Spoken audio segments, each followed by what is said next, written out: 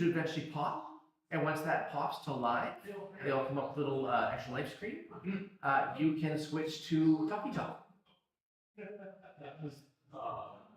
Alright, let's get the YouTube stuff on to Facebook.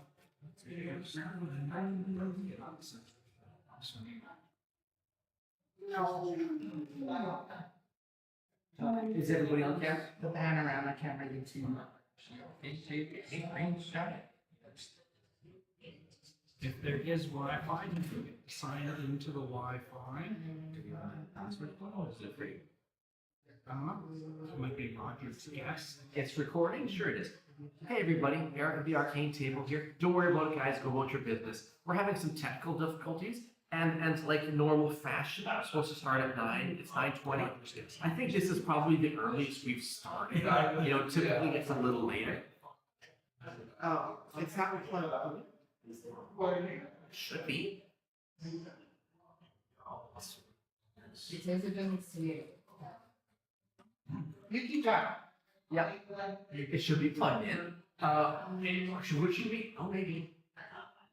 Oh yeah. Anyway, looks like the panoramic, the camera that's on the players is frozen. Something. Yeah, everything. Fireball. Everything nice. Everything was 100% yesterday when we did our final test. Maybe check the cable, Jordan. Maybe check the cable on the tower. If anything, that's where it's going to get weak.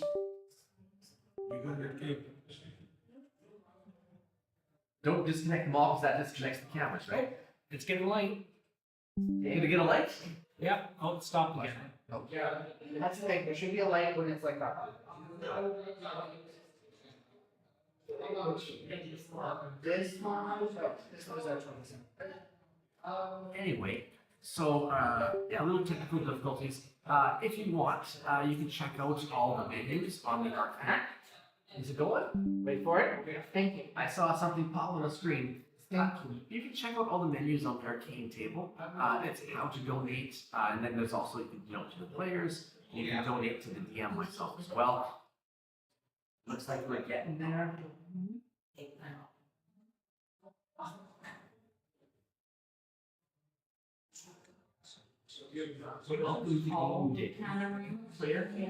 Yes. Watch. Thomas is in the process of refreshing it. You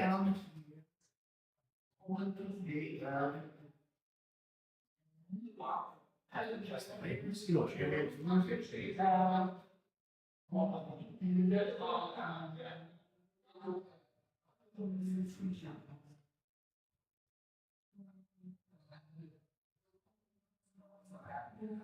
We're getting there. We will be playing day today and tomorrow. And all proceeds will go to the church. Yes. Still frozen though. No, not. Just that Jordan stands very still. Yeah, we will be close.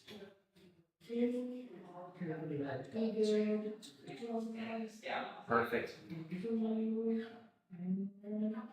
Goal is starting. And I think he's right. Excellent. Thank you, Thomas. So what happened there? It's just the So how do I say this? Sometimes the cameras get tired. fair enough. I don't know why. And then they go to sleep. Yeah. That was one of the frustrations last year with the cameras. I was like, sometimes. And that's funny because I've done whatever three tests at home, and then the test yesterday here at the hall, and you know that was none of that never popped up. And part of it is like the volume of the data. So maybe because the audio stream is full. Yeah. I don't know. Sometimes they're just temperamental and they decide to go nappy time. That sounds good. So are we live, Jordan? We're good. Can't hear anything. With 1 year on, 1 year off. Just like one of them cool DJs. Yeah. Jordan, can you hear? Not in here. Oh, not there yet? No. Oh, you can't hear us. Okay, that's weird. It says we are live on YouTube. Okay, looks like we're live on YouTube. This is what's coming out on YouTube. Oh no, this is chapter 4, episode 1. And Hello, can you hear us, Thomas?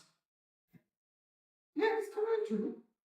Are you plugged Is your into the red headset cord? up? The one with the red dot? Yeah, red dot. Oh, you're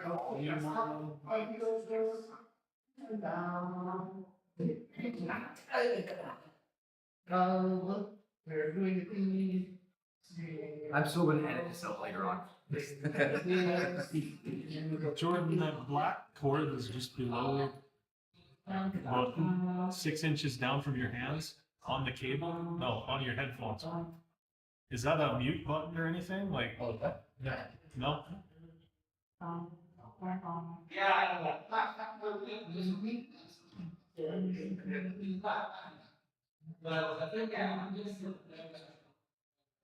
Oh, on your headphones. 6 inches. Is that a mute button or anything? You can hear? Yeah. We can hear it? Okay, great. It's faint though.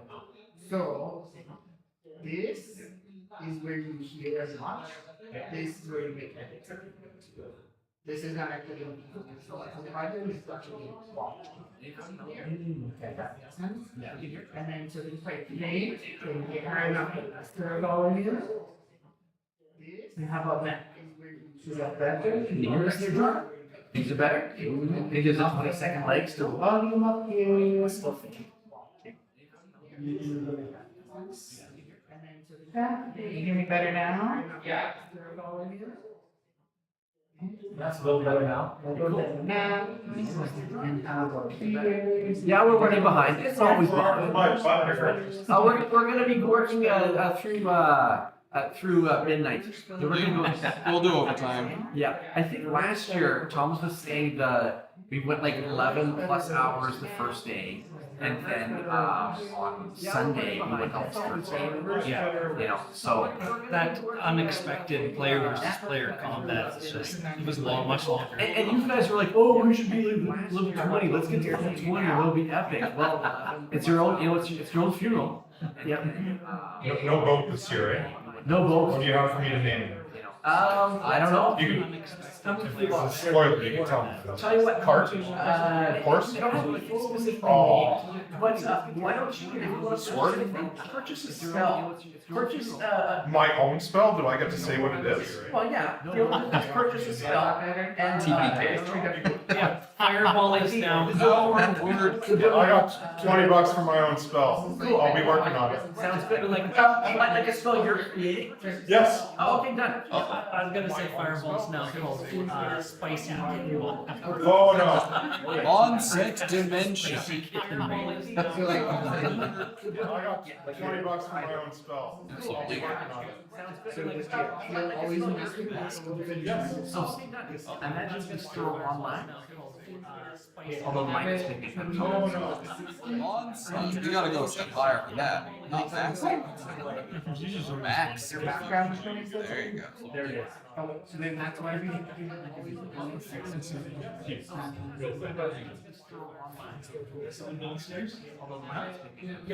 Turn your mic off. You gotta go step higher. No, I want us to listen. Turn your mic off. Max. You know, if you're going to the pod, turn it off. Yeah, it's just straight down. This is good. Uh, Taking the finest young minds in Saskatoon. And I mean that because I work on my. fair enough. That's the cheapest $20 donation. Like, yeah. I was using it. You got The finest young minds in Saskatoon. Okay. I mean that because. Go team. Thank you, Tom. technology. Yeah, and like I was saying, are we still live? Yeah, I think we're gonna shoot for 9:30. So I think that's fair. 2 minutes, and somebody couldn't hold his bladder, so I'll be what You should pee before you go to the cavern. That's what we said. Sometimes you just, what a 12-hour session. No, Don't get on the caravan. It's like, oh, let's just like, we do this for donations and for bladder. Yes. Just pee off the side of the ship. Before you go to the What ship is here? Sometimes you just it's like, oh, this is like we do this for donation. We have a few viewers. Pardon me? Got a few viewers up already. Does it say how many viewers are right now? What ship is here? Are we watching now? 3 watching. Thank you very much. Those are watching. Obviously, we're running a little bit behind. Is it Thomas? Are you watching on your phone? Maybe. I am.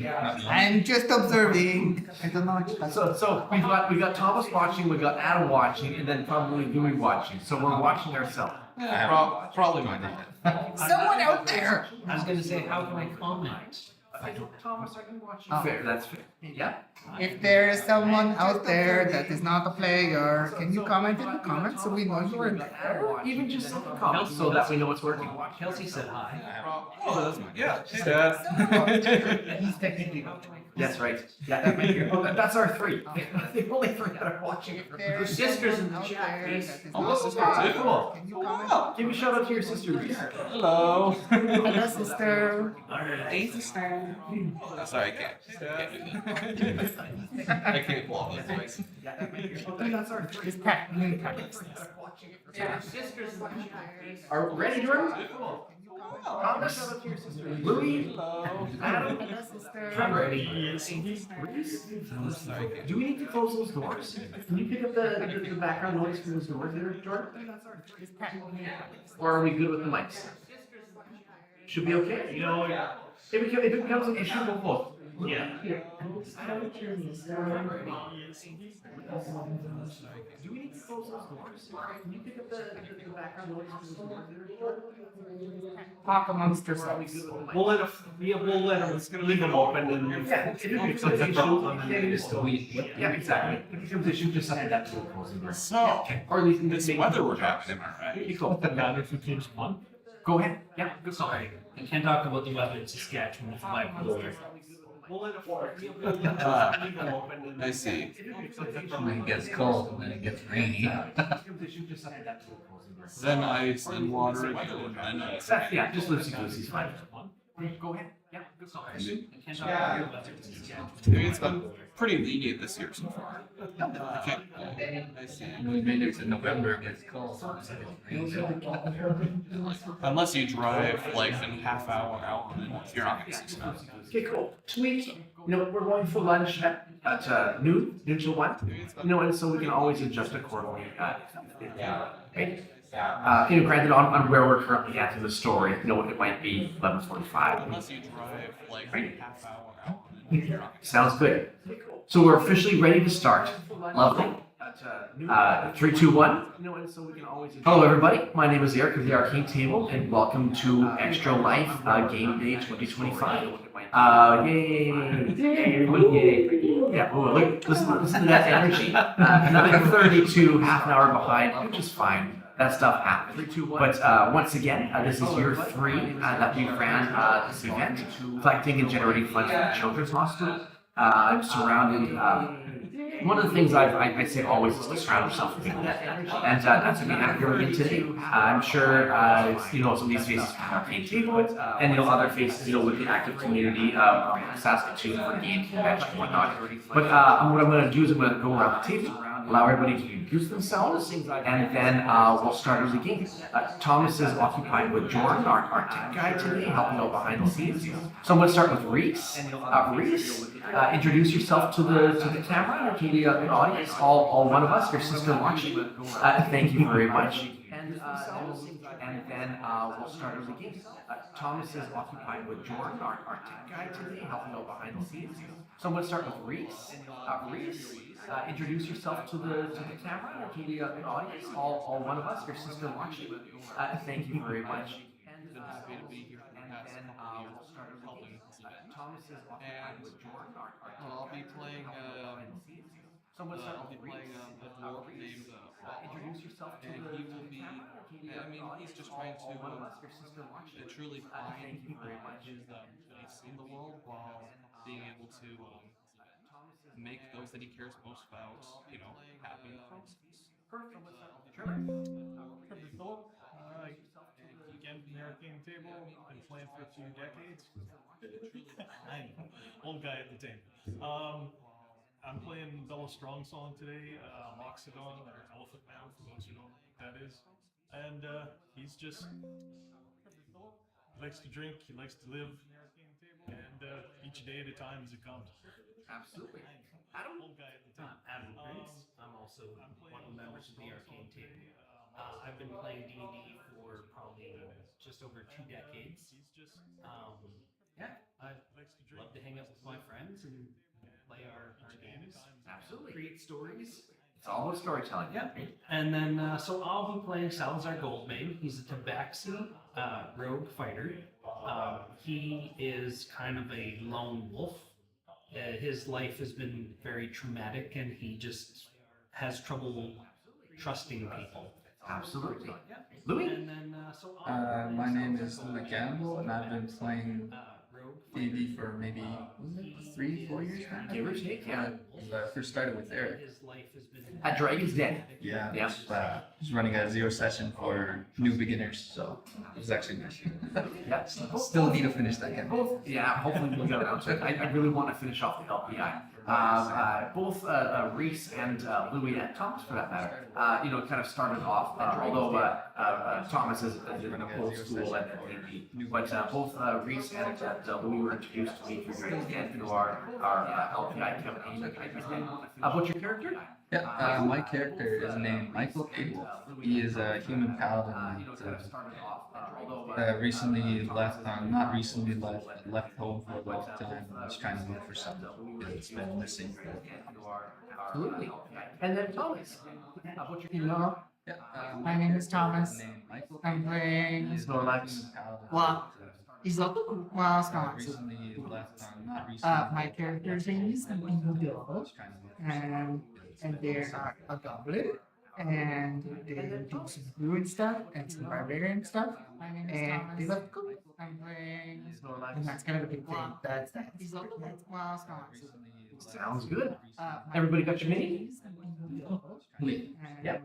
And they're a goblin, and they do some druid stuff. Somebody's mini went completely on the floor. And that's kind of a big Robin, thing. go. Sure. The meat eater post. Is that from over there? Everybody got your mini? Yeah. Is it? There's some. Is one of the guys? Picking up a second. Is one of the red volume on?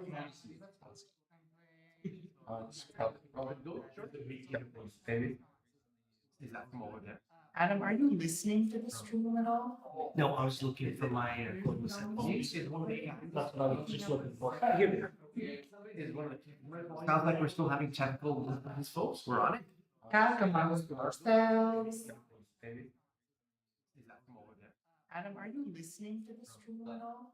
No, I was looking for my. I guess we're gonna have to talk amongst ourselves. Sounds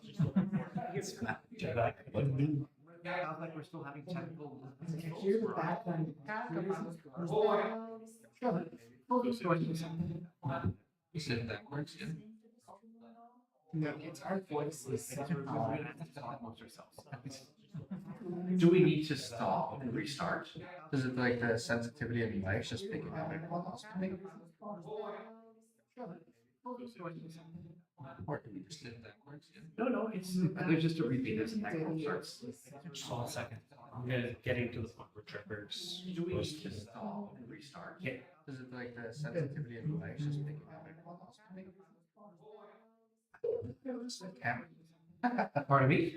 Oh, you just noticed the camera? Yeah, I just noticed that. I was like, is that angle? Yeah, this is like the ideal setting. Like I have my extended on, and I'm running everything off of that. I feel like a gap in the table here, But then when we got in here, Brad was like, "No, this is perfect. So you can start draping cameras and stuff like that." Yeah, there's definitely something getting picked up by some. ideal setting. Like I have my extended on, and I'm running everything off of that. I feel like a gap in the table here. But being able to drop the cameras from the ceiling is a huge help. It's just less tripods, less things to work around. Pods, nails in the ceiling. Well, I plan on making in November some rigging in the studio at home. And so that once again, I'm able just to adjust main cameras and my controls and stuff like that. You know, just less that way. You get all the tripods and the lights on. But it's a November test. Oh yeah, you could probably do the same thing like that, right? Yeah. But instead of like wall to wall. You can. I haven't used it that way. You know, but you can only put so much tension into it. And I don't want to like damage the walls. You know, and then I'm always afraid if I leave it long term. Oh yeah, you could probably do the same thing like Equipment's that. gonna fall. Sounds like a delay. Wall to wall. You can. I have. And so It's like it's yeah, so it's one of those things. I'll eventually like hold on to this for things like this, and like still use this in studio from floor to ceiling. I usually put like a little block up there so that they wouldn't stuck into the stucco in the roof. Oh, okay. That way it has like a buffer. Yeah.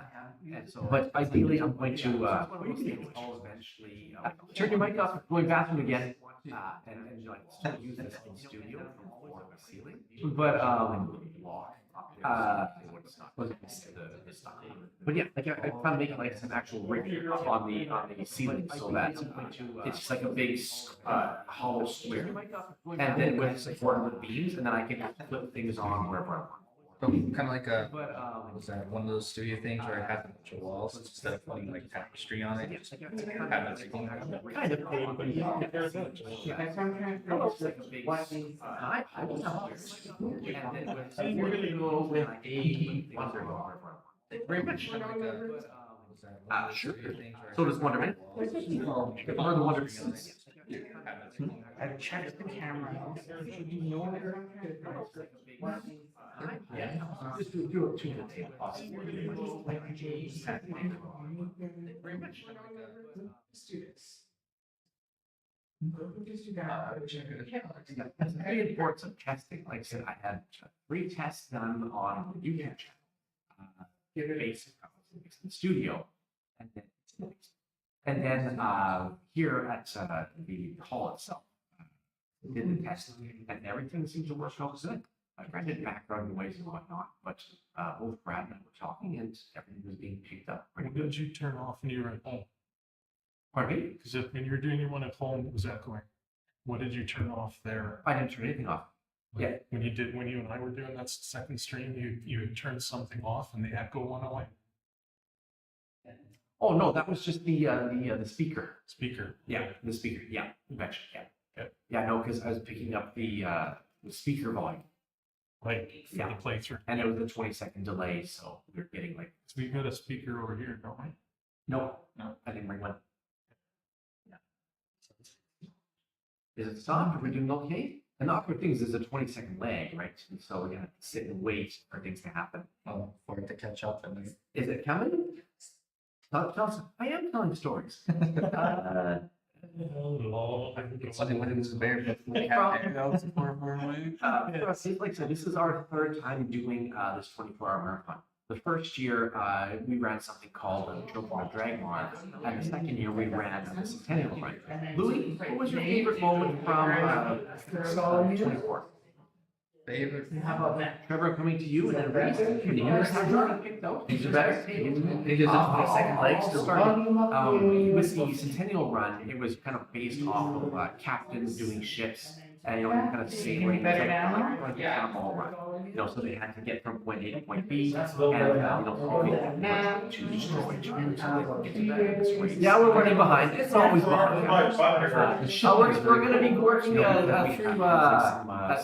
midnight. We're going to go overtime. We'll do overtime. Yeah, I think last year Thomas was saying we went like 11 plus hours the first day. Some kinds of. Yeah, and then Scott, fellow DM. Can't listen to this through the computer. That's what we've learned. There's something about it that doesn't like it. So if you're gonna listen and monitor the stream, you have to do so through a different device. On the phone? Yes. Yep. Do you have like a Bluetooth headset or something, or does your phone have a box input or something?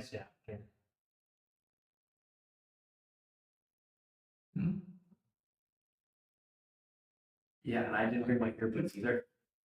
But anyway, the ship, and one of the cool things about it was that Scott, a fellow DM, kept on coming and donating $20 to be able to change the name of the ship. And so like one, the ship would be called something, and 3 hours later it'd be called That's the something else. only way that that's gonna work. And I don't know it why. just kept on clubbing me up. I'm not good Should with be names. able to Names always get away from me. I pronounce them wrong. That was fun. Just struggling with that, and then plus doing like that aquatic adventure. Guys, anything from the past 24s? I would say the Centennial Run when Polka, every time she get to the like thing to try and tap it, Oh, every time it'd be like it doesn't work. The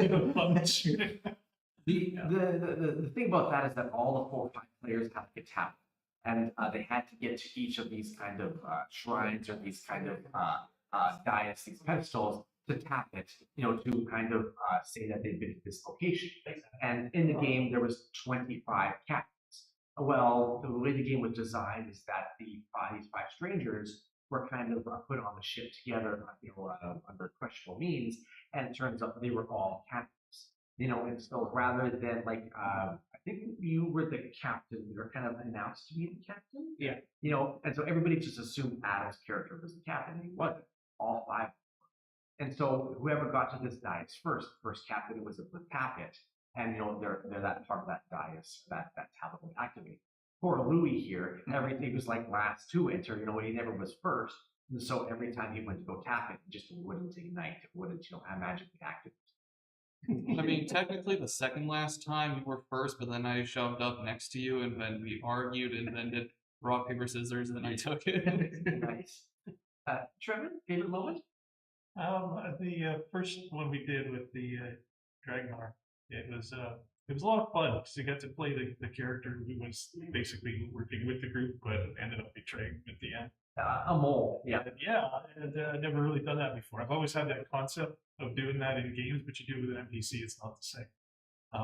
But and then at the end there, where everybody's just hammering me, and it's like I'm just taking it because my emotional vulnerability. And how come you're not down yet? Yeah, and that's just it. Like in the first year, I was approached by Dragon Den to do the 24. I had 2 weeks, and so I knew I couldn't do it alone. I knew I had the group as a whole to rely on, people I trusted, but I needed somebody on, to kind of help, guide and kind of push, the story. And so I contacted Trevor right away. Here's my concept. Are you in? And what was the answer? Oh yeah, absolutely, yeah. I think for what that was, it was very memorable. Like it was really good. And I remember prepping like a son of a bitch, for those 2 weeks. I over prepped. And not knowing 24 hours is a long time when you're sitting here trying to entertain and have material ready. But the next year, the Centennial Run, I did maybe a third of the amount of prep. Like the amount of prep I did in those 2 weeks was, yeah. Rhys, favorite moment from the last 2 24s? Just one. Just one. You only remember one part of 48 hours?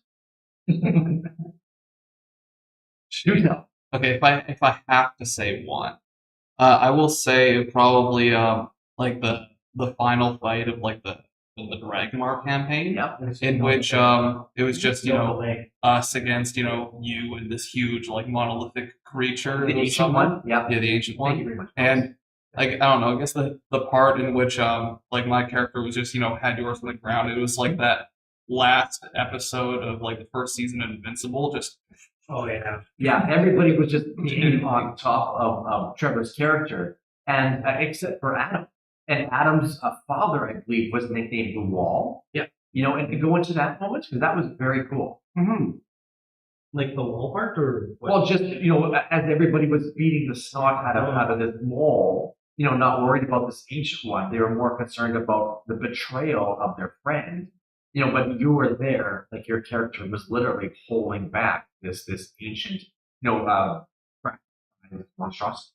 Oh yeah, like as I said, it was kind of like if we let that part of it slide, who knows what destruction they're going to cause on their end. And so my guy took up the battle straight to the big bad. I mean, he almost killed it too.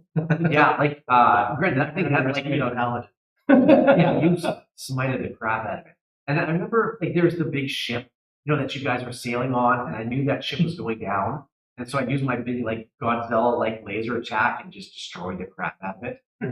So yeah, it was cool. Or shift the long strider. Yeah, exactly. Louie, did you give your moment? Yeah, I was one told that every time she Oh, would of get course. things Thomas? cut out. A moment from the last 224s that kind of stands out? The last 224s. Sorry for interrupting. The volume is good? I think we're good. Okay. And part of it, what I was messing with is there's like a nasty echo in here. There's just no winning. So that's part of it. It's a very solid building, and so it's like it picks up kind of thing. Memorable thing from the last 224s. I just love that the heavens opened up and rocks rained down. I think that was fun. Yeah. That's pretty cool. Everybody, this is Scott of DMU. Scott took over the responsibilities of the tabletop portion this year. Thank you very much. And things looking good on that end? Everything's hunky dory. Awesome. Yeah, you got it. You've done an excellent job. Good spell, boys. Thank you. Try. We will. Oh, this is fun. Do I get to do the song? Maybe should he know about it so he can do the song? Who? Your Jordan? I don't know if we're there about adding music to the stream, but I can hum. I quite know this individual. Well, yeah, maybe you should do it. Yeah, he's on his retirement tour, so I know this quite well. Do I have to run in with jorts? Sorry? Do I have to run in with jorts? I will send someone immediately for some drawers. Yeah. I'll have to read this. Okay, cool. I think my favorite moment, though, out of all of them was in the first one, the Children of Dragmar, when we had the tea party on top of the keep. Oh, and that was with is this your weapon? Yeah. Is this your weapon? Is this your weapon? Yeah. And yeah, wasn't that like some pompous ass of noble had part of the fragment or whatever it was? And it was like, okay, what are we gonna do? Well, we got in. Let's start setting things on fire. I think it was like a heist plan in which my character had made like a replica of the gem, and we were trying to do like a swap, but we needed a distraction, and it just went to heck. Yeah. That was the best laid plans that had hit the garbage can immediately after. Yeah, most best plans do. Anyway, sounds like we are 100%. All good to go. Audio was good. Thank you, Louie and Thomas. Good stuff. Learning, that's what the Arcane channel, the Arcane table is about. It's about learning. Here we go. Started. Welcome everybody once again to the Arcane table. My name is Aric. Thomas, Louie, Adam, Trevor, Rhys, Jordan. I've been working on this for some time, the concept and kind of putting it together. This is something different for me, but this, 24s and one shots like this give you the opportunity to flex and muscle. Like I was talking off camera, this is going to be brutal. I'm going to hit you guys hard. There will be deaths, and we'll play it by ear. I don't want to spoil anything, but I am a nice DM.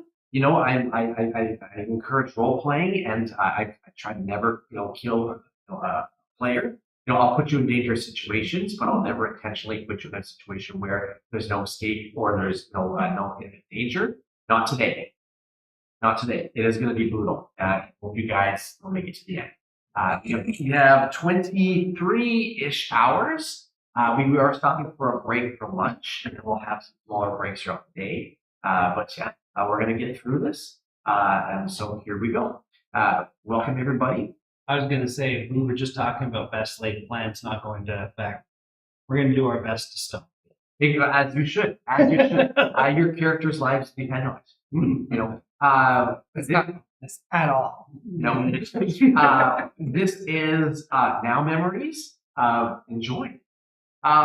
Everybody put your mini on top of or near the skull statue in front of you, laid prone, except for yourself there, roll. Oh. Nope, the ones in front of you. Oh, the ones in front of you. Yep. They say the skull. Yep. Like here on top Yep. somewhere? And prone. Rhys, you can put yours on top. Up here? Yes. Okay. Go ahead. I'm just standing? Yeah. Ashley, you can put your dome over top of yours. Okay. Everybody's good to go. Everybody's good to go. Darkness is upon you, your Rollo, as you try to wake from this unconscious state. Your head is splitting with pain. You don't know how long you have in here. As you look throughout the room, this cavernous, void, shadow and mist, kind of form around your feet as you stand there looking upon this area. To the left of you, you see this massive skull tower pulsing with energy. These two robotic kind of generators, kind of working themselves, next to this skull statue. To the right of you, yeah, there's flies in here. To the right of you, you see 3, 4 skull statues similar to your own, with figures draped into a sleep, unconscious, locked in place, waiting to be woken. But the center stone statue across from this massive skull is a door. In there, you can see a large bestial-like creature, kind of stirring, under this protective shielding, this protective.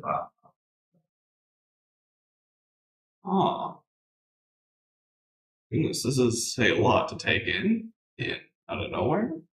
As you kind of come to, shaking the cobwebs, your head splitting, the worst migraine you've ever had. You feel something tight clenched in your fist. As you look down, you see a necklace with a violet gem, kind of pulsing in your hand. Do I recognize it? I don't know. Give me a perception or a history. Well, I have to choose. 22 perception. 22 perception. This is the first of the day. I'm going to give that to Smith. Yes, they're not strong. All right. I have a dump load of disadvantages. Make that a 7. 7? Yeah. Other than the energy it radiates from your hand, this item is totally foreign to you. I don't know how to feel about that. I guess he'll just try and put it into his pocket. Yeah, absolutely. It slips easily into your pocket like any other piece of jewelry. All right, and I just look about, and everybody else is just in it's still state except for yeah, you can see this bestial form, kind of stirring. Everybody, give me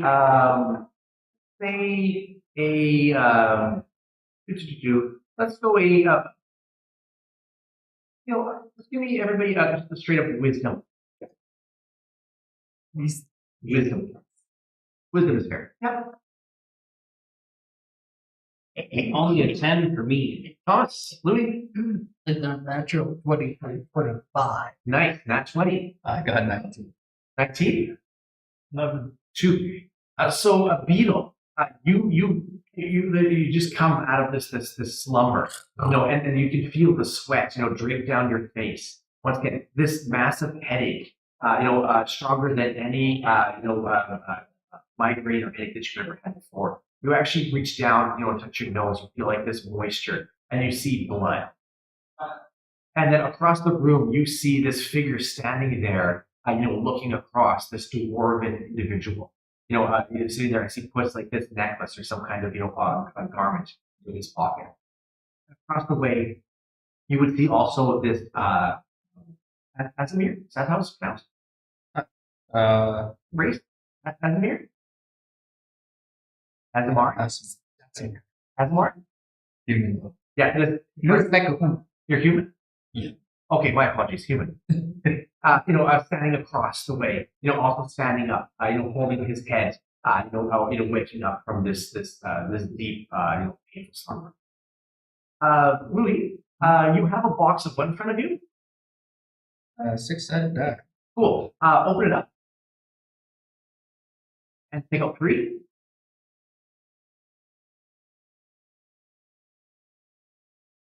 This is my suspicious face. Give him a roll. Let's go gambling.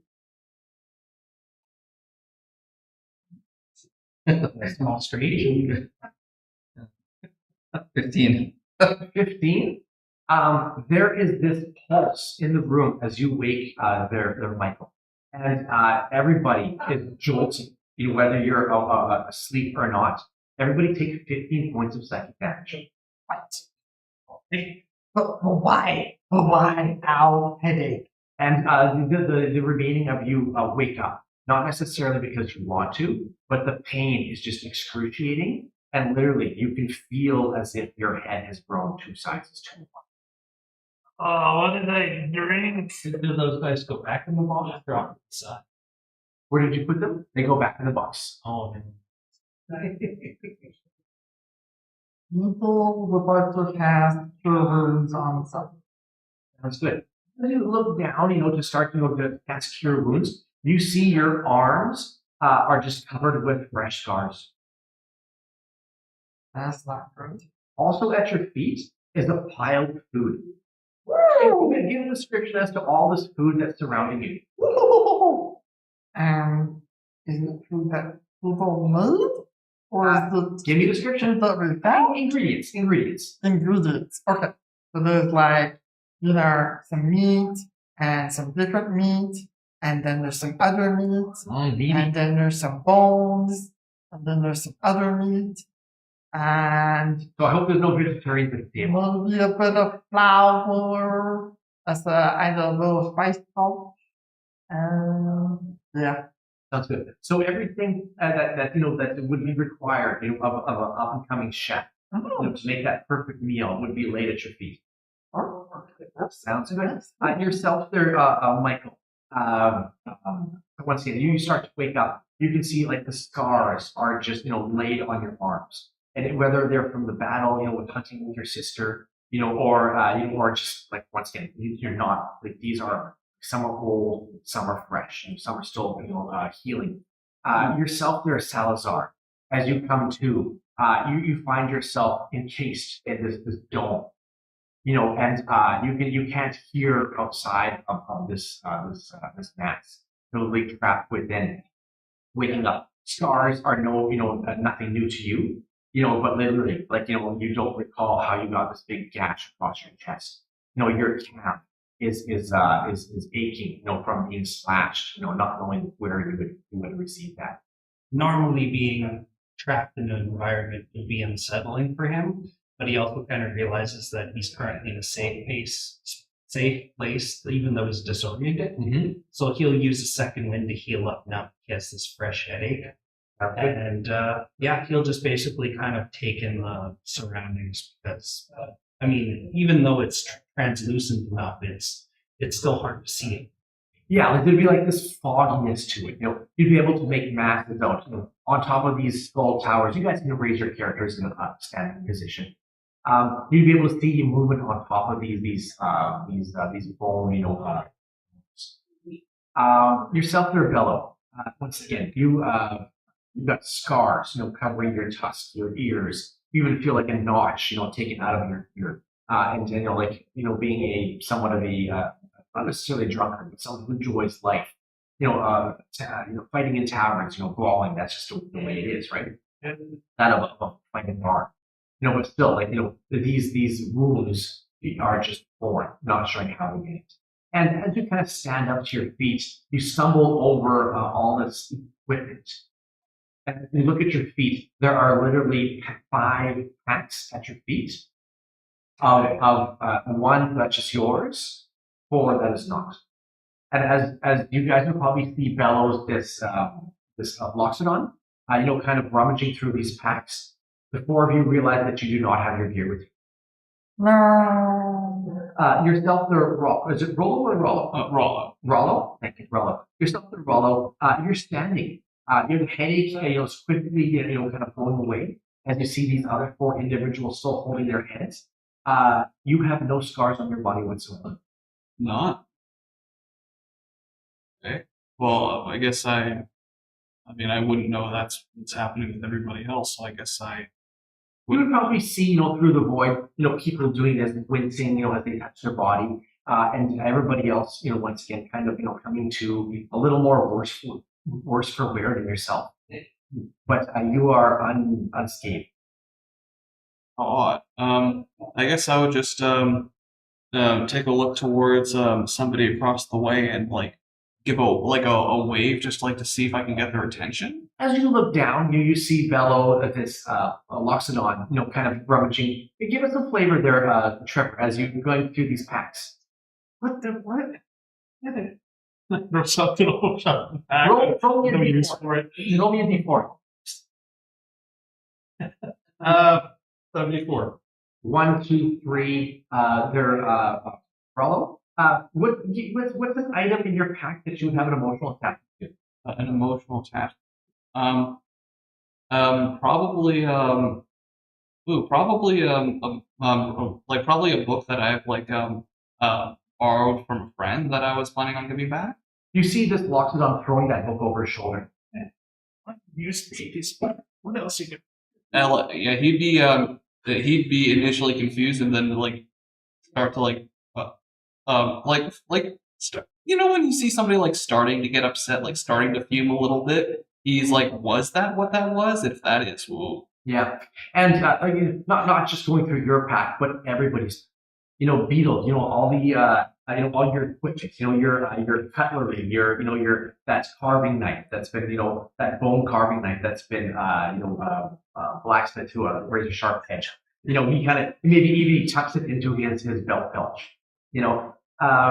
Michael. Something that's important to you. Given to you by your family, your sister. Give it some flavor. I guess that during one of the bags there would probably be maybe just a small dagger that I made from his sister before. Yeah. And what would you be doing with this dagger there, Bello? Yeah, that's good. Yeah.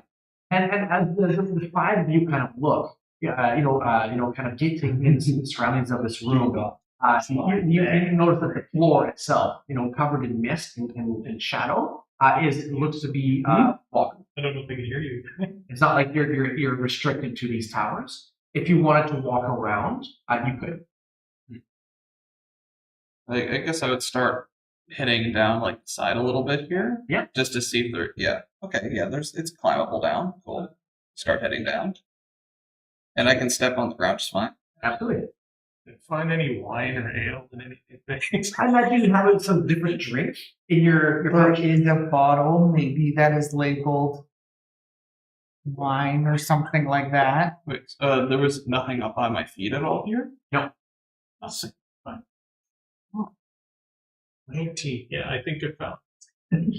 Absolutely. So you pop open this cork on this bottle of wine, and smelling the contents of this liquid.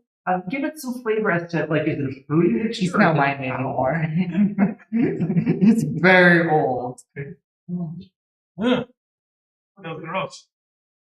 And as you drink it, you realize how hungry you actually are. You can feel your stomach turn as the body takes this liquid, almost as if it's the first thing you've eaten in days. As you look across the room, imagine you see this small goblin. How would you react? I'll just be hunched over, the food at my feet that I've kind of gathered towards myself, just glaring across the room at you, and give myself a little. Do I have nothing on me?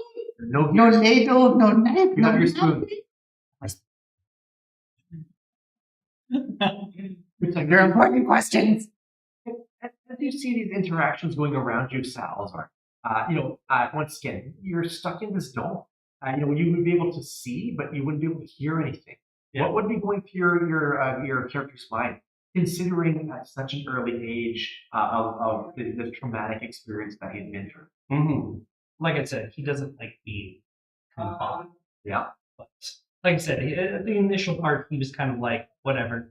Nothing else is around me. I'm as protected from whatever else is out there as I am here, but he starts to get very antsy. And especially if he looks over and sees the Loxodon starting to dig through people's bags. Lay into that. Give me some flavor there, Adam.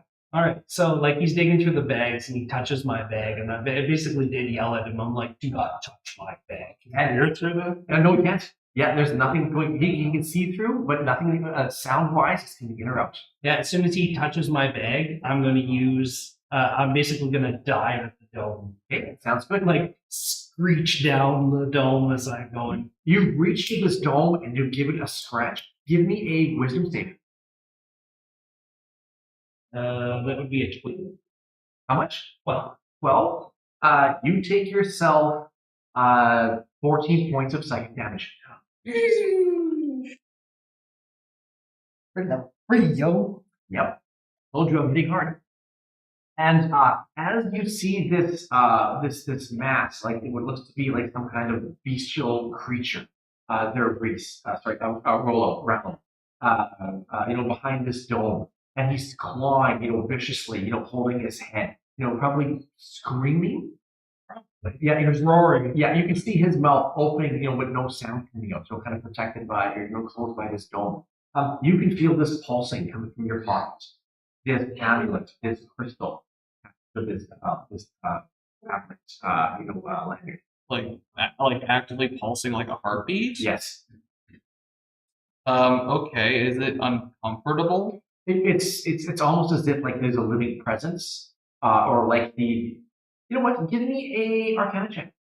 Yeah. The chances here. You know what? Maybe I just need to use one of these. Yeah, I gotta start somewhere. Hey, donation! There's a $20 bill in there that Scott gave me for a custom spell from DMU. So I've got that here. I've never used it. I've barely read it. I preferred the first roll. It's a 3. A 3? Yeah. Yeah. So other than the fact that there's this crystal in your pocket, this amulet, and get it close. You gotta eat the mic. Literally, there's some kind of connection between this crystal and with every time that this beast is slashed away at this shielding. Like almost as if like every time he touches it, I feel something on it. I guess I pull it out again. I take a look at it. And you can see with every pulse of this dome, the crystal pulses as well. Okay, and I guess I would start heading towards the dome. Yep. Like, did he throw the book like over his shoulder towards me? It went down. Yeah. Oh, He did say he threw it behind him. well, I didn't know if he was fixing. All right. I guess just mixture of just confused and annoyed and a little overwhelmed. I guess I would head towards head closer to the dome and I guess I would hold the amulet out in front of me. Does anything happen when I do that? As you get, here you go. Just write it down, Jordan. Or you can even just speak up over the after Jordan. That's cool. As you get closer, you feel this amulet pulsing stronger and stronger. Yeah. As you get closer and closer. Michael, as you look down from your vantage point, you see this dwarf, kind of armly clad. No, he actually. He's just. He uses unarmored defense. So he Fair enough. Yeah. So this dwarf, wearing his full, a tunic or whatever. Yeah, it's just his standard, woodland clothes. Yeah. Yeah. Getting closer to this dome. What would be your mentality? What would you be thinking? Michael would just be wondering why the dwarf is approaching the dome, but can I see through the dome or? It's foggy. Yeah, like you'd be able to see this bestial form slashing and scraping away. Okay, so I'd be able to see the other side? I could probably see through. Yeah. And you'd be able to see once again. Give it some flavor as to how once again, almost like looking through a car when the windows are frosted over. You can kind of see through one window. You can maybe kind of see out the other side. You know what I'm talking about? Oh, give it some flavor. I guess Michael would just be seeing silhouettes, and I guess the farther silhouette would be rummaging through anything, and then he'd look around wondering, where's the bag? And he doesn't have any of his weapons or anything, just his clothes pretty much. Yeah. Or armor and that. Yeah. Right? Other than the armament and the clothes on your back, you're reaching, even looking for a spare coin, or a hanky, all that is gone. As you see, Bello, take that hanky and wipe his trunk with it. I get it. So his sword would be close then, right? Not to you, to him. Oh, okay. You have nothing. You have no gear. Okay. Now No weapons, no gear, no potions, nothing. It's all Bello is currently rummaging through your craft. Well, he'd be wondering where his bag is. I guess seeing silhouettes rummaging through stuff and kind of glancing around, seeing there's no other bags, he would probably start approaching, trying to walk down and make his way. So, I guess. Yeah, go ahead. Probably use 3 people. Yeah, and really at this point we can just kind of improv. Just you want to move your mini, sure. I know the table's a little wide, but if somebody wants to move for us, I'll just point and ask if you guys can move my stuff. Be a little quicker that way for me constantly reaching over. Yeah. But yeah, as the two of you, this human and this dwarf, kind of start working their way towards this dome, this crystal in your hand halting with each step closer and closer and closer. And with each step you make towards this dome there, Brawl, you can see the dome slowly losing its strength. Oh. Okay. Is it like fading in and out, or is it more so As just one you gets just see more it? stronger, the other one gets weaker. Oh. So, is there like bits and pieces in which we can occasionally hear like a little bit of something, almost like a glitchy television? Give me a wisdom save. Wisdom save. That is switching dice. And that is an 8. 8. You take 15 points of psychic damage. Oh, jeez. As people's watching this happen, and like people are moving around, and they're just like, you trying to figure out what the heck's going on, where things are happening. Sees that one grimace. Yeah. Does Beetle have any understanding of where the grimace, the pain, where, how, why? Give me a Arcana check. Sure. Also, give me a Constitution saving. Oh, that's 20. Not anymore. Oh. Why do you do this? This is getting hard. You should have just said that's 20. Go. No. 10. What was your question again? After I took away your net 20? Just Don't hit me with does this. Beetle have any perception or understanding of? Oh, never mind. I looked at the wrong thing. Thanks. That's 6. Has any understanding of like he's grimacing? Why? Like, did something cast a spell at him? Did he step on a rock? Did the camera freeze? Did it bleed? Yeah. Okay, no, it's still pretty. Huh? Is it? Oh, that one just needs to be refreshed. So the one on the right is alive, so that's still working. The one on the left, because the camera went sleepy by, we need to remove that camera, add the camera. I just Yeah, let's try. People wants to know What what happened, why. Let's try. We just might have to switch up the camera. Yeah. No, it's fine. I can refresh it. Okay, cool.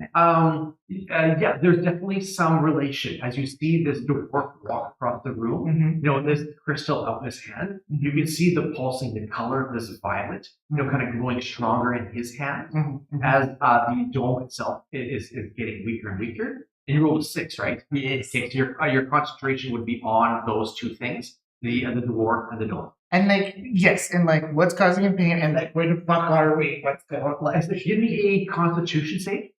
Constitution save. Why? I do Constitution. Why? I don't want that. Do not yeah, put it right between you guys. And then we'll use this one over here. Here? Yeah.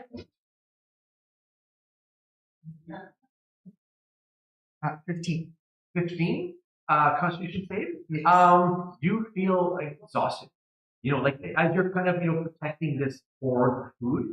The smells kind of wafting into your nose. Where you realize you haven't eaten in days, and you can literally feel your stomach, kind of suffering, shrinking, as you know, you can feel the weakness in your elbows as you're kind of, kind of crouched over this food, spoon in hand. And usually, like the hunger within your stomach is just, kind of almost demanding you to eat. And if you look around, you would see the others in the room perhaps maybe look your way as well, noticing that, as this one on the far side of the room has all the gear. Yourself, you have all the food. Cool. Beetle will like watch. Take one level of exhaustion. And you really you hold your stomach, and you like literally the pain of hunger kind of takes you. The other four of you as well. And you'll feel that pain, and you all take a level of exhaustion as well. Beetle will Hello. At least I'm live here at the camera, right? Like I said, this is gonna be brutal. I'm not holding back on you guys. Beetle has been starving before. This is not new, but Beetle is hungry, so Beetle will start casting Purify Food and Drink. Cool, awesome. Just put all the meats and stuff in a pile and just start casting. And that's why I put the food next to you. And then I will go. Thank you, Thomas. Yeah, so you can see out of the corner of your eyes this goblin, kind of weaving his spoon around this pile of food, as it looks to be, being enhanced by this magic property. Anybody? As Salazar, as this dwarf walks closer and closer and closer to you, what's your status? Like, as being struck by this kind of this psychic blast. Do I recognize like where the pain is? Like I'm receiving it. Is it like, can I feel if it's from the amulet or from the dome itself, or just out of seemingly nowhere? Both Salazar and Rallo. Salazar, give me a Arcana check at disadvantage. Rallo at Arc. I mean, I'm exhausted. It's already disadvantage. Disadvantage? My bad. Yeah. I guess all of you are at disadvantage. Yeah.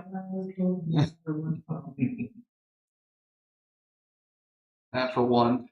Yeah. The pain is agonizing. All you know is that you've got this crystal in your hand, and the closer you walk towards this raging beast, behind this dome, the weaker this dome gets. But it's causing me pain to do so. Yeah. Give me not even give me, as you get closer and closer to this dome, there's a memory that flashes in your mind. It's something vague. You're not quite sure if you fully remember it, if it was a dream or if it was actually something that happened. Tell me about this friend of yours, how this individual was attacked all around. Oh, geez, the story about it? When they were... Make it vague. Yeah. The two of us just on the edge of the woods, just, walking about, just, enjoying our time. Not often we get together. Yeah. I take some moment to put my gaze to something else. He wanders off a little, and I hear an immense, scream and awful pain. And as you hear the scream, and you get close to this dome, and the dome collapses. So you can move your character a little close to the dome. Adam can move the dome. And literally, there's this bestial form in front of you, clawing, at the once was this force field, this dome around it. Give it some flavor as just like the mental status, like how wild, Salazar would be. Like the moment the dome goes down, he's just rushing this way. Towards the gear? Yeah. Yeah. Not towards a Rollo? Nope. Okay. He's focused. Sounds good. And literally, this give your character some flavor as this. I was gonna say he's wild, almost with rage, as he kind of like sprints this way. He uses like his tabaxi heritage to get his like that feline agility, and he's like right here, right breathing down his neck as he's touching his bag, like Bello? hello. He just grabs the bag. Yeah. And what would be the status of this gear there, Bello? That after you rummage through it. Well, I mean, I'm just kind of looking for a drink or food at this point since I can feel that.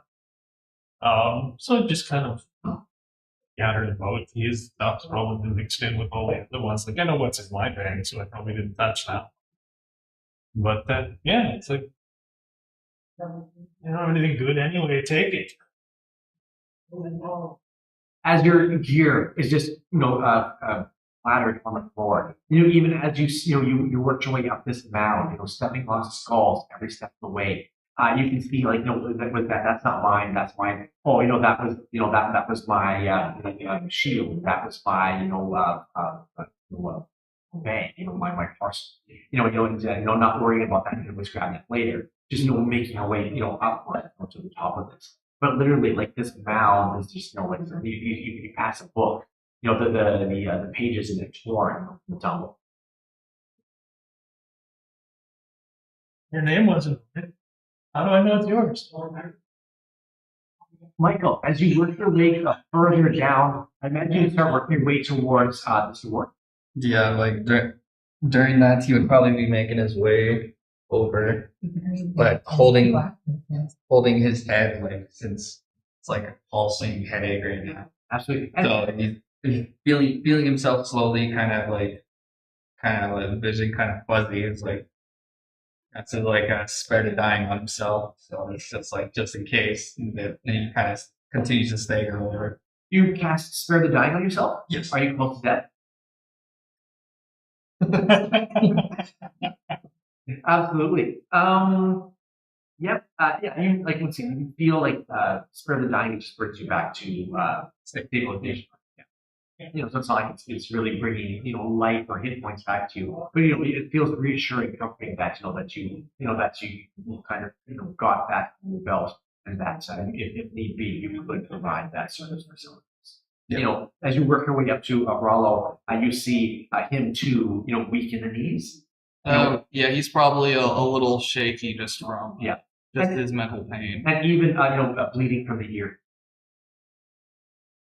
So he would try and at first he would ask Rollo or sir, are you all right?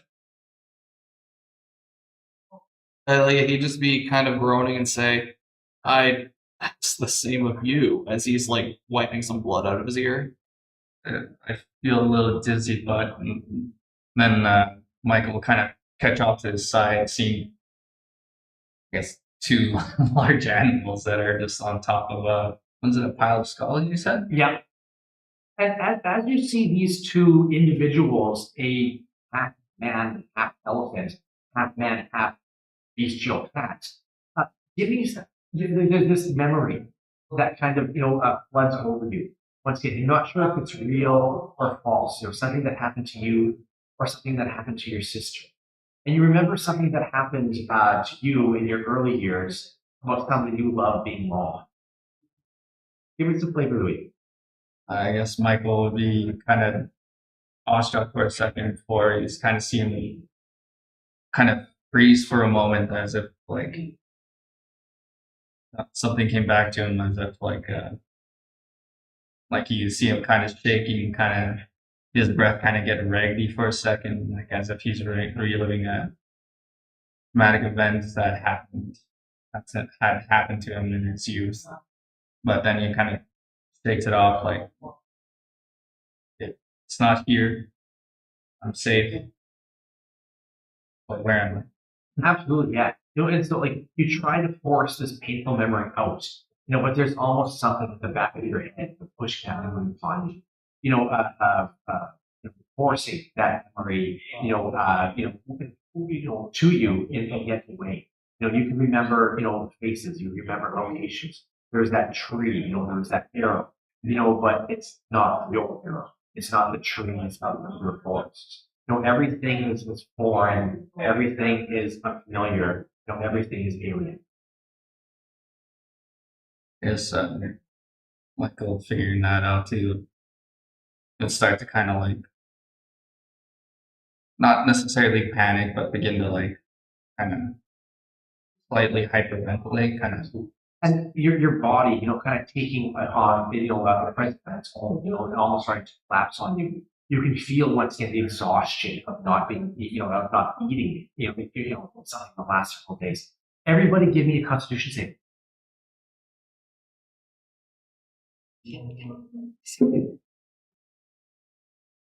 18. Cool. Not anymore.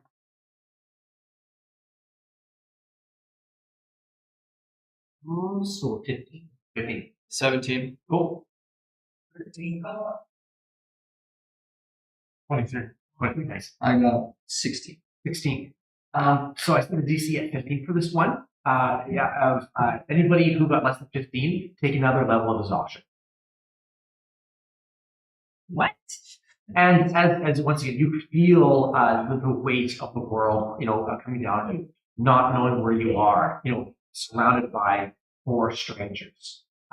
You can feel once again like the hunger of just not eating, kind of dwelling on the bones. And as yourself, Michael and Rallo, you kind of look to this goblin on top of this hill, hoarding food for himself. They're just kind of going like this, just like making weird noises, like over top of the food. Both you, Rollo, and Michael, give me a Arcana check as you look at this goblin by waving his spoon around this food. I'm going to. And actually, you know what? I'm going to do something. I'm going to start doing it now. Both of you give me will saves. Will saves? Let me take my notes. Yep, both of you give me will saves. Wiz. That'll be a disadvantage. Yes, no? Because you're top. I think saves is a later. Not saves, just level 1 is disadvantage on ability checks, level 2 is speed half. Ability checks and Just ability checks, not attack. Attack, By I the think point that's- save, and like there's a bunch of other things. cool. Oh, that's okay. Will check. Right? Will save. Will save. Will isn't a thing.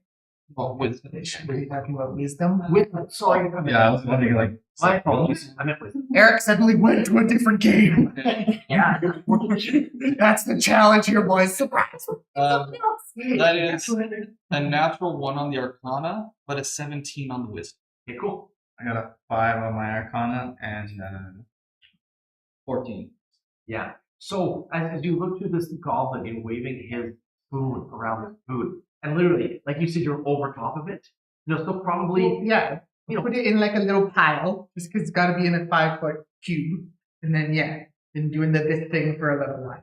not knowing what he's doing, it looks like he's fiddling with the only food in the room. As your stomachs are literally taking over. And what did you guys roll for your wisdom? 17. Okay, that's with your what? 14. There's this thought that comes into your mind, a thought that you can't deny, that you must obey, and it's to get food. As both of you turn, compelled to head towards this goblin and to remove to stop to do with food. Yeah. I guess on my way over, I would quickly look over my shoulder and yell, "Leave the blue bag alone." And Ben would just continue walking towards the goblin. Michael, I guess. Yeah. I mean, you're the one who's rounding through all the Yeah, well, belongings. when I'm busy dealing with him, I don't even know if I heard or if I did, if I even acknowledged you. Give me a perception check. Don't even think Michael knew that. Hello, it was going through the bags. 16. Yeah. I hear him, but I don't really care. Yeah, exactly. Yeah. Yeah. As you step on the blue bag. It's like, what did you do to get put in a cage, man? Like, did you pee on the wrong guy's stuff or what? I look down at the trash book. There's that familiar book to me. It is not a familiar book to you. But as you hear keep away from the blue bag, you notice that the book that was on the ground with tattered pages had a blue cover. He's going to say it's not my book. So. Yeah. Rollo and Michael, as you work your way up towards this tower or this tall mound, you guys can move yourself up to there. And literally, this thought in the back of your head is pretty much beckoning you, As you guys get demanding you to take the food from this goblin. As you approach the mound, you'll hear just kind of in a weirdly pitched voice from the top of the mound, but like, "It's good goblin. Doesn't want to hurt. I will share. Just don't interrupt. It's good goblin. Not for attacking. It's friendly. Friendly goblin. I guess give me a persuasion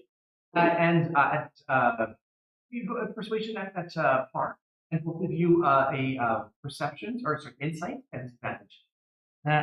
We're exhausted, so it's all disadvantage.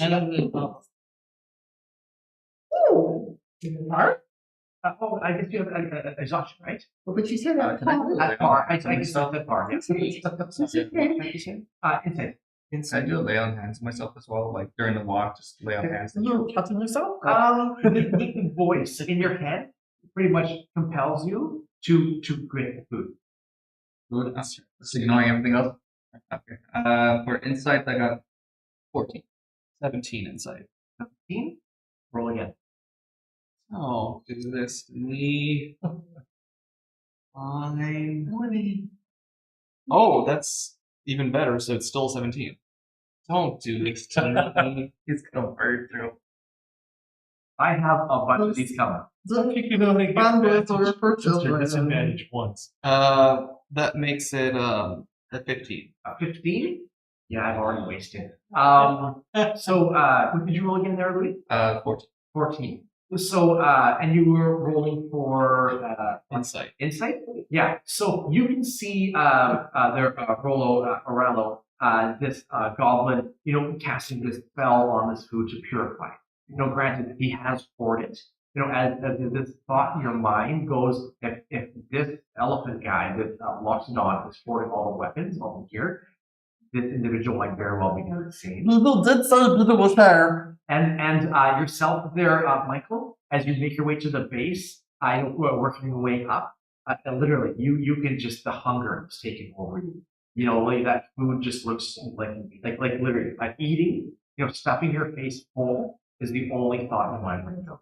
Because Michael would just continue to climb, and before Beal's individual, he's gonna swipe one of the pieces at the edge.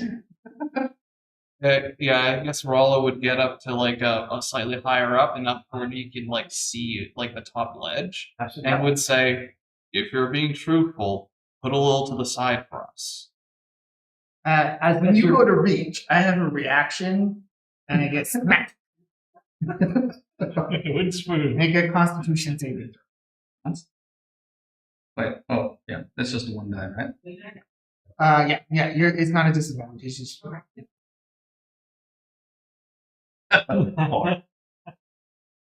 you take 1 point of necrotic damage as Beetle gestures that they're smacking your hand, but there's something else, and there's this black kind of fog that smacks your hand. You take one singular, that's it, point of necrotic damage. And Beetle says, "Don't interrupt. We'll share, Beetle. It's good goblin. Good goblin, not for attacking. We'll share. Have to cast a whole pile, not both away. Otherwise, do cast again. It takes long time." How are you doing for hit points there, Louis? 7? Give me a wisdom save.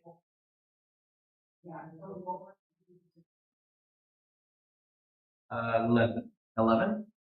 You take yourself 8 points of psychic damage. Oh.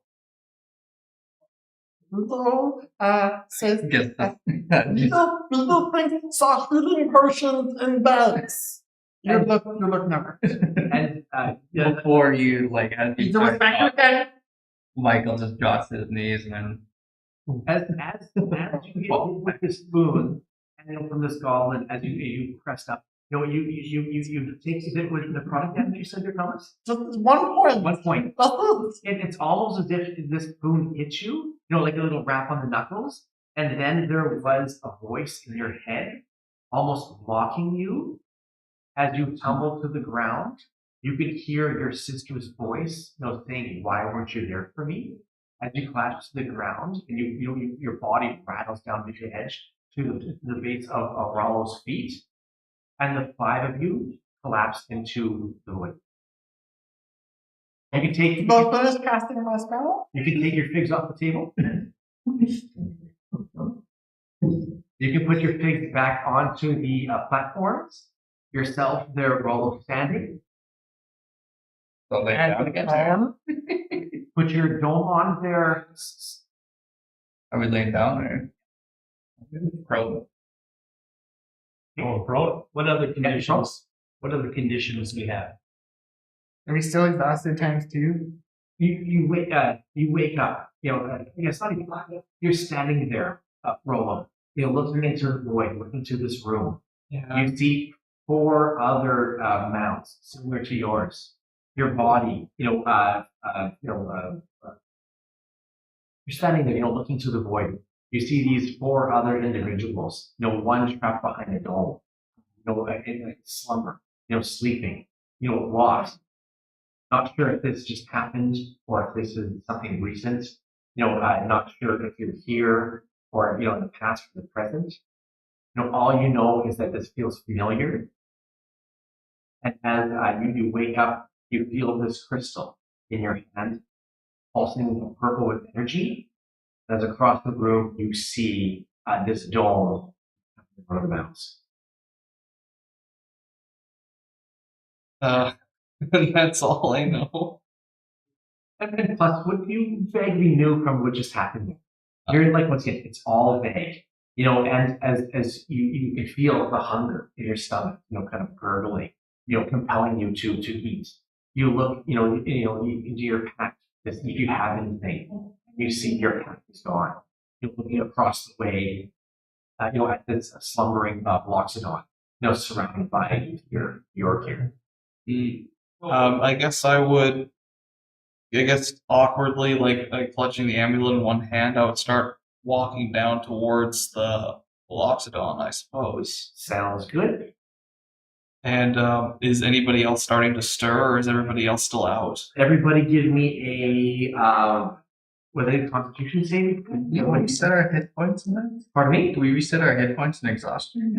We'll see.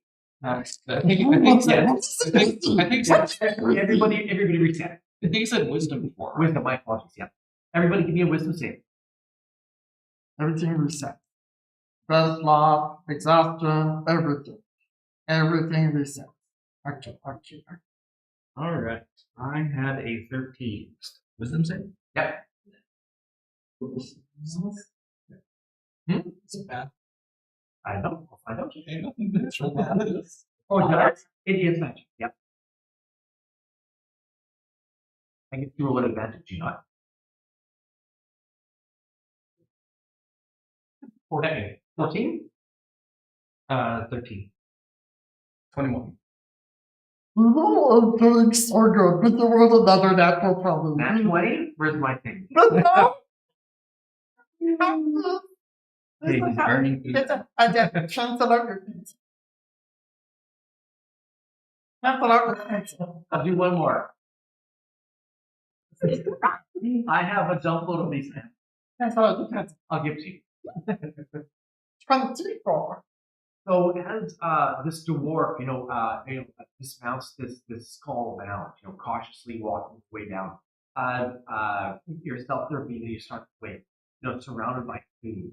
Once again, your head pounding with pain, your body covered with scars, surrounded by food. The smells of it, almost compelling you to eat. Does people remember at all what happened? Give me some vague memories of what just happened recently. Like, can tell you what happened? Bunch of good people, achy brain headache, pile of meat, interrupting! And kind of interrupting, and then fall down, and then go to sleep. As after you wake up, you see the 3 other individuals, still in this slumber, on their pedestals, as this dwarf is working his way down towards where you'd be heading around. I would say towards Bellows. Okay, cool. People were like, inchworm, try to bring all meat into 5 foot view on lying down. Just start casting from lying down, pretending sleeping, but casting. Fair enough. So yeah, you want to see the purified food water. Sounds good. As you work your way up towards this mount, that's this lost dawn is it's slumbering. Starting to kind of wait. You can hear the growling of pains. From above. As you climb this mountain. I mean, if he's not waking, I will. As soon as you get close enough, you can feel the energy from this crystal radiating your hand. As you reach up, you grab a first handhold, to look up to this mountain. There's this flash of light. Yes. And we need to do a dress setting. We're going to do a dress setting. We need to change the grid. What? A redressing? A redress. There you go. An undressing. Yeah. Everybody can take their skull. What am I stuck on? Oh. Everybody can take their skull down and just kind of put it towards down.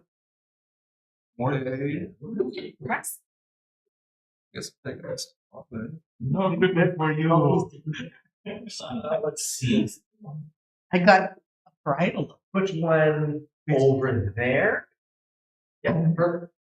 Maybe just use the left. Yeah. Put one over on that side. Yeah, adjacent to each other. These really big plates for sharing food up here in front of us. That's what happened.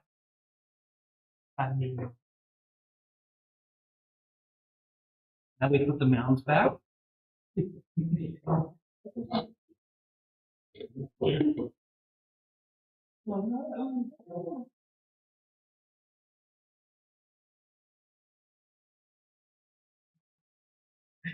we go. Everybody roll me a D4.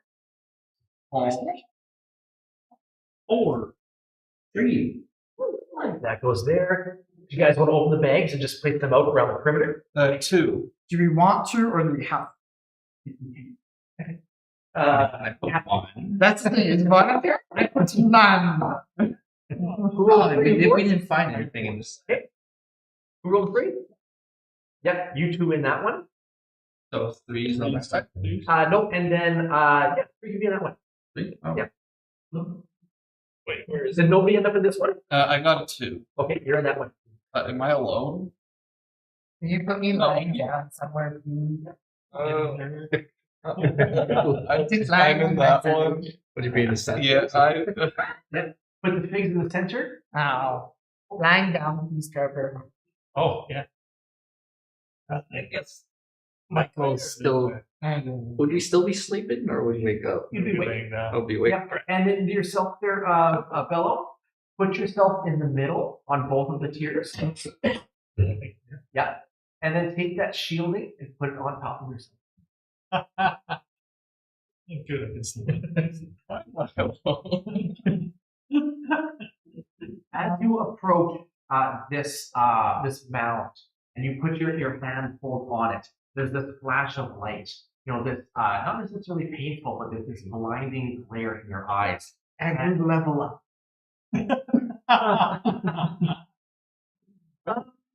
You know what? I did say every time I drop you guys, I would allow you to level. Everybody take a level. Oh boy. You guys get extra level. Now, every time you guys are dropped, take a level. Come on.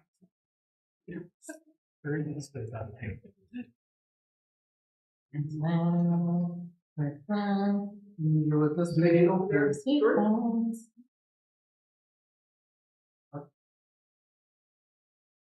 the weekend on so far? Or checking periodically on the phone? Good man. He died in life, but it's pretty cool. Yeah. So my phone is having issues loading it. Alright, so level. It's 9 to start.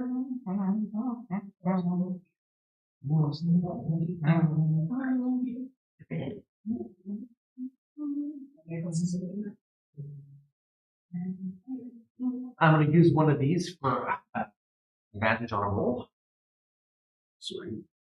Myself. Oh, look at that. These numbers are 9. Oh, I should have said. Should have said 8. Okay, so this is here. Does everybody have their new hit points? Yep. Louie, what's your new hit points? Total for 30. 30? Yeah. AC still 18? AC is actually 16. I still was using my shield. Okay. Good. So 16. So it's right now 16? Yeah. Okay. And your passive perception is still 11. Salazar? I rolled a 9, so I have 53 in it. 3. AC? Still 17. Okay. And your passive? Still 16, I imagine? Perception? Yeah. 60. Okay. Hello? Hit points 150. That's it. 50? Yeah. Thank you. Raul?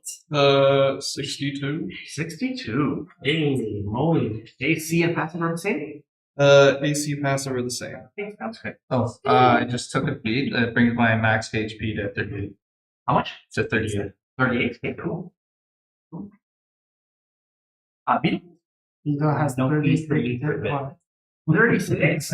You rolled a 2? Well, it had temporary hit points before, but then reset temporary hit points go away. Yes. So 36, and AC, I didn't realize that we didn't have any barriers because it's 19 without a shield. Okay, cool. Yeah, 19. Yeah, so I'm just going to write down. So 21 AC, that's beefy. What's making you so beefy? So one little barbarian gives an armored defense. Yeah. An armored defense when you're not wearing any armor, but you can include your shield, is just your dexterity and your constitution modifier, and that's pretty good. That's what I figured. Yeah, sounds good. Okay, cool. So there's this flash. You can stand up, roll up. Thank you. And give it some flavor there, Bellows, or Bellow, as being a fighting bard, back from the homeland, of these arenas, where the crowd would cheer, for the feast of sensations of that, The feasts of combat are kind of just training ground on how to make it in the real world, because out there it's even harder than it is in here. But you come in, you party, you drink, you fight, you move on. You learn how to fight and fight better, and whatever's coming at you, you just overcome it. And as you look, to the left, you see this one whole individual, a dwarf that is vaguely familiar. You've probably seen this individual maybe through passing. The memory has kind of been, void from your memory. Like it's just, like you kind of like how do I know this person? But not quite fully there. And same with to the right of you. You see 3 individuals in the center of this ring, surrounded, by creatures. And the one you definitely, notice, not necessarily, the sight, but the smell, of this tabaxi, as he's kind of, standing, with these 2 other individuals. You know how dangerous these arenas are. Quite often it is to the death. And as these vague, kind of gray-like void, these almost active thoughts of images of creatures, kind of are swarming, kind of, deploying, entering for the kill. You see that the individual to your left and the 3 individuals to your right, they're kind of in a foggy gaze of their own, weaponless, gearless, as you have all their equipment at your feet. Let's roll for initiative. Do we have any of our individual little trinkets with us? You have a violet crystal. Nobody else has anything else. Okay. Yep. Okay. You have the initiative markers. Something that I do is initiative. I just have everybody roll. We start at the highest initiative. We just work way around the table. That's not always fair for everybody because Louie can roll at 23, but Rhys can roll at 25. And so now you've kind of knocked out of initiative, right? So what I do is I give you guys markers, and that allows you to add that marker to any one roll. So Thomas, what did you roll? 8. Louie? 14. Thank you. These are so cool. 22. Nice. I got an 11. I ended up with a 19. 19. We want to use like we do with that game. Once you use that marker, you can use it for any roll. You know, if you want to add extra little damage, if you want to throw a save, if you want to use it on a whatever, attack. It comes to me, I get to use it on you. And it gets volleyed back. And then plus, you could assist. You know, so if you're shy by 1 or 2, Louie, Adam here, to his marker. And so you can take your +2 and his +1, be a +3, but then both come to you. Sounds good. I rolled that 20. Yep. So let me see. What?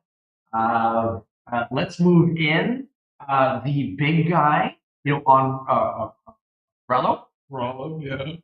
Yeah. Like all the way? Yeah. Hi. And this void of a creature, holding like these two, it's almost a memory of what a weapon looks like. They're almost, kind of drifting behind him as he walks towards you. And he comes in swinging hard. It's not even like there's this scream, but it's not necessarily coming from him. It's more coming from inside internally. And the scream is that of almost like your AC is 14. Correct. Yeah, he comes down hard and he hits you with this massive, it's not even a club because as he swings it, it almost loses form. Almost as like what the past memory of a club would be. And you take yourself 14 points of bludgeoning damage. 14. 1-4. Okay. And the other two, let's say they both kind of group up behind. Yep.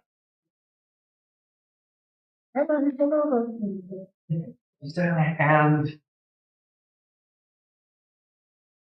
you know what? I'm going to cast this instead. Move them back 2 squares.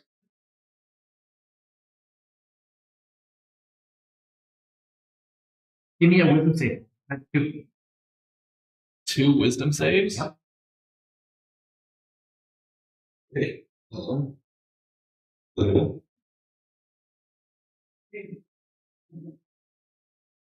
The first one is 11, the second one is 10. Okay. That's 2 fails. So you take 5 points of psychic damage and 2 points of psychic damage, so 7 in total. Okay. And you have disadvantage on your next attack. On my next one. Yep. That's me. You're up there, Thomas. Oh. You look to your feet. The food that you were hoarding is gone. All you have in hand is your spoon. And as you reach for your weapon, or not even your weapon, your knack or something, you realize that once again your equipment is gone. Give me a perception check.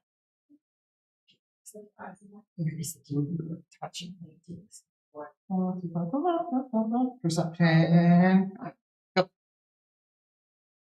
15. 15. As you kind of look desperately around you, you see these 2 individuals, a human and a large bestial tabaxi. Once again, kind of fumbling, of their sidearms. They too don't have their weapons. But you look to your left, and you see this Laxodon. Kind of through this fogged dome. Kicking these bags at his feet, and you see your parcel, your satchel. Being fumbled around between his legs.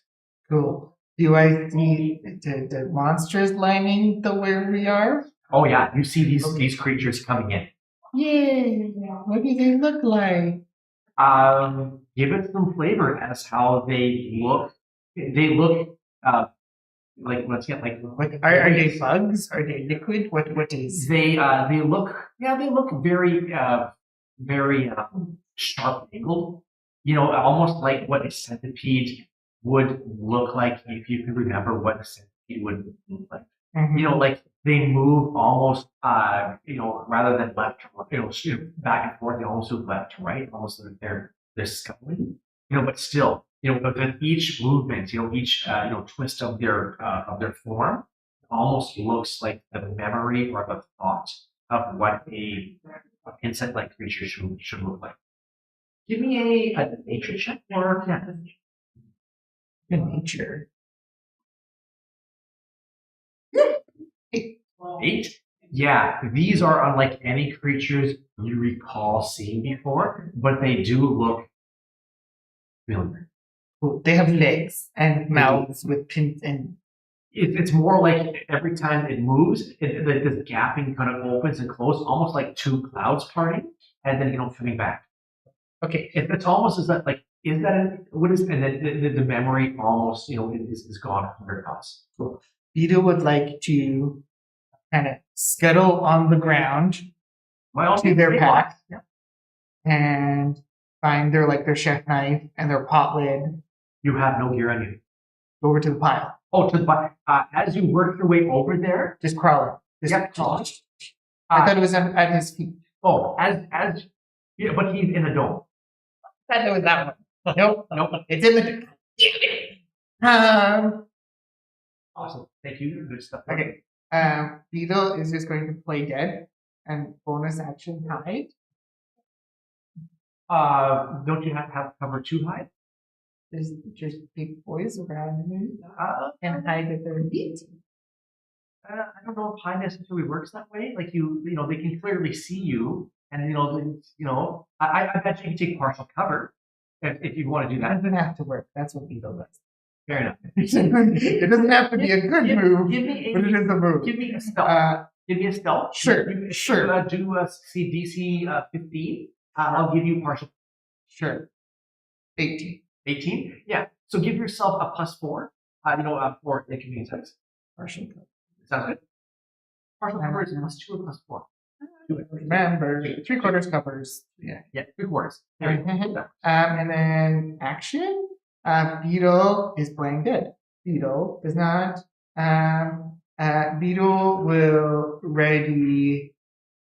Beetle will ready a spell for if something comes in range. That's my action. Okay, cool. Sounds good. So you're ready. So do you know what spell? You have to declare what you're doing. Beetle is readying the spell Spike. Cool. Very good. Yep. Sounds good. I do have some area of effect markers over there. You know, so if you want, you can always grab one for effect. Louie, Michael, you're up. Roll me 4d6 from your white box. 4d6.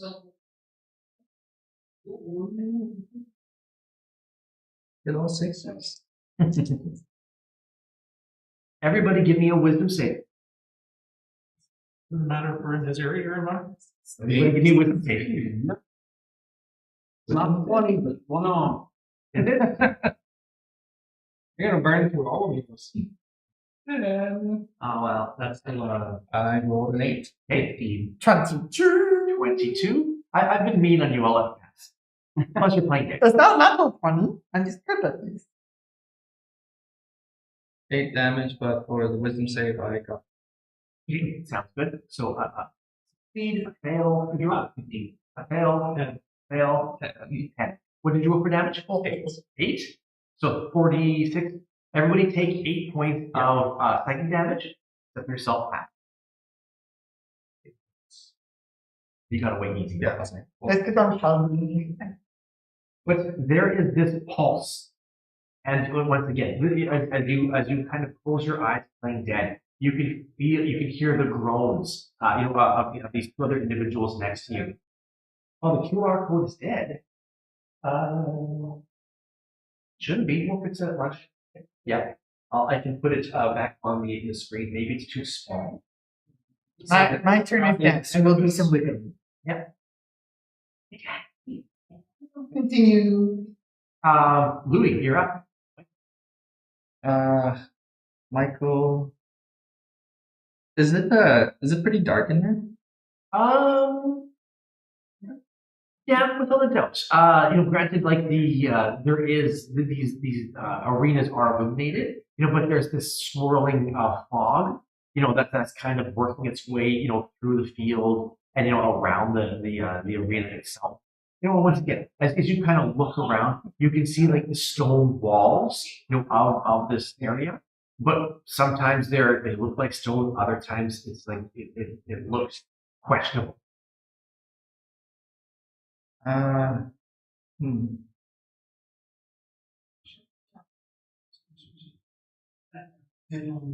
I guess still kind of dimly lit right now. Yes, yeah, I'd say different. I guess Michael will just have can't really do anything since he's got no weapons.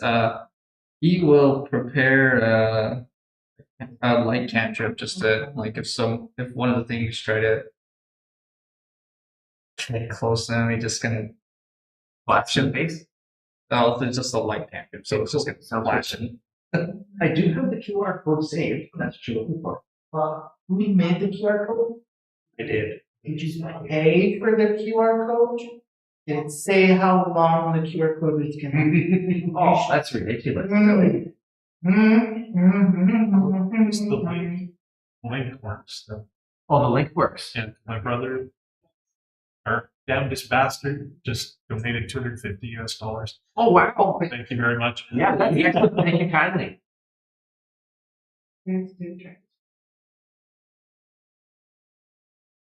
Because you can get to the page without using the QR code.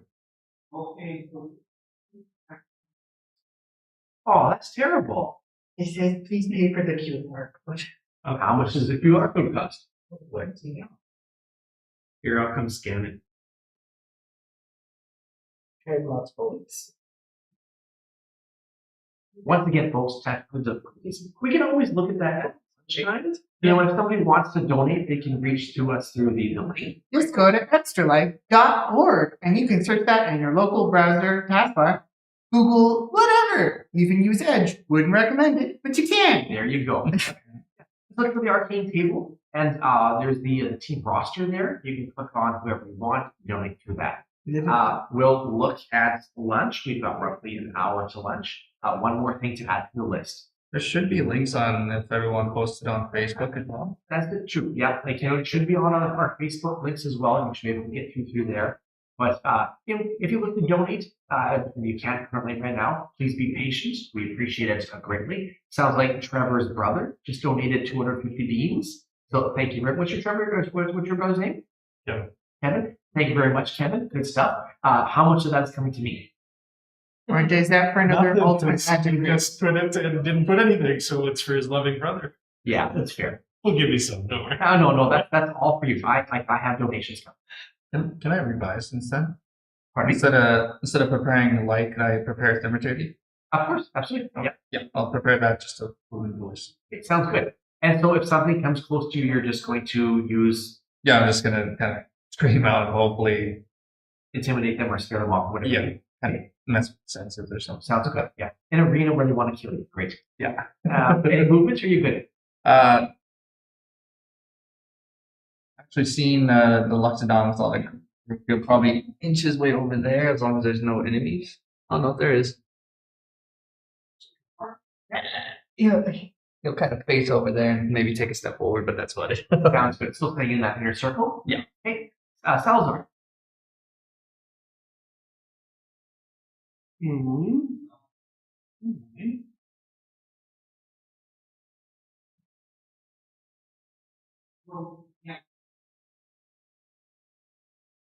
I will use my bonus action to cast a Hunter's Mark on the giant bug thing. Okay. You've got the condition markers right next to you. Okay.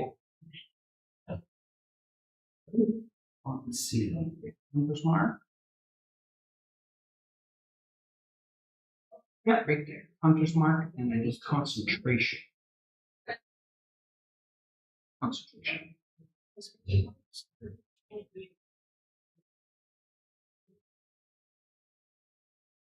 Wait. All right. You need this one? All right. Then Salazar will growl, "Need weapons." weapon. And he'll dive over there. Sounds good. He will make a claw attack. And he will miss as he skitters across the floor and hits the wall. You don't have any advantage tokens?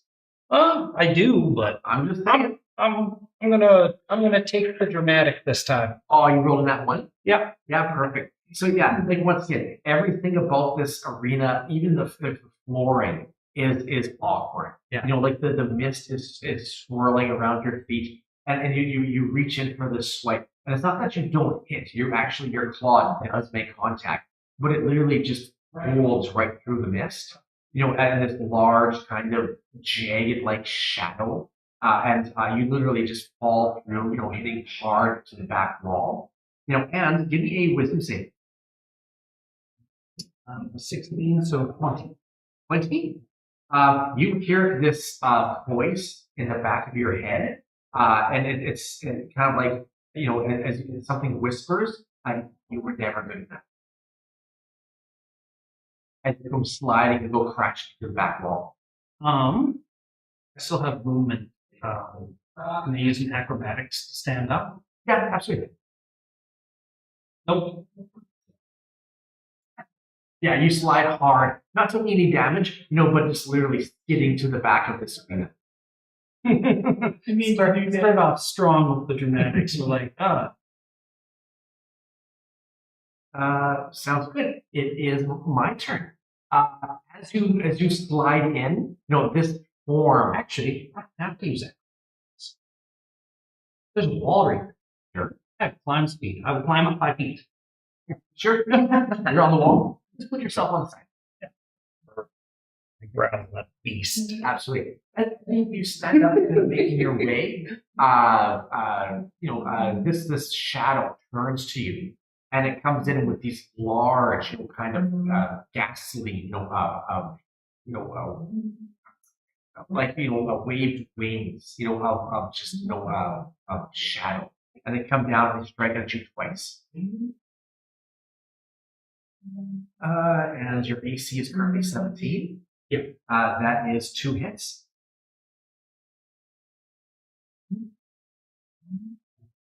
You take yourself, that is 11 on the first attack. Oh man. And you take yourself 12 on the second.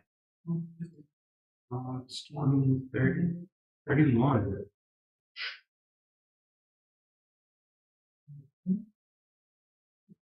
All right. And the other ones, move them all towards the middle. Oh, I rolled 2 concentration checks for those hits. And You know what? rolled 2 natural. Every second one. Second. How much? 10 feet. And then of those, move 3 of them in. The QR code should be back up. Sweet. Like that?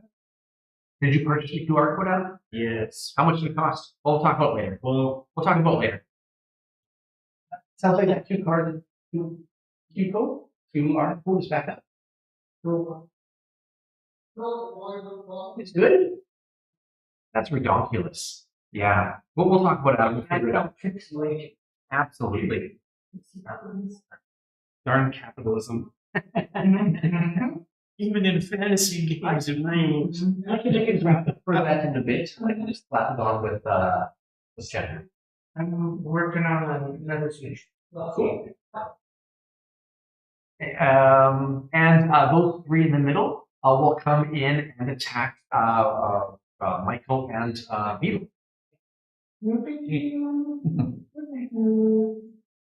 So since you're occupied with that, Thomas, thank you very much. I'll let it come hard at Michael. I guess before this swing, I will activate my third strategy. Yell. Yeah. So you're trying to give a Trying to throw off. intimidate? Kind of, yeah. Trying to throw off its attack. Yeah. Give me an intimidation. Oh. Where is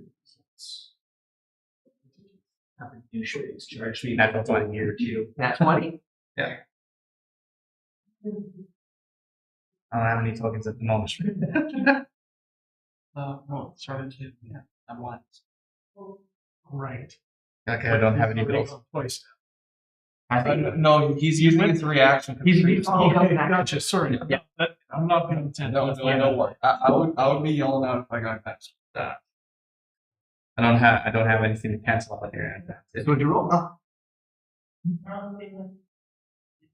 Yeah, you bet. Yeah.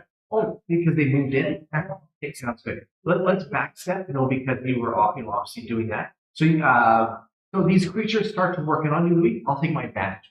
That's cool. Well, yeah. Well, recon that. Yeah. As these shadows start working their way in. As they start approaching, in an area 20-foot radius centered on a point within range, which is 150 feet, so it's super close. The ground starts to twist and sprout hard spikes and thorns, and they're all kind of like flat and like goofy and stuff like that. And the area becomes difficult terrain for the duration. So when a creature moves into or within the area, it takes 2d4 piercing damage for every 5 feet that it travels. Yeah, So if they want to get all the way to us, yeah. gonna be ouchy. Okay. So do we have an area effect? Yeah, so it's 20-foot radius. So it's 40 feet across. It'll be. It'll be.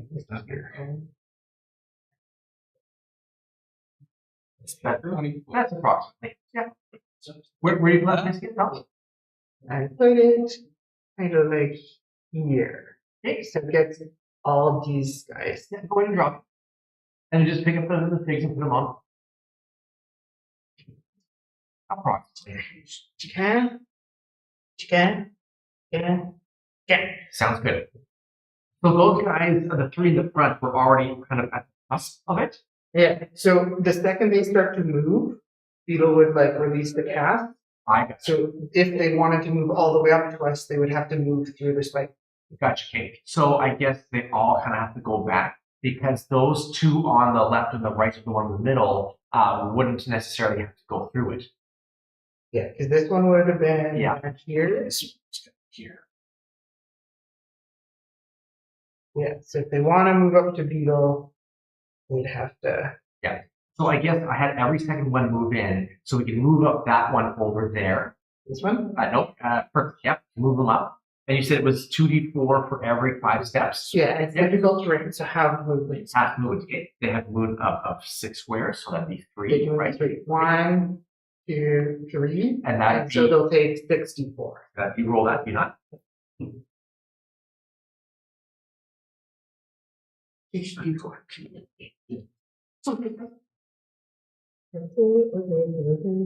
One, 2, 3, 4, 5.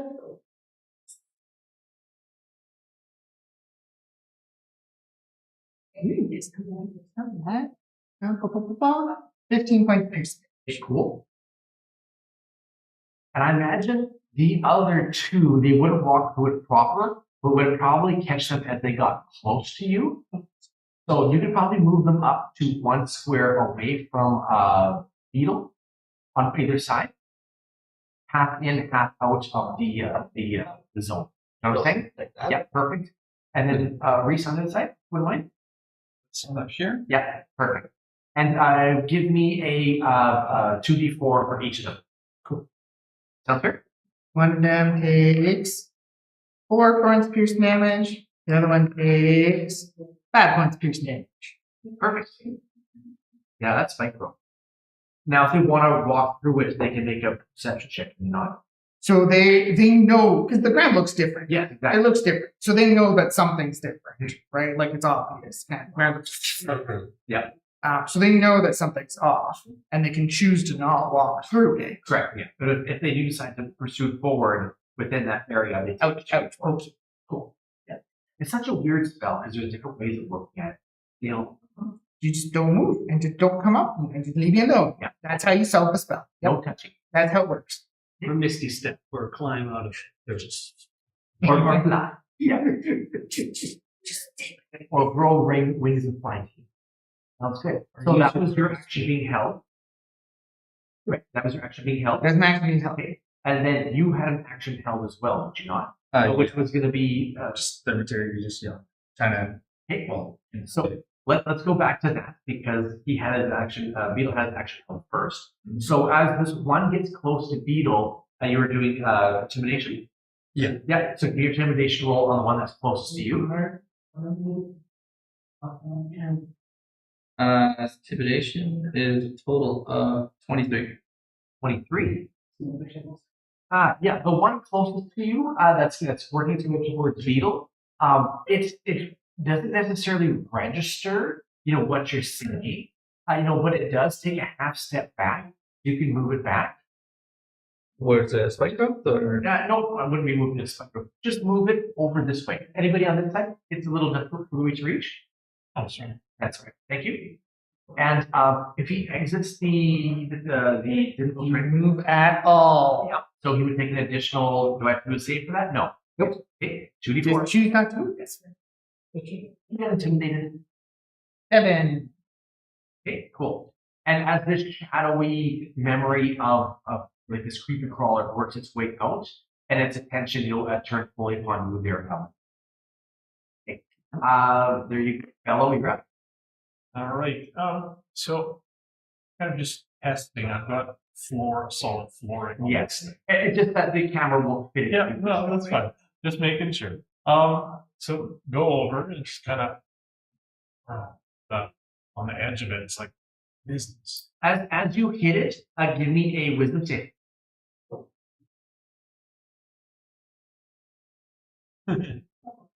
4.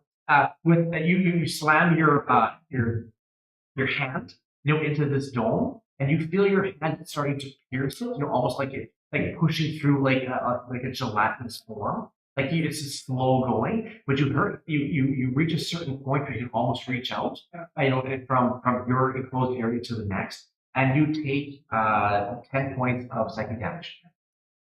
Almost as if your hand is being slapped, as you almost break your way through this field.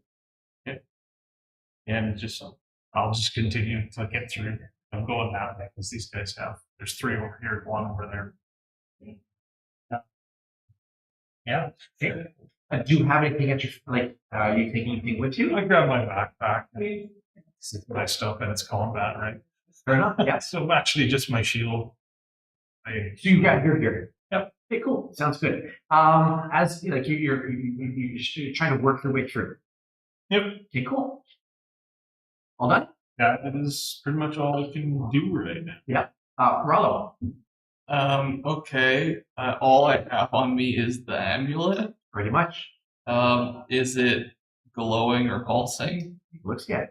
I mean, after I get slashed across, I'll probably feel my pocket or my side, just trying to see if I have anything on me. And well, I guess I would feel it. What would I feel if I touched it?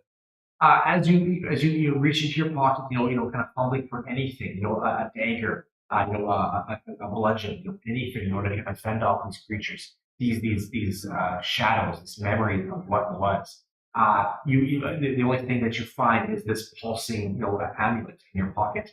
And as you kind of look, at this amulet, and you look at the shielding, you can see this form, desperately, well, not even desperately, just trying to work its way through the dome, struggling to work its way through. But with each push on the opposite side of this dome, you can feel the energy of this amulet working its way through your hand. And it would give a bit of a familiar feeling in a sense to something that I don't fully remember. Correct. I guess, but I would recognize that there's a form in there trying to get at it. Give me a Arcana check, or give me a insight. Okay. Ooh, that is 21. Insight. Yeah, not very nice guy. How about now? Respectfully. Sounds good. Yeah. Disrespectfully prepared. So, once again, you look at this dome, and you can see this would it be a hand? What is the elf with foot called? It's a hand, and you know this grayish kind of thick skinned hand starting to work its way through, and you would remotely recognize it as something or someone recently from your past. But I would have to say the feeling wouldn't be that much. Well, Actually, you have this memory. As soon as you kind of see this path working its way through, your mind flashes back to this book, this blue book that was stepped on, going over your shoulder, discarded. You give the importance of this book, some flavor, as you see this hand flying to work its way through this form. just memories of like what this means. Yeah, how the importance of this book to you. This book was not simply given by a friend, but it was also written by this friend with, a unique talent that he possesses and something that he cannot perform to the same ability he once was able to. Absolutely. And as you think about talent, about how important it is to kind of to encourage one's talent. When you think of your hometown, this small kind of remote village, deep within a valley that above all, encourages talent. Actually reminds you of this festival. Give this festival some flavor, Rhys. Is it just the flavor? Yep. Yeah. So, it's a seasonal celebration in which people, both local and foreign, are invited to attend. In which, in whatever manner in which it seems most fit for them, whether it is through song or through poetry or through valor or fighting. Just it's a way for everyone to be able to showcase what makes them, special and talented, and to showcase it for the world to see. Absolutely. As this hand, kind of goes backwards, feet kind of pushed back out.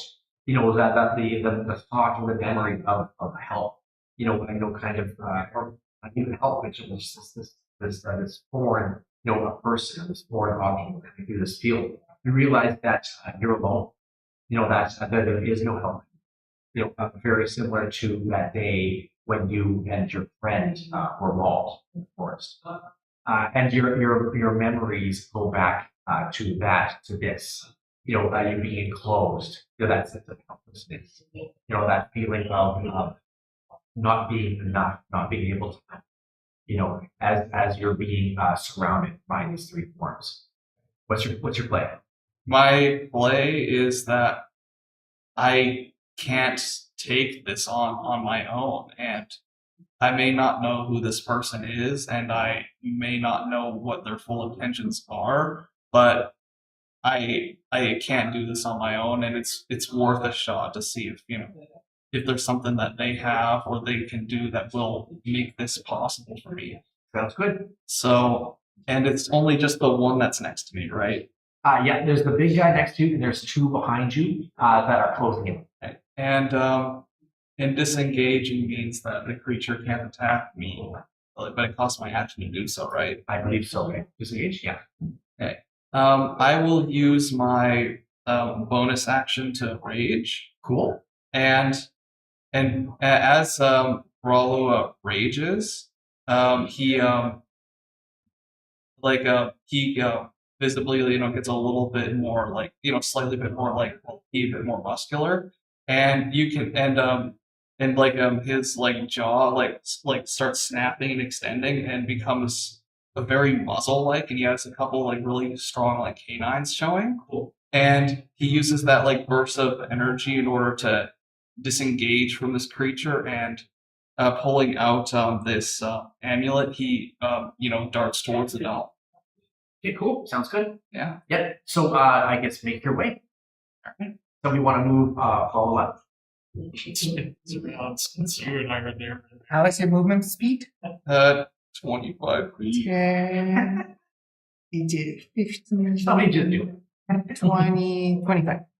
right next to it. arms reach away, I'd say. Yeah, and so like there's you're roughly 5 feet away, and arms reach away, and then you can see like this discoloration in this dome has this mass behind it, this kind of foggy, gray mass. It's kind of trying to push its way through.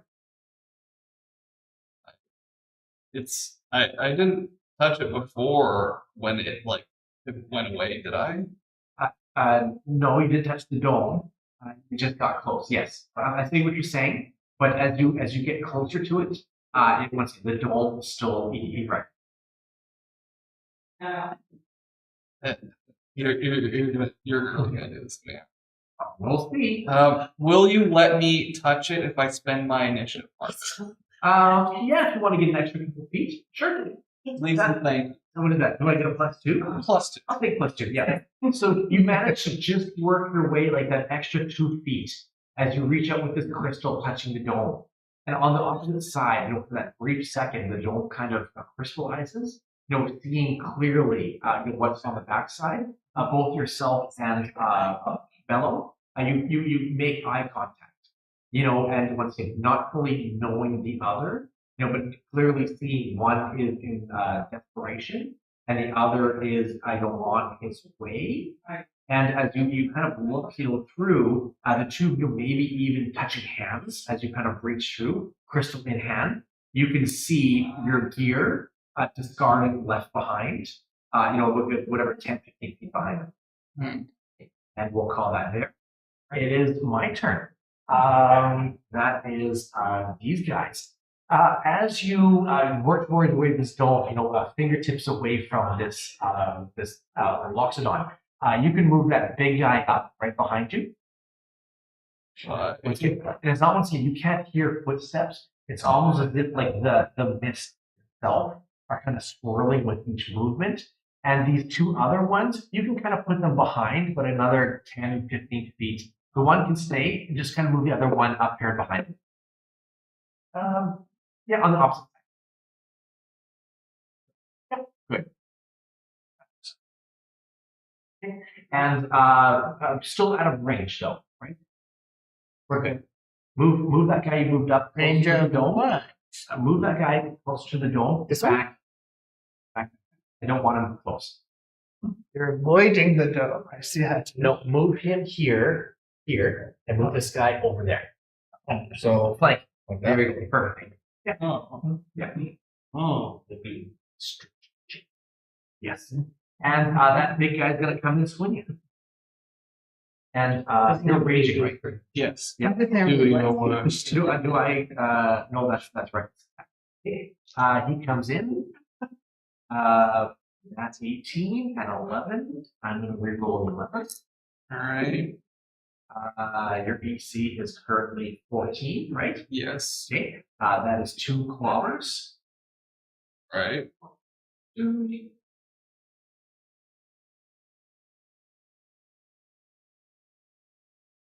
Oh man. The first one you take 17 points of bludgeoning.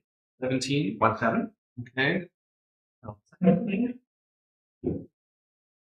You take yourself 11, 14, 16 points of bludgeoning damage. That is 33. Half because I'm right. Correct. Yeah. And okay, so that is. Right, that is 16 damage then. Okay, that's. Ooh. Wait, do I round up or round down?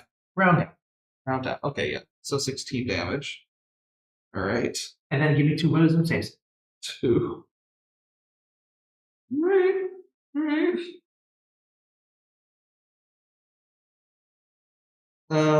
15 and 18. Let me see. That is 1 fail, 1 succeed. So you take a 1 point of psychic damage. All right. And you have disadvantage on your next attack. Good to know. Okay. And that is that. Beetle, you're up. Okay. The spider things didn't do anything. Right? Sorry? The spider things on our Coliseum didn't do anything, right? Well, they attacked last time. Yeah. But yeah, some moved up through your difficult terrain. But not like on your turn. I'm doing one side on my turn. I'm doing the other side between Thomas. There's some Thomas, Trevor, and He is handsome enough to be toxic. Okay, my turn. I'm lying prone. Shit. Some things went through the spike growth, some things didn't. There's my stuff is in the bog. Dang. What's the elephant guy doing again? He give me a perception check. You're on the ground with your eyes closed, are you not? I can like. With me? Yeah. Ooh. 21. 21. Yeah, you'd be able to see, what the dome is often foggy, almost looking like big frosted glass. And you'd be able to see like that mass that once was in the middle of this dome has moved to the far side, opposite of you. But I don't know my stuff is in there. That's the important thing. Okay. The thing. The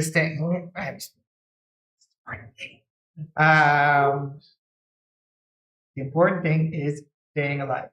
So, there's no cover. There's no like rocks or trees or nothing. There's the mist on the ground. There's a mist on the ground. Okay. I would like. Concentrating on this micro. Okay. I'm going to use half my movement to stand up. Trevor, can you help me with that? Half my movement to stand up.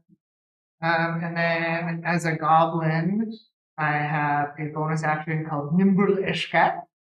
And I would like to use my bonus action to disengage, so I can move without provoking opportunity attacks. I've used half my movement speed to stand up, which means I only have 15 feet of movement left. I would like to move 15 feet in the direction of the dome, I guess. Sure. Next to him, just Yeah. when you stood up. Yep. That is cool. Great, awesome, sure, love it.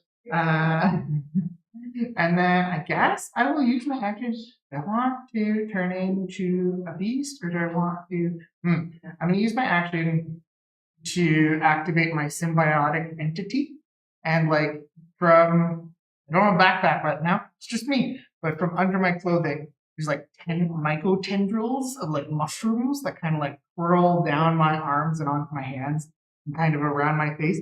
And there's this little like a mushroom cap ears on my head. And I get 12 temporary hit points, and I roll double damage dice for my Halo spores. And I deal extra necrotic damage when I hit with weapon. Cool. Yeah.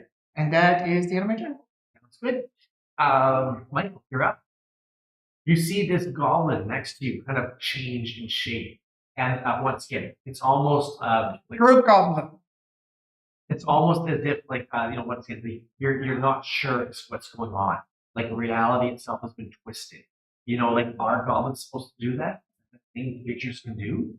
Yourself. That's something you necessarily can't do, or can you? Like really, just the thoughts of what's going on, the vagueness of everything. Like this dome, this kind of foggy. You're reaching for your weapon, your sidearm, nothing. All you know is that you're in danger, and your head is screaming. Yes. Really, all I do is use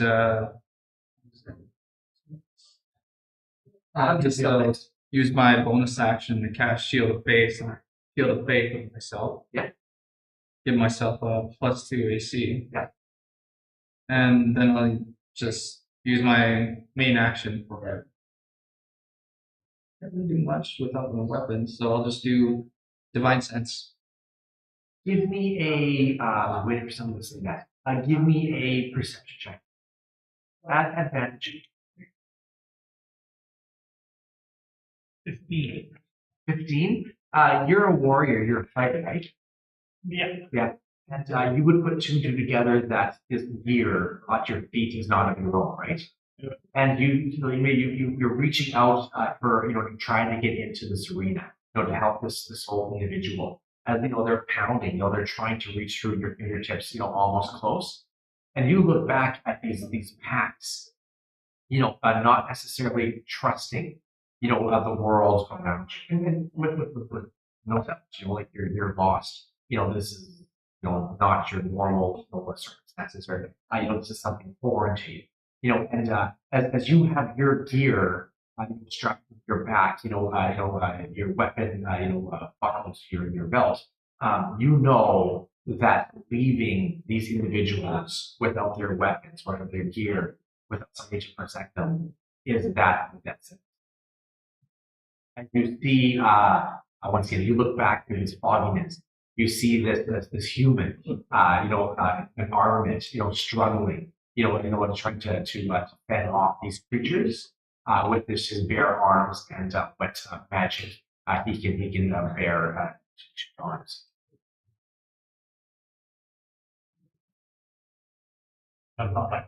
Yeah. Sounds good. Anything else? I was using my divine sense that detect good and evil as well. Like for my main action, that divine sense, and bonus action for shield thing. What is divine sense? Or is that It's just the detect good. okay, sounds good. Okay, cool. Divine action, that's from your main palette. Yeah. Yes, cool. Salazar, you're up. Salazar uses his bonus action to summon a shadowy echo of a rage-bound creature. I was waiting for you to use that. Yeah, Sounds good. That has one hit, right? Yep. Yeah, sounds good. Right up. See, I've done my homework. Sounds good. So that's bonus action, right? Yep. It sounds good. What do you like? He is going to make an attack from himself and from the echo. That grant you advantage? Huh? Would that grant you advantage? No, it's technically not. Okay, sorry. It's closer to an option. I'll take advantage to reroll this one. Sounds good. It's much better. So that is a 14 for the first one and a 25 for the second. The first one misses, the second one hits. Okay. Oh, max damage. Unless somebody wanted to give you their +1 marker, so you could have the first one that was missed was almost a hit. Oh, maybe a +1 need the one I gave me. What are you attacking? The giant guy. Okay. All right. So the first one was max damage.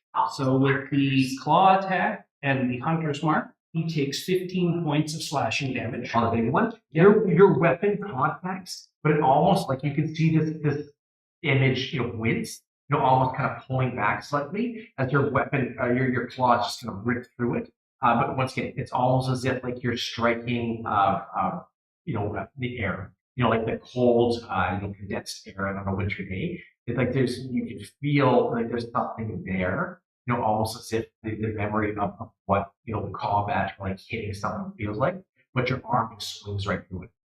So it does nothing to it? No, you definitely hit. Oh. But like literally you just swipe right through it. You can see it wince, but it's not like there was any resistance. Like typically you would hit something and your paw would stop. Like hitting a shadow. Yes. All right. And then the second hit will be 5 + 3, 8. As the echo behind me slashes its back. Very cool. And you know what? I might as well take advantage of it. I will use my action surge. Yeah, why wouldn't you? I just need to check and make sure that the deletion incarnation. Oh no, it's just part of this attack. So that is a 22 and a 16. 22 to hit? Yeah. Yep. Those are 2 hits.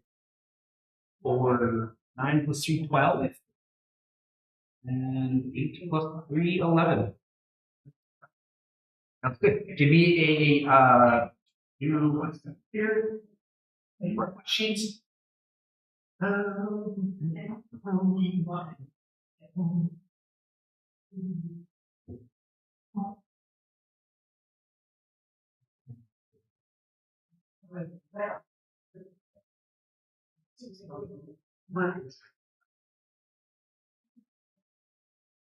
Here we go. Like I said, I typically don't work in a binder. Give me a charisma save. 9. 9. There is this feeling that takes over your body. It's you can't resist it. It literally takes control of you. as your arms drop to your side, and this voice kind of takes over, this soft kind of guttural, yet kind yet encouraging voice. It just kind of enters your mind's eye, and it takes over you. Okay, it literally just your arms drop, and it barks a command at you. You can't quite make what a command is. All you know is that you no longer have the desire to fight. Oh, Give me that's disconcerting for him. give me a memory of when you were growing up and you were being bullied by your stepbrothers.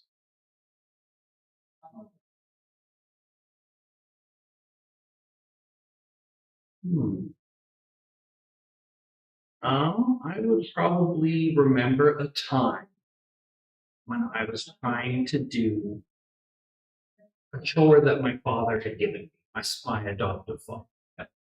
And he had given me a set of woodworking tools to do some carving.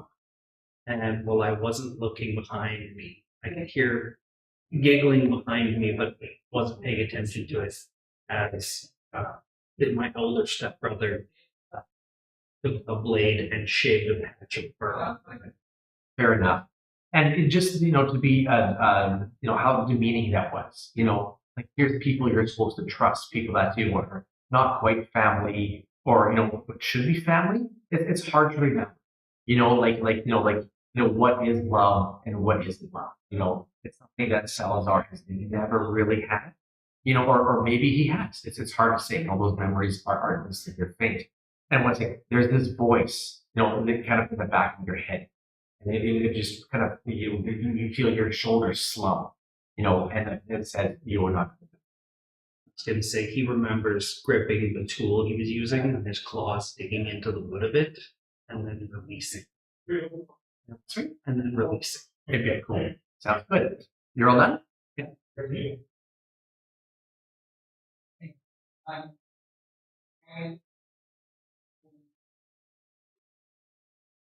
It is my turn.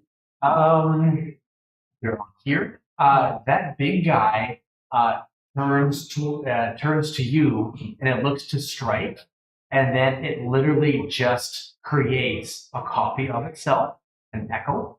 Okay. And we are going to move.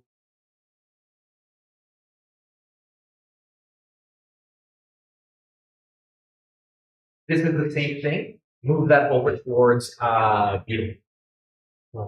Yep. It has to be within a certain range, doesn't it? It can be within 30 feet. Is that within 30 feet of Beetle?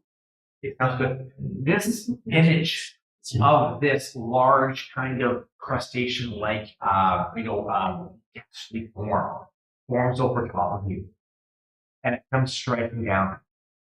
Over top of me, like I'm inside? No, Or like like, it's just like like over top of you. great, awesome, love it. Yeah. Yeah. And give me a Arcana check or a perception. Perception. 18? 18. This echo, it's half of this this winged tentacle, kind of ghastly, insect form. But you also see this bestial within as well. Almost as if the two forms are swirling into each other.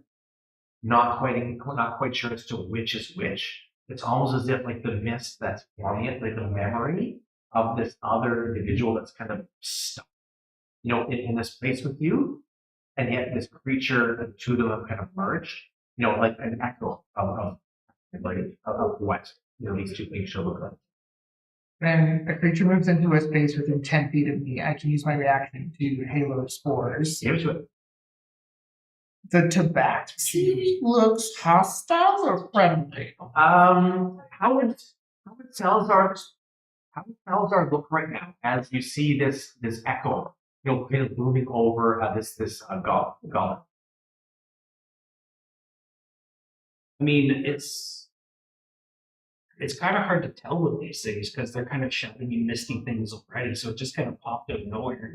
I can't really see the face of it. So he just kind of sees this other creature looming over, and then all of a sudden it kind of picks up that it has weird features. It's the same creature, but you know, it has like slightly spotted fur now. Gotcha. Yeah. And then like your I think you're looking more for like if this tabaxi. Is it like or is it like? Yeah, like are you aggressive with your docile? Are you lost in your? I'm currently disarmed. Yeah, you see like this tabaxi, this bestial tabaxi almost defeated. You know, like his arms at his side, his head kind of draped, maybe even like not weeping, but just lost in one spot. And the shadowy, misty thing is super aggressive. It's super aggressive. Okay, let's for this misty thing to see if it takes damage. Give me a hit. If it is a thing, it has to make a Constitution saving throw DC 15. Give me a Constitution save. 9. Pardon me? 9. 9. That failed. Ooh, max. Okay. 8 points of necrotic damage. And it only has 1 hit point. The shadows do, yeah. Sounds good. How do your spores take the shadow out? Now that they have like the mushroom cap, it's like little like you know how when a battleship has like destroyers that can like drop from the center and go out and fly in Star Wars or something like that. That's what it looks like. There's like little clumps of spores that kind of drop off the mushroom, just kind of. Sounds good. Yeah, and these spores kind of just infest this shadow, this echo, and they just kind of blast right through it. And as they blast through it, they almost turn into shadow themselves. As this echo of this half shadow, half tabaxi literally just collapses to the ground, almost like a bag of sand, and then you defeat it. Does the backseat go away, or is it still there? You would still be sunk with your shoulders, kind of, in one spot. I think he's asking about the shadow creature. The shadow The shadow creature's gone. The shadow creature's gone. The backseat is still there. Yes. Got it. My apologies. Yeah. Thank you. Okay, cool. And then also, with that divine sense, it's like detect good and evil. Is there any hallowed spells or celestial being undead within 60 feet of me?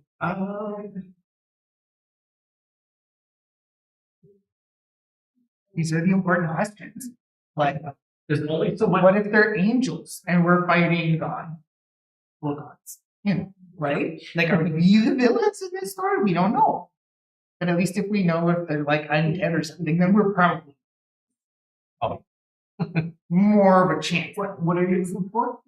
Well, it's celestial being undead within 60 feet of me, and if there's any place that's affected by the hollow spell. I can only learn so much. Sometimes you sound like shit. Yeah. No, like you're not getting a team, or you're not getting a 5. Okay. Good. That was Sal's turn, right? And technically it would be the creature's turns next. I think I came in and I attacked you with Echo, right? So let's move in the remaining ones on this side. And these 3 guys in your terrain, as they all walk forward, they take damage and they all burst into mist. I'm not going to roll, because it's going to be 4D. It's going to be a lot. Yeah. Yeah, if they walk straight through, it's not damage. Sounds good. I don't know how big they are. So you can pass that area of effect back to Thomas. And that way, if you ever need it again, you just have it again. This one's coming in or coming over? No, you're leaving Salazar altogether. So you can move that one on the wall towards, Swarm. Nope, he can stay there. Oh, this one? Yeah, just the small one, please. Just the small. Yep. Just move him in, Trevor. There's Swarm. There's Swarm. Can't make it though. Yeah, it can only move 6 squares. Oh, you know what? I've got markers. I can, you know what? Use your marker and move it 2 more. Yeah, exactly. I'll use the marker and I'll move 2 more. There you go. This goes back to whoever. Yes. Okay. And as this echo drops, the shape, you literally get swarmed, yourself and Michael, this human, by these creatures. What have I got there? I've got 6. I'll do 3 on each. Your AC is currently 19. Correct. That's 2 hits. On Michael, your AC is currently 16. It's 18 with the shield of faith. Okay. You don't have a shield up. Oh, your shield of faith. Yep. I roll in that 20. Good. And no one's going to do anything about that? Perfect. I'm going to roll now damage on things. Too late. Mark's rolling damage. The nat 20 Is it nat? Who got a nat 20 on who? one of the people crawlers got a nat 20 on my. So I'm going to do pressure rolls. So you take max plus a roll. You take yourself 14 points of slashing for that one. And then you take second attack. You take 9 points of slashing from an off one. Yeah, and I'm going to come back and roleplay that 20. And you got hit twice, I said, right? You take yourself 11 slash. And you take yourself 9 slashing. You're 20 total. Correct. Yeah. I'm going to roleplay that 20. 2 concentration checks. Something that's coming up, I'll roleplay with that. Or something like that. Sounds good. And that's their turn. You're up their bellows. All right, so they're feeling the damage from the freaking wall, feeling that there's a little tickle in the back of my head, saying these guys are gonna do their equipment. Trusting people. And so I turn around and I grab what looks not the blue backpack, because somehow that just kind of resonates with him. Give me a perception, or investigation. Investigation. 11. 11? Yeah. Probably not. You head your way back, because you're rifling through that stuff. Not like anybody was specifically coming for it. Saying, hey, don't touch.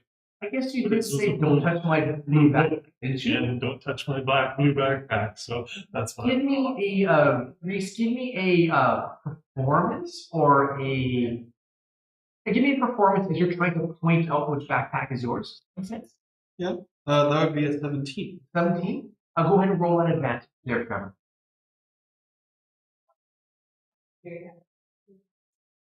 50. Yeah, perfect.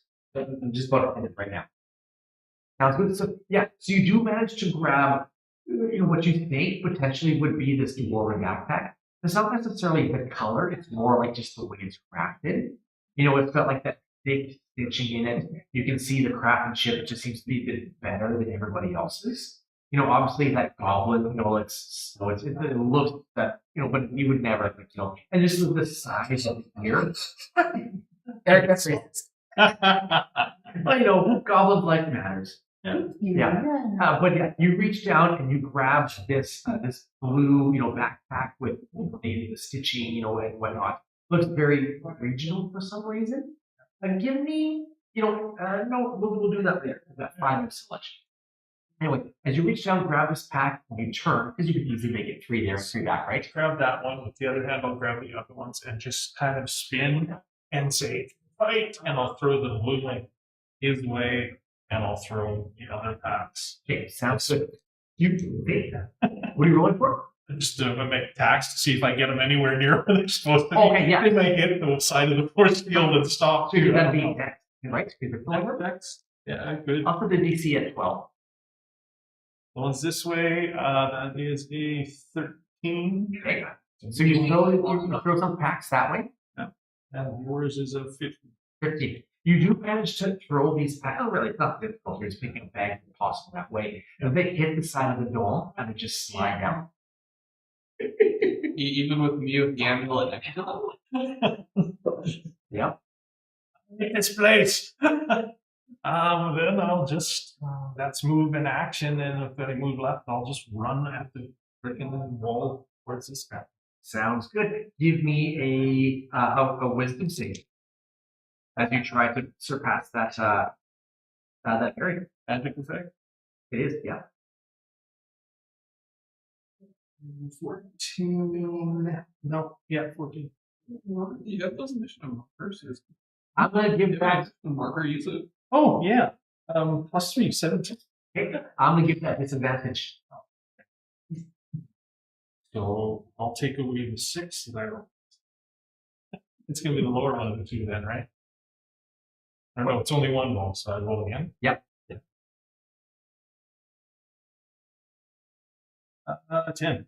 10. Once again, you reach out, with this pack as you try to pass it from the dome to this door, and you find you are able to pass Really. You do take that psychic damage though. You take yourself 10 points of psychic damage. Almost like this voice in the back of your head telling you to like, why are you trusting? Like, why are you helping? Like, what does this person owe you?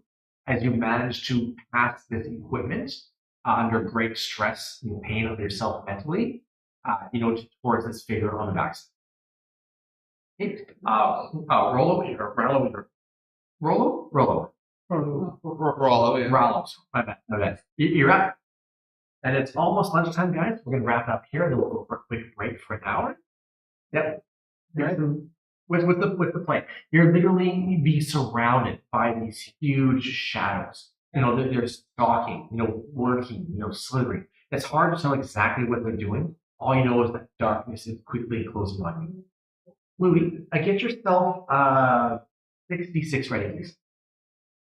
What I do is probably like strapped across like the back of the pack is his he would have his main weapon in the back. Of course, yeah, it would be available. Yeah, and pulling off out of the straps is like this big, beautiful two-handed like big wood axe. Cool. And he pulls it out, holds it almost over his shoulder with both hands, and just goes to immediately 180 turn to swipe at that beast.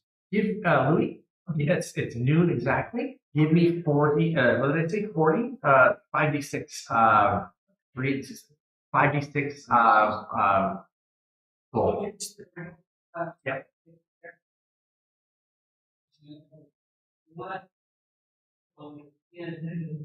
It's not good, guys. He's smiling. It's not great. Yeah, that's a big number. Boy. 17. Everybody give me a whiz save.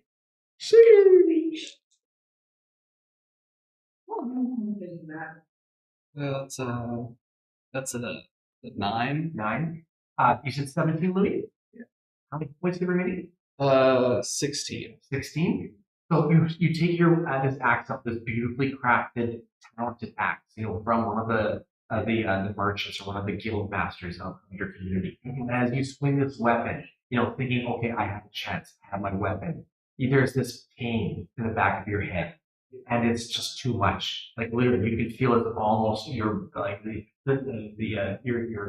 your brain is like 2 sizes too big for your skull, and you can just feel this warmth in your face, and you can see, as you swing this weapon, you can see the blood kind of splattering from your nose, from your ears, and literally you hit the ground hard. Your weapon clattering to the ground, a good 5-6 feet away from you, and you fall from unconsciousness. You all wake up in a room with yourself there standing on top of your skull mounds. 4 individuals, laid prone on these skulls. One individual across the room from you. And we'll call it there for lunch. I've just made a special mention before we go. My girlfriend Megan Nemish donated me $50, so I'll be using that to my benefit to mess with the DM. Thank you very much, and I love you. Yeah, very nice. Yeah. And it's also another special mention. I got this for my birthday from Michelle and Ryan Nemish. This is my birthday present. Cool. And it was your birthday recently? When was your birthday? Pardon me? On the 28th. Well, happy birthday, Happy. Very cool. Belated birthday. And when we come back, we'll be level 5. Yes. When we come back, the group will be level 5. Do I get 2 since I technically died as well? Yeah. Everybody will level. Everybody will level. Every time I take the party down, they will level. So the group's going to get stronger all the time. Thank you very much for those that are watching. Does it say how many people are watching for all their journal? 4. Rhys, if it wasn't you, it was going to be 4. Yeah. Probably all us. And thank you very much if you are. We appreciate it. Leave some comments. That's what chat is there for. Who's your favorite character? What the hell's going on? Is Aric being too mean? Oh well, deal with it. We'll figure it out. It is all part of the story. We're gonna break for lunch here, so we should be back at 1. It looks like we have some technical issues, but hopefully the boys have things under wraps. Yeah. If not, no, that's live. Right? It's live, so things happen. Thank you very much. This is the Arcane table at the 24-hour day extra life marathon thingy. See you, everybody. It's time to eat some food. Hey, nice. Thank you.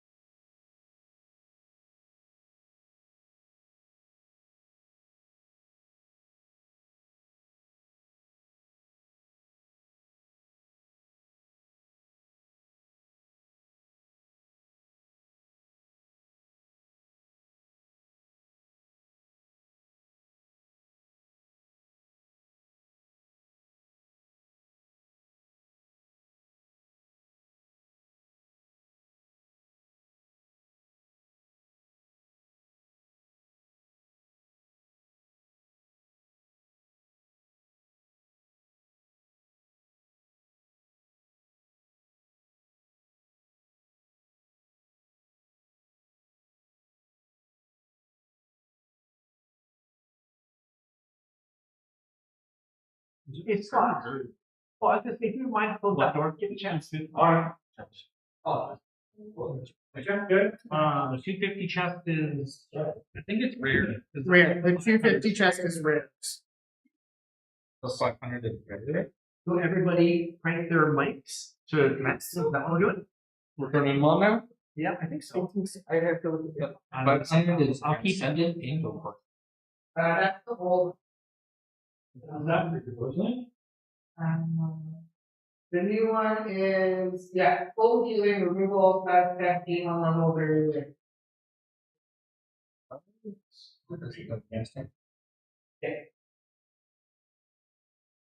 Look at the old one. If there's legendary, you might take a $50 per bagger.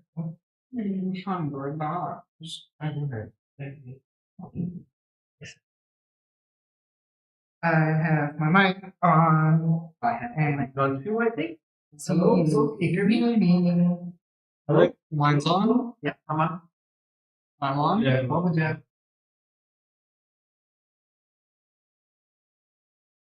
I'm here. Everyone's on. I am here. We'll go around the. Hear me roll. This is just some background noise Yeah. for us to be talking so that in about 20 seconds you can hear it over the team. And Your turn. Do some coffee now. that doesn't count. Those not words. They are Okay, do some talking so that we can hear. Yeah, I can see myself moving over there too. Okay, sounds good. Who's next? Trevor? We get chicken wings in this dungeon. Yeah. Oh, thoughtful of the dice. Rhys? CYXWVUTSRQPONMOK. Okay. And then, we can hear me. Okay. I'm eating my mic. Yum, yum. Thank you, Thomas. Yay!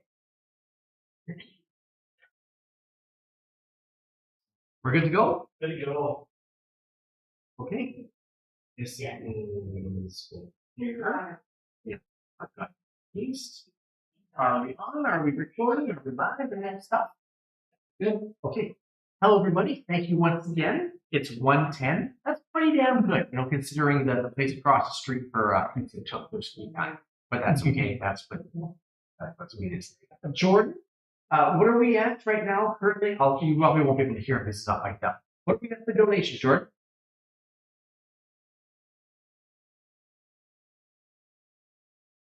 $1,811. $1,811. Wow. That is amazing work. Thank you everybody for contributing. Whether it's $2 here, $20 there, or some big ones. Thomas, didn't you have a big one just like recently? No? I had 250. 250s? I mean, Like 250. yeah, so $200. $50. Not $100. That's correct. That's good. And then Adam, did you have a shout out for somebody who just made a donation? I just gave a shout out to my girlfriend. She donated $50. So She's a sweetheart. She is absolutely, she's a good gal. And it turns out Keeley's parents, my lovely wife, her parents just made a donation to me for $50 as well. So I'm gonna take. Let's do it. 25 advantages and disadvantages. Did you buy yourself something now? No. Like spoon was too much. I'll count this later. I have 25. Who's got other options? I've got 25.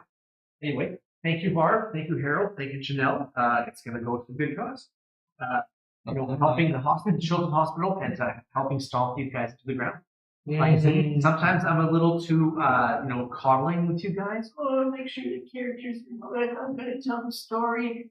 It's on that noise. You guys are getting worked around. Wow, Eric, language. 50 kids. I was gonna say usually I try and donate a third of my total. This year I ignored the accidental use of the USD and I will be at it. Oh, really? Yeah. But that's okay. Yeah, it's for a good cause. You're having fun. I only donate 2 things every year. It's always this and stars. Cool. Yeah. Both and stars is local as well, right? Yep. Cool. So quickly, We'll have a little recap for those that are just watching the stream. Does it say how many people are currently watching there, Jordan? Is there any at all? 40. Oh, damn. Anyway, thank you for those that are watching.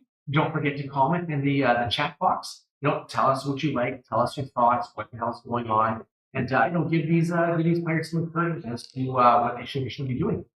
All right. Anybody want to recap as to what just happened? Let me see. Let me roll a D10. D10. Thomas. Yes. So, what the fuck is going on? Let him go, Thomas. No. Let's come back to my mate. Just slam a Captain America victory. That's exactly it. We woke up in a cavern on these piles of skulls. Not ominous in the least. Trevor stole all our shit. At least, probably. Maybe? I don't know. Yeah, somebody stole food, but that's, Rhys had this weird amulet in his pocket. And Adam is stuck in the fuzzy dome. And I'm in timeout. Bad kitty. Bad kitty. And we all have these nasty headaches that keep doing psychic damage to us, but we don't know why. Thanks to Louie. Louie, yes. I take no responsibility. And the second that one of us goes unconscious, doesn't even die, the second that one of us goes unconscious, we reset back to start. And this is our current starting position. Yeah. We just reset. We were previously in 2 Colosseums doing battles with like misty shade thingies. Distant memories. Distant memories. We don't know. Do you know that? I'm using the word memory quite a bit. Memories. It is called down memories. That's true. That's true. And yeah, now we're reset back to start. We'll be this. We'll leave it at that. If you want to speculate, please do so by yourself. So all Speculate in the chat. Speculate in the chat. Absolutely, all 4 of us. Anyway, this cavern, dark, cold. Once again, there's this lingering thought, this pain in the back of your skull, and as you're standing there, Rollo. Honestly, I'm okay with whatever now. Rollo. No. I have dropped my cares. Rollo. And the thoughts of something that just happened. Like, was it real? Are you in a dream? Is this your reality? There's this tingling in the back of your mind, this feeling that you can't shake. This constant being lost in one's thoughts, in one's mind. And as you kind of look around, this all becomes more and more familiar. Like you've done this like 3, 4. What level are we on currently? 5. We just leveled everybody at home 5 times. Or has it been 50 times? It's just lingering. We really don't know. What you do know is that you were in danger. And you look at the 4 individuals in slumber, in these tall mounds, tall towers. And so you're starting to stir. There's that image or that thought of deja vu. You give it some flavor as to where a Rollo would be at his mind. Yeah, as he's coming to, he's probably still has part of his mind is going back to the feelings he last had before, being back here, in which he's probably like, with one of his hands is like blotting his like nose or like his ears just because he remembers feeling something from there at one point. Yes. And it's just, once again, just eyeing around and seeing something that's kind of familiar, or at the very least is becoming, all the more familiar. Yeah, and it's terrifying. It's terrifying. Like you can just feel almost as if you don't want to. Well, obviously you don't want to be here, but you don't want to wake up, or you do want to wake up. That's what this is. Is it the dream? Is this reality? Just with every time this resets, where you come back to this static position, you can feel your body wanting to drift away. Almost as if something is calling you. Louie, give me the roll. 21. Everybody give me a wisdom save.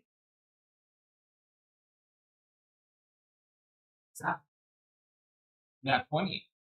Oh, don't you dare. Don't you dare. You gotta remember, he just got We're rolling a nat 20 again, guys. Respectfully. How many toonies do you have there, Rhys? I can guarantee I have more. Well, I don't want to be a jerk. But you know what? fine. I'll humor you. 20. You know what? You have to respect that. At the arcade table, we roll 20 all the time. Well, never mind. Screw me. It's a 7. I got a 18. Okay, nice. 16? Louis? Okay. Got natural. Again. Yeah. Well, I'm an 8 now. Too bad. No. Everybody take 21 points of psychic damage, except for yourself. Salazar, you take half. And as you see this psychic pain, this attack from who knows where, kind of radiates the room. You can feel this magic, this violet crystal in your body attached to this magic, this necklace. One can just radiate almost imagine with this pain. Like you can just literally feel the migraines, the headaches kind of radiate through your body, almost dropping to your knees. And then in almost unison, you see all 4 of these figures jump, from their stony beds. This slumber. Not that they want to wake up, but this pain forcing them up. And you can see once again this goblin across the way pouring the food. This paladin, sitting there, shaking his head. This beastly tabaxi, locked in this forced cage, savagely, looking around, his eyes wild. This Loxodon, sitting there, already rummaging through their shit. All right, I guess one hand pulls out the amulet and just kind of like punches it. The other hand, you said before that there was what was it, like rocks or skulls that were on top of these towers? Yeah, I obviously I can't crack 1,000 skulls in these things, so give it the flavor. It's almost like let's get a memory, of buildings. You know what? Describe a building, maybe like the town hall, something of significance. You know what? The craftsmith within the town, because your town aspires to bridge talent, right? So what would this building look like? How would that be worked into this structure? Into like this structure? Well, it's very a very fine, solid woodwork. Stone is minimal, but where it is used, it is heavily emphasized. Everything, the woodwork is rather smooth, very flowy. Everything connects from one part to another as if it's made to be a single piece almost. Cool, absolutely. Even once again, you're not sure if you're standing on the floor of this building or if you're on the rooftop. If you're in front of it, at the front entrance, or if you're hidden within it. Yeah. Okay, cool. Thank you. But right, yeah, this building, familiar yet foreign. You need to remove your skull. And you replace it with it. Skull Yep, same spot. So, Leave yourself on top. okay. And as this pain kind of takes your body, you see, these 4 individuals, what's kind of coming to, it's starting to make sense. Your body kind of drifting from this fog back to reality. Obviously you're lost. You're stuck somewhere. But the more you forget, the more you remember. And as this mound you're standing on slowly takes shape into this building, that's kind of rekindling, back in your mind's eye.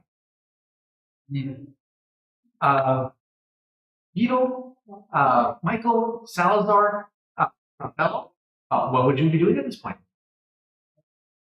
Give us the flavor, everybody. Salazar is frustrated. He's sitting on his back, staring at the dome above him, and just grumbling. Yeah. Trapped, locked in place, knowing that if you touch this thing, the penalty is severe.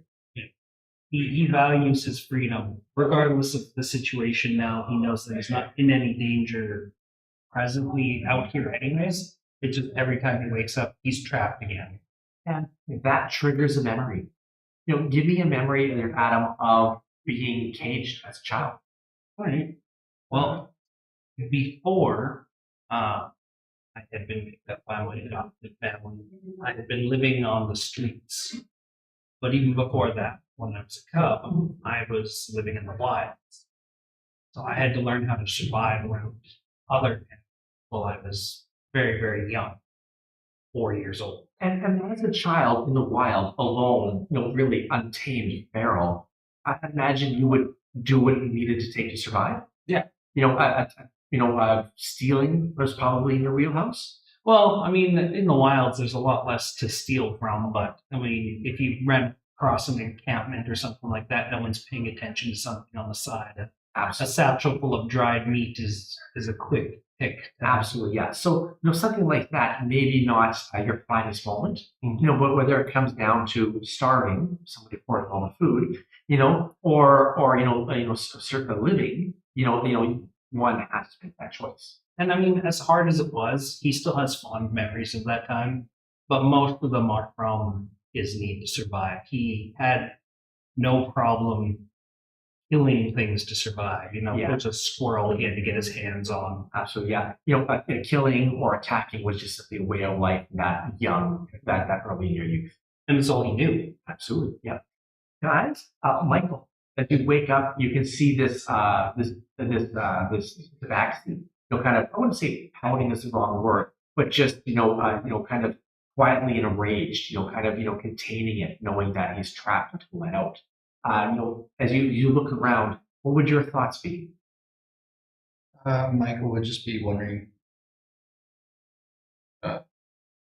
where his gear is, do we remember every time we pass out? Or? A little bit of vagueness. Give me some story. You look for your gear, and as you look around once again, is it by my side? It's not where I usually keep it. You look across, and you would see once again this individual, this Loxodon, probably rummaging through the gear, maybe a little less aggressively now. Mm-hmm. Okay, give it some flavor there, Michael. I guess Michael would kind of be cautious at the same time, because considering he passed it before, and then everything just kind of goes fuzzy, he's gonna slowly start to approach over there and trying to get to his gear once more. Absolutely, yeah. But keeping an eye out for anything. And then Beetle, once again, surrounded by all this food, feeling your stomach rumbling. And once again, there's this desire to prepare food, for not just for yourself, but for those around you. Give it some flavor as to how important food is to you. People just hungry and doesn't like being hungry. Wants to eat and try new things. And yeah, it's not super deep. Sounds good. As you look at all this meat, surrounding salt and porks and chickens and just all this variety of foods from not just that you're accustomed to, but just unique things that you may have not seen before. And it's just literally all these all this good stuff in front of you. And there's also other things in there too. Like Salazar has a lot of fresh meat. So there's raw meat and stuff like that that's just sitting out there. Fair enough. And vegetables and fruits that he's Yeah, I imagine, like we said, there's ingredients. Sometimes going to be, items in there that, that you could use for baking or for, whatnot. Yeah, cool. Vito's just gonna kind of defeated, sit down, put all the kind of food in a pile, and just kind of yell to the group. Vito is purifying food, leave Vito alone. Vito's a good goblin helping. Everyone eats once the purifying is done. Okay, thank you. And just start. Sounds good. Everybody give me where do I have?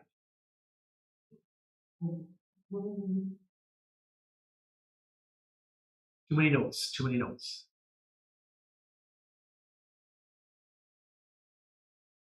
You know what? This time, because we're leveling up, instead of ritually casting Purify Food and Drink, we will just do it as an action, just a boop, and purify it. Then a spell slot. And is there any like soul gas that just kind of like escapes the meat as it's purified, or it's like No, like you purify it, and Mhm. as far as you're concerned, it looks edible. Oh, yeah, sounds good. And you bite into it. Okay, 1 second here. Roll me a 1d5. it's free of poison and disease, to be clear. Okay, 1d5? How?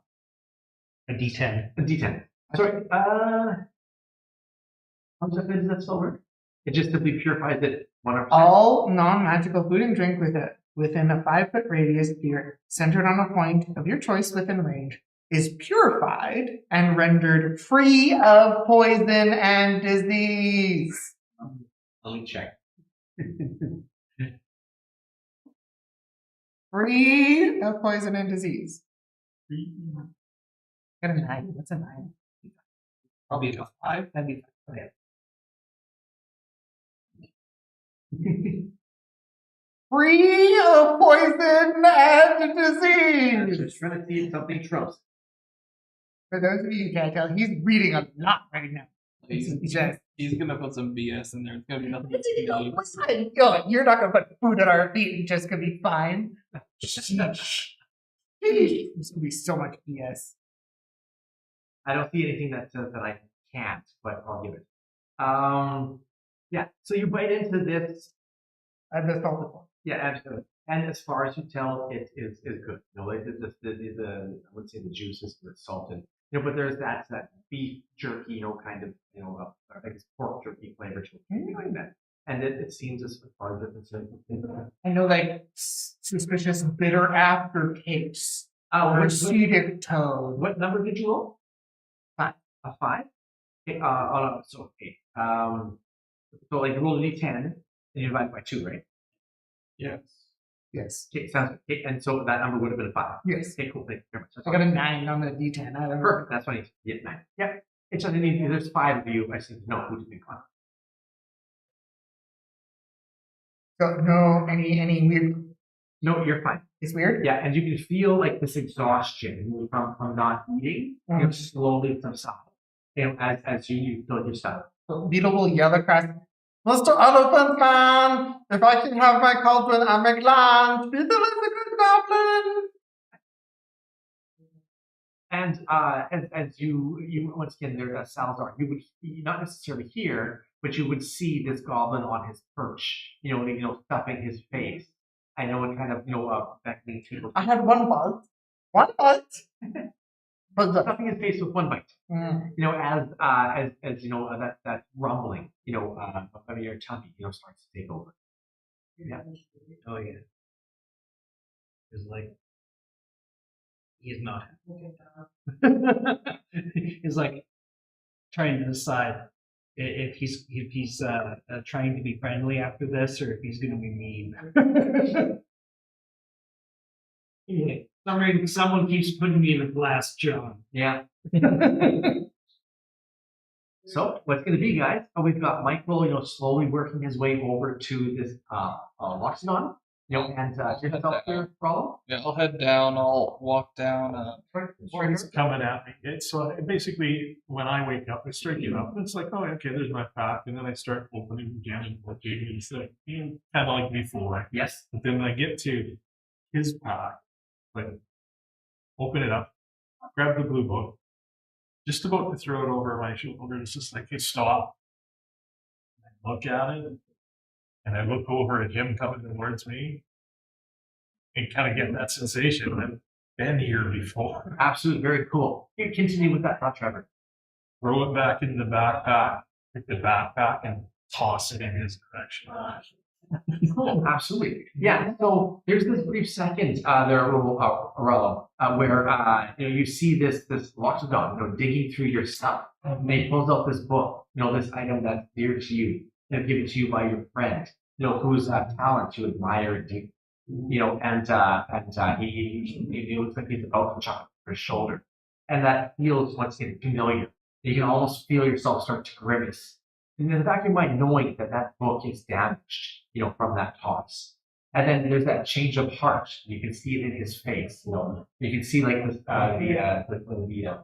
grin on his face. Kind of more to like, oh, this isn't necessarily mine. And he puts it back to the pack. This would be make eye contact. Would you like They talk to you. I'd probably say a good 10, 15 feet before they invest in the sculpt tower. Yeah, I guess I would walk up to it and would give you just a slight nod. I wouldn't say anything, but would appreciate a nod, and probably would while looking up would say he might need his stuff too, as he gestures towards Michael off to the side. And then I hear, And that's how I hear you going in the corner. put someone a cauldron. That we're afraid of overthinking. Maybe it's his. It's just 1 second. Yeah, and I see his, and I see him freaking out. And I grab the ball and just right down the things, all the bags, and Cool. Yeah. Sounds good. And so the three of you, start, cautiously, keeping an eye on each other, and yet there's that slight beginning level of trust. Maybe not even trust, but even acknowledgement that maybe we're all in the same boat. As we see this goblin, standing up over this food, maybe holding up and calling people over. This is a good goblin. Beetle has food. If you bring goblin, Beetle like lunch. Beetle is a good goblin, helpful goblin, not an attacking goblin. Helpful goblin, good goblin. And as he said, not an attacking goblin, you reach down and you feel, like some dark energy in your hand. As you look at your hand, and you can see, like, once again, there's no markers. Actually, there would be a scar. As you guys kind of look at your bodies, once again, there's scars that weren't there before. Now, except for yourself, of course, they're the first one. But yeah, you can't help but feel. Give me a insight out of your Michael.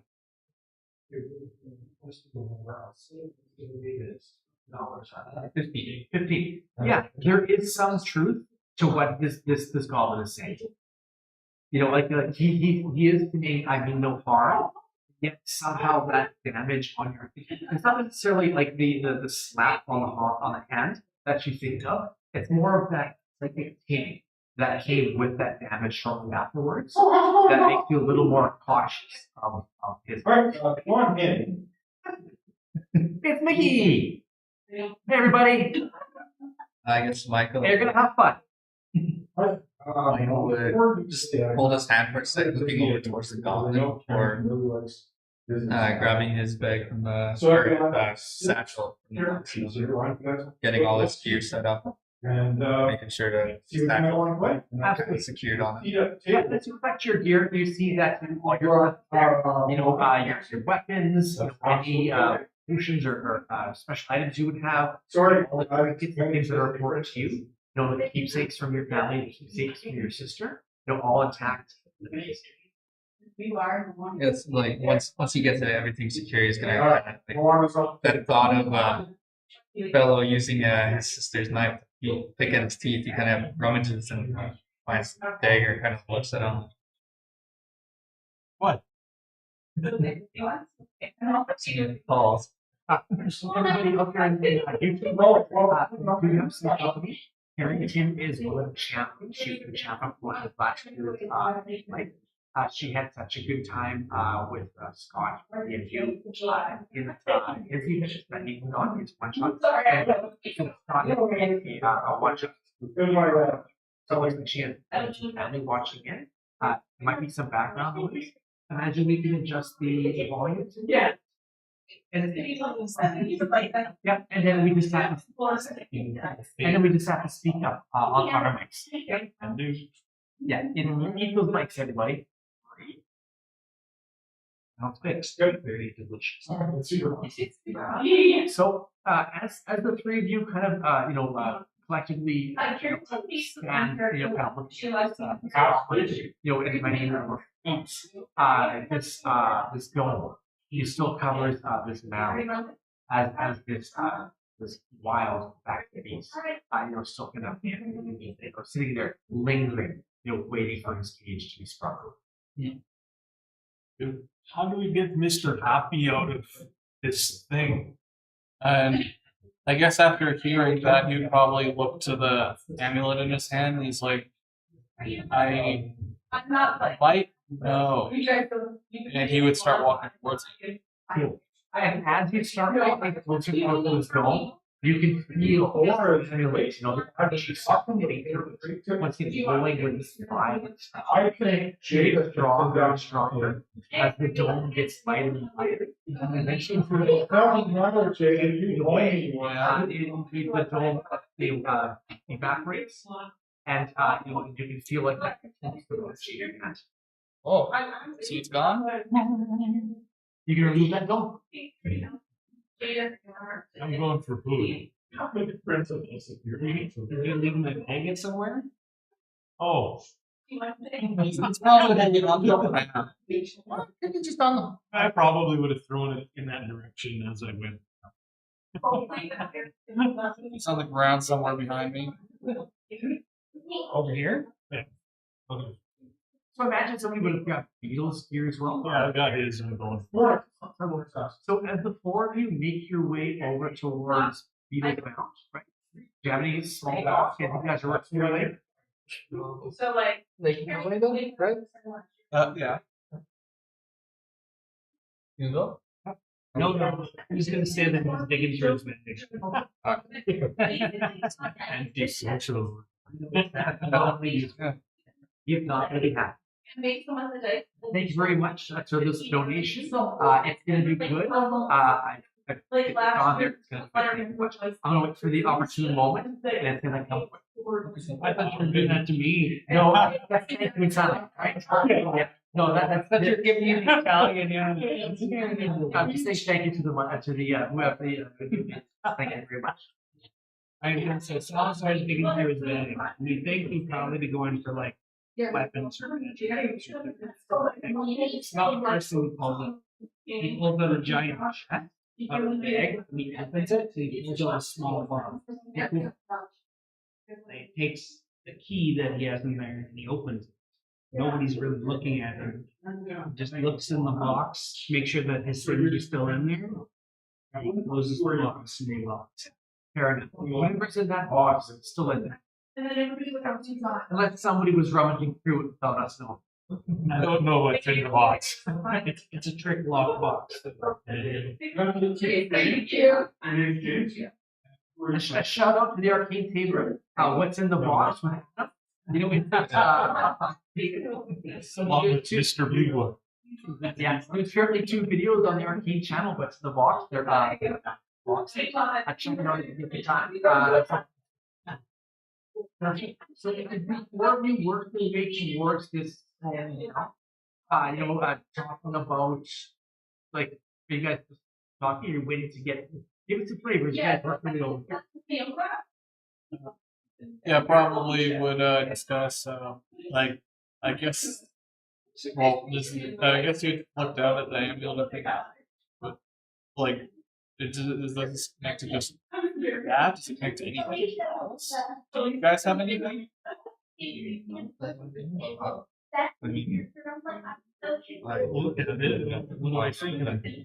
I mean, probably. It would look like this, except it would be like is it still pulsing powers? Even with the dome gone? You'll know in the highest number that Is it still pulsing with power even though the dome's gone? No, once the dome is gone, kind of gone back. No, I guess he kind of like doubles back again. He's like, six. it's not what it was. Square one. Odd. 8 looks Hello. D intelligence. one side. D4 is the pyramid, and if the other stuff that's centered. His match gets it. 10. As Rollo, it's kind of showing off his amulet. You take a look at it, and you're thinking, okay, maybe this could be something useful. There's this this presence of mind, something kind of what there's always comes beyond. And it tells you that it's useful. You know that what you can like this dwarf. You know what he's holding. It's used. It's worth no time. It's not. It's like literally this way. It's that what he has is not worth your time. It's used. Then you would Seems to be garbage. also here it's a plus. I want food. And I want raw. Right, to be a plus one. So you roll your d20, plus one. And you fail, right? Take yourself 5 And points. then you know, we're starting with white, lots to be giving you virtue. There's food, so there's just running games, It feels great using spells, but I'm not using the name on casting Fireball. Because you guys may know what I'm using when I'm speaking, but for the most part, I haven't used a lot of these spells ever before. You know, so it's just fun using different stuff. Activating the players in a different way. So he's Head to the booth. he's actually checking like he pulled up that chest and he's looking through stuff.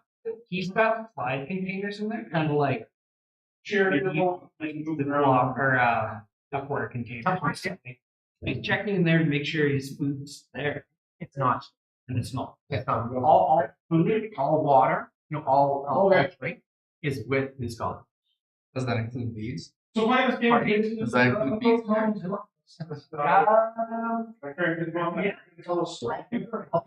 Get to a resolution. He'll put his chest back. Today's He'll story. pick up his bag and start digging through it while he's looking for something. Absolutely. And all of. As they're walking up, Beetle is like crazy. For any of these goddamn misty things, or like if like a rock falls randomly over here, or just And where did go on in prison with Would you roll?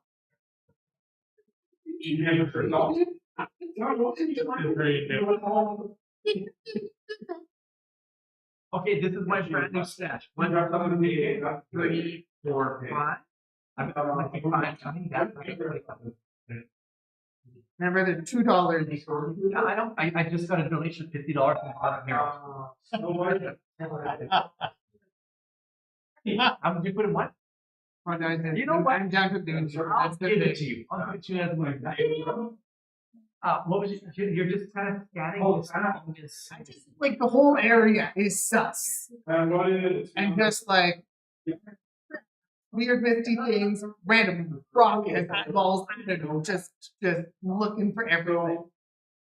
Give me as you're kind of scanning your perspective. You know, your eyes are kind of darting from these bells. And if you look at this down across the way where this door is. Well, I try to work on time. With help, that amount is probably doesn't look. It almost has to be like and that building does. Give me what the outside of that ship looks like across the street from that building. Some of these things. Like me described. Back to the place. So this building, what Rhys described, And you is across the street from an inn that you're familiar with. I'm describing it. Sitting outside the castle. It has And he looks rather. 2 large, like open doors, kind of like ramp going up to the front. Big bay windows on outside the doors, like warm light coming through, like sheer curtains, so you can't really see what's going on, but you can kind of hear a little bit of noise, like there's some music or something going on in the background. There's a big, I don't know if this part. Not only is there music, but there's bands playing. Almost as if you're like the streets are active and lively. You know, but are they just like thoughts? Like maybe the street was busy one time, but you distinctly hear music and not really describe source of it. Almost as if there's something. There's the second floor to the end. There's something like this beautiful sign, but it just says LPI on it. Very cool. Strength. Oh, I know where you're going. Just straight up. No, I didn't say the name. But yeah, there's this inn You know, and it's so much shit. Is it in or is it? Okay, so when we try to get each other up, then we get experience. No, but you do remember How about we get one other person to give it? walking down these different paths. Where that. you know, this wants Best result. So who wants to get? and not Okay, only that's but pretty strong. you turn Everybody. your gaze Can you roll the second time? as you turn your gaze upon this almost large amount. I You know, what you control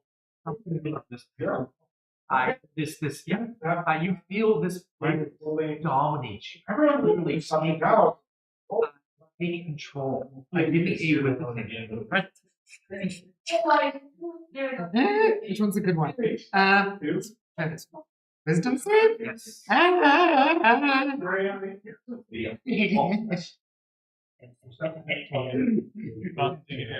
you want in? I want to die.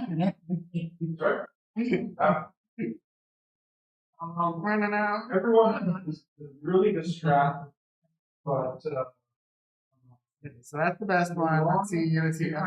Then we just have to roll another 20. That's not big. That's not bad. 21. Okay, cool. Dirty 20. Yeah. You look towards this mountain. You feel this literally telling you to look the other way. you hear It's almost as if like you're turning to the left, but your body is like Wait, Beetle don't bite. Beetle look the other way. I'm saying. And, you know, as you look, you know, to the opposite direction at these two individuals, each of yourself, you know, you can feel this ominous presence from this structure. You know, something you know, something that's playing. I didn't see nothing. Just felt it. Just felt something. You should. Beetle starts to like cold sweat Execute like a thing that dirty. and just keeps waving. Does it not? There's nothing going on. Faster. So my character is like a sudden change. I gotta go ahead and get wet. This castle. I gotta go get a perception check.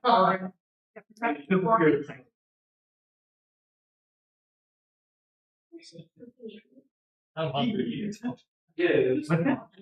Not one. I'm hungry. 12. And use that. Reroll. But yeah, I kind of see here. 21. First check. I think perception. Yeah. Give me a insight. You know what we'll do it as just a baseball. You know, your insight versus their perception. My insight? Yep.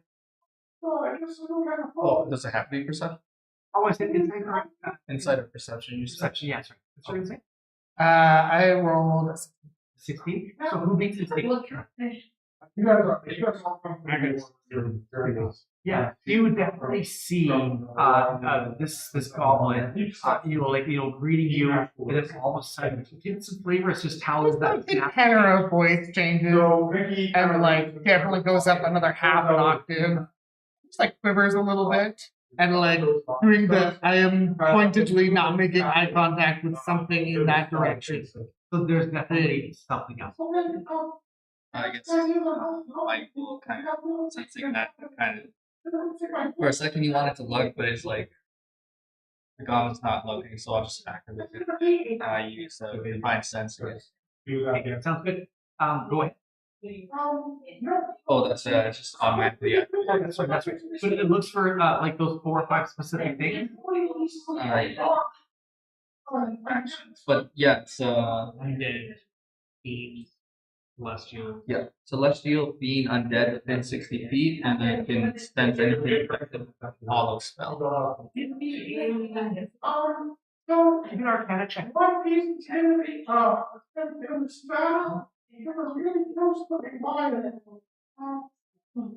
Like token.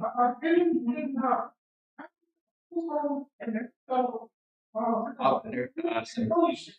17. So say, did anybody think to add to that? Or are we all? We don't have any initiative markers yet. Oh, somebody, we give these back. Yeah, we should give it back. His combat's over. You know, some things off the coast. You see him, you would There's definitely something.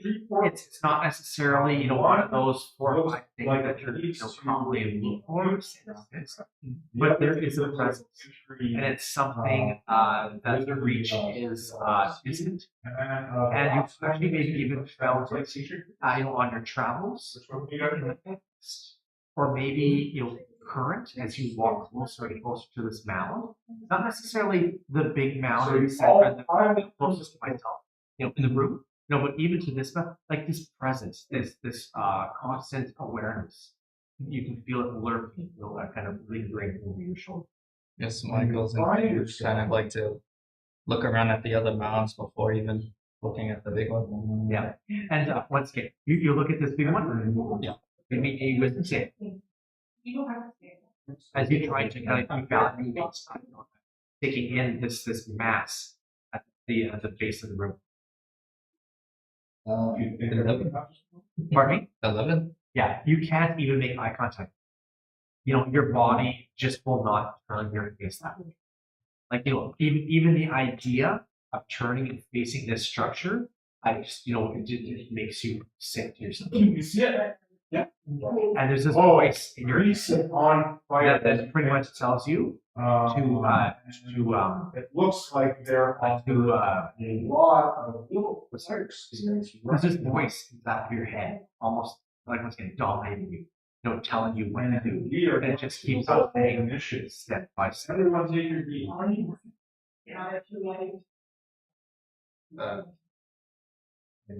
It's not being able to, since my clothes. For a second, it'll kind of strain before I just step again. And you guys work with anyone roll where this goblin's at the top. Oh, are you going to be throwing food down, or are you guys all having a loss? Once Salazar finds his ring in his bag, he starts to speed up. Said once Salazar finds his ring in his bag, it's an on, and then he starts to speed up. Okay, oh yeah. And what does this ring do? Just so I know. It is a ring of psychic resistance. You know what? Actually, give me a wisdom save. I've got 3 of these. That makes the third one. 19. 19. Here we go.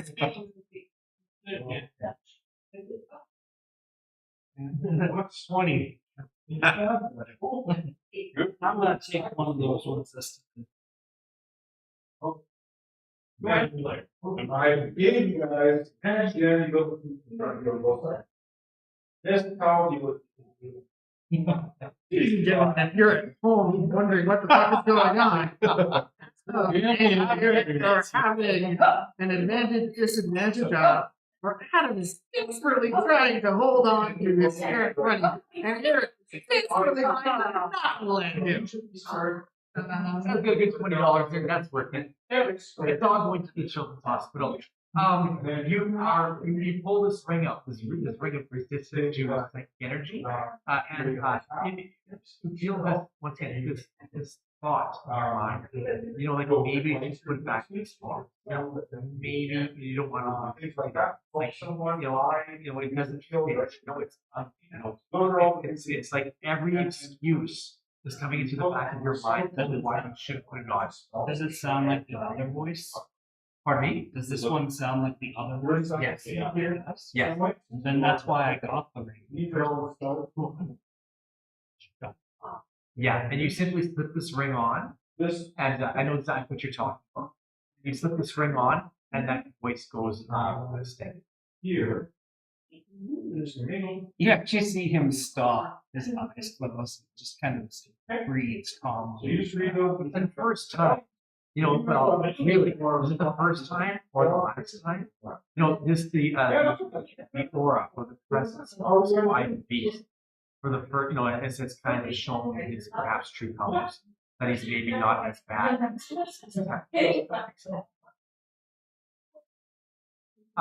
You guys working way up to this mount? Was it? Are you climbing up? Are you coming down? Climbing up because I got his back. There's lots of food, and it's heavy. Okay. Oh, Loxodon, or sorry, Bello, you know, move to up. Go ahead and move up, please. Michael Salazar, what's the plan? I would head up too. Yeah. Yeah, sounds good. Move your characters up. And I can't reach. For the recharge event. As the three of you can see this Loxodon, he climbs his way up, you know, kind of I'm gonna take those way, you know, but his weight, you know, he gets off, falls down, slowly working his way. You know, his tusks, sorry, his trunk, so still it up, and you know, and yet, as it comes on the crust of this platform, you know, padding around, you know, a local brand or it's like different flavor as you can smell your stomach turning, you know, almost like weight. It's starting to salivate a bit. Just like throw down the bag over in the corner. It's like, oh, give me some. It's got like a loaf of bread. It's like, as you grab this loaf of bread, you look behind you, and you see these three other individuals start to climb at the base of this mound. And give me a percentage check.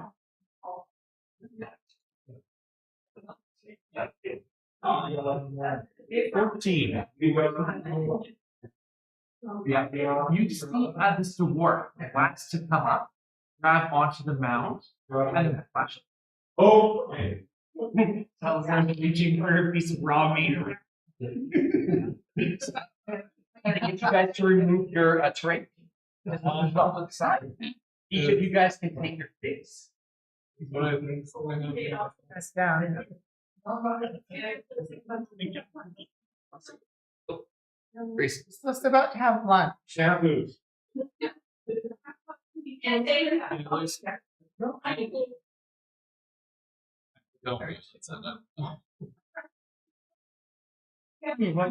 What just happened right before transition? Everyone on the ground. Everyone's feet is on the same. The last time this happened, though, I simply just touched the one time. We level here, or we have to dive in? I think you have to. Someone has to go. We have to fill the screen with content. While Eric's getting started, keep talking. Let's see what we're work home. We have to be entertaining. So you can give them a most stoning. Wow. Most wonder. What the action is any What's going on with this thingy thing? I don't know, but we'll see. Can anyone see invisibility? Yeah. Is that perfect? Well, there's invisible things on the goal line. You might need to wait a moment and get for you to test that. We did have a blinding light. We're having a conversation. The heavens themselves. Yeah, exactly. We're just kind of in limbo for a minute. Yeah, just a few seconds of purgatory. I mean, this entire place feels like purgatory. Yeah! Are we dead? Dead? Are we already dead? I went to a place with better looking people with. Is that gonna fit? I think so. You're relatively the same size. Pretty on. Pizza pie. You could spell.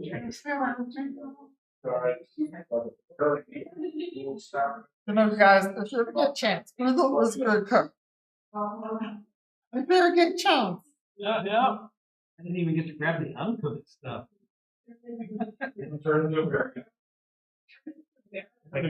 Seeing why I'm so damn hungry. One there, one at the top, and one over by Louie. No. Yep. And then kind of in front of Adam. Bingo. Maybe a little away from the edge. You know, And just hit the edge as well, and then maybe that's fine. Sounds good. To the edge. Yeah. Okay, just gotta go to the next one. Just trying to think. So that top here, we push towards me a little bit more. We're going to the top. He's got got yeah, the whole thing kind of Yeah. bunch of hair sources going, and then she morphed into a gigantic brown. Then this is something you haven't seen yet. This is something you've seen her do a couple of times. Sounds good. So everybody can put, if you put your a beetle on the center of the ball. Bearish. And then Adam, you put the dome on top of it. It's not me this time. And then you guys can each push your two on this side, Adam and Louie. No, next to the dome. Yeah. And then Trevor and Rhys. Just here? Yes. Perfect. One mechanical question when we start. Since we all got our bags, are we still our bags? Yes. But how much stuff? Have my stuff. They have your stuff. I'm not hiding, so I can't weird stuff to the I'm the bag carrier.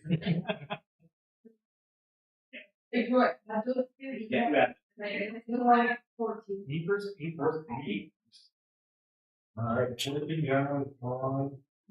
Bill makes basic conversation. Yes. What the heck? What the heck is going on? That was I was like, Remember that. Yes. Somebody just make they have specific tied to it. Right now, I'm going to be mean to a specific player. It's not me, the donation. You're just the children. Mean to a specific player. May we inquire as to who that is, or are we gonna work You'll find out soon enough on my turn. Is it me because I'm in a dome? Is it? Oh no, this is the way this level is set up. like 20 spiders spawn in the dome? lunch. I mean, no, earlier when we were in somebody else, somebody was trapped in the fight. Alright, so you're gonna, roll a d20. And add your wisdom. Is a note of something. Out of 10, because the basic. What? Never mind. Not my business. There's a splash of light, and yourself there, beetle. You're standing there, kind of shaking off the cobwebs. This brilliant light, kind of taking over your sight. Give it some flavors. You kind of, shake off the cobwebs and kind of taking your surroundings. What are my surroundings? You find yourself, trapped in one of these holes, very similar, if not remotely close to, vaguely like 17 the first page that that vaccine was beast. And as you look around, you see four figures, three frosted and standing there with their backs turned to you. Kind of also probably looking around, on the same kind of brilliance that you have. In front of you, there's like this rock surface. It's not quite flat, it's not quite crooked. It's awkward in shape, and like you're supposed to be behind it, or maybe on it, or like it's kind of like this memory, kind of like this this moment. It's valuable. It's flexing in your mind. You're trying to grab an idea like concept.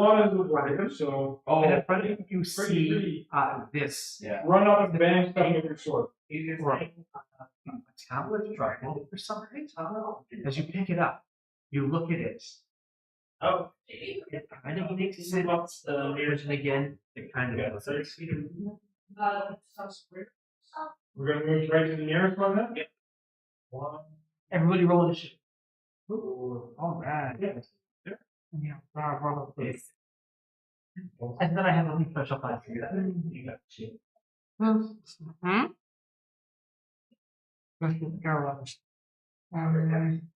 Okay. Roll your d20 and 18. What's 15 more hits.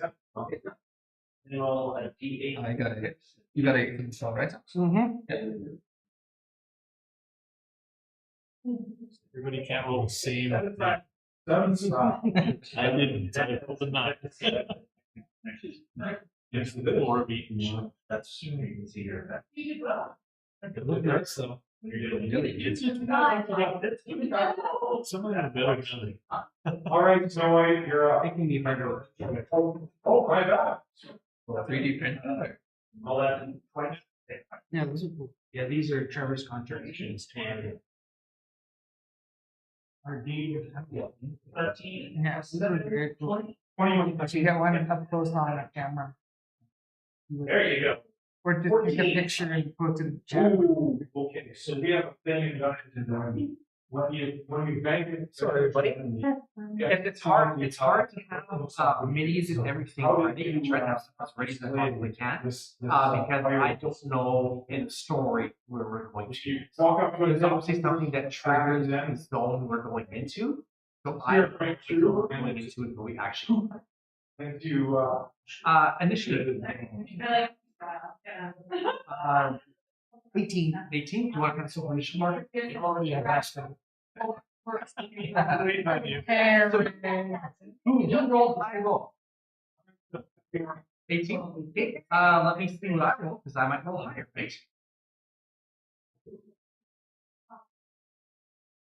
Would you believe me? That I shouldn't even say. That'd be a no. If I rolled a nat 20, a nat 18, and a nat 17. No. Anybody want to mess those up? With advantage, disadvantage? No. Yes, you did. Jason to the face. Sorry. One of my favorite kids. This one right here. I was gonna say we gotta That's okay, Thomas. You still go through. As you look through this dome, beetle, you can see these 4 figures. Now, obviously, as you're kind of split through the light, Oh, I'm sorry. you can see these 4 No white standing there. Obviously, also higher than what to do. And it's also Louie, roll me. What are we at now? 8? So, No, 7. this one's gonna rush up to move on. This one's gonna rush up to the brown there. If I roll high. Pardon me? Only 5. I'm marking it here. 7. Snow White, we have. Yeah. I think if you want some wisdom, Nice, even if it's. everybody give me a wisdom save. Oh, actually, I did it. About it. We Must will be be 7, 5 that's points good enough. higher down. Snow White. Pardon me? I failed this time. Unless a 7's good. Wisdom save? Yes. And then Nice. the guy. I got Lightning spear that 16. seems to be directed. 21. He is one. Also. 12. Okay, so how much damage do we roll? He is only. 29. 29. So, sorry, He's the gonna roll. DC at 18. So, if you roll 18 and I save, so you take half 29, that'd be 14. If you did not save, take 29 points of psychic damage. Level up, guys. I'm dead. Are you? Are you out? 28. All right. What happens? Yes. Wow. We arrived. We spent all the time setting up the train. Michael goes down. To the point You heal? Yeah. That's me? Pardon me? Did you heal anything? Yeah, you healed when you woke up. Oh, we woke up. When we woke up, but then we took a massive amount of psychic damage when we woke up. Did I roll twice for psychic damage? Yeah. My apologies. Well, I think you rolled for 1 o'clock, and then this is now 2 o'clock. Yeah, because I'm really every hour. Yeah. So did we roll for both when we woke up? No, we did. Yeah. So I yeah. guess so. So you know what? I'm not going to set up again because that's what's fun for. So there is But we go back to start. there is this psychic pain, this pain that literally takes over. You have to control for yourself. We still, in Take the the ground, You can we feel. still have this little. Actually, so we don't have to reset everything. Use a 24 long rest. I get 4. Ooh, instant long rest. That's what it's okay. Yeah. There you go. I've been in Pretty sure and that works too. That's very cool. Okay, good stuff.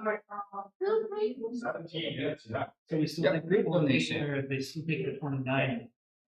long rest, don't you go back to full health? Yeah, you go back to full health, Yep. and then do we take the damage again? No. If you're using it at that point, yeah, that's fine. You guys pop back. Okay. As Michael's like, whoop. What happened? Give it some flavor as your faith, your tea, or whatever it is you believe. Your reliance on family. You kind of said, not this time. It brings you back from the death. I guess what would happen would be Michael's in that pain, or like everything was black, and he starts to fall, but instead of completely falling, he feels like a hand pressing his back to kind of push him back to stay. And then it feels like a light flow through his body. Feels suddenly rejuvenated, soft like ears, like in his ears, like don't fall, just like, keep going. Absolutely. Yeah, and that energy, like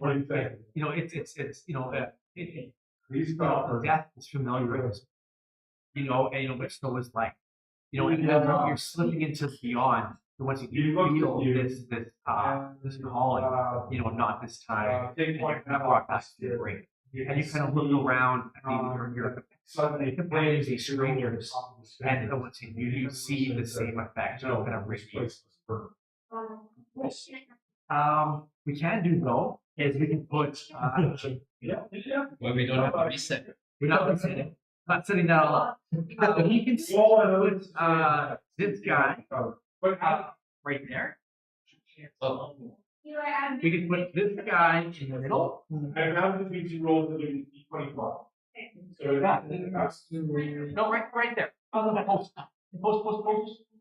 No, just in front of it. There you go. You can put this one, and the fire guy can go in front of the post. All in front of the post.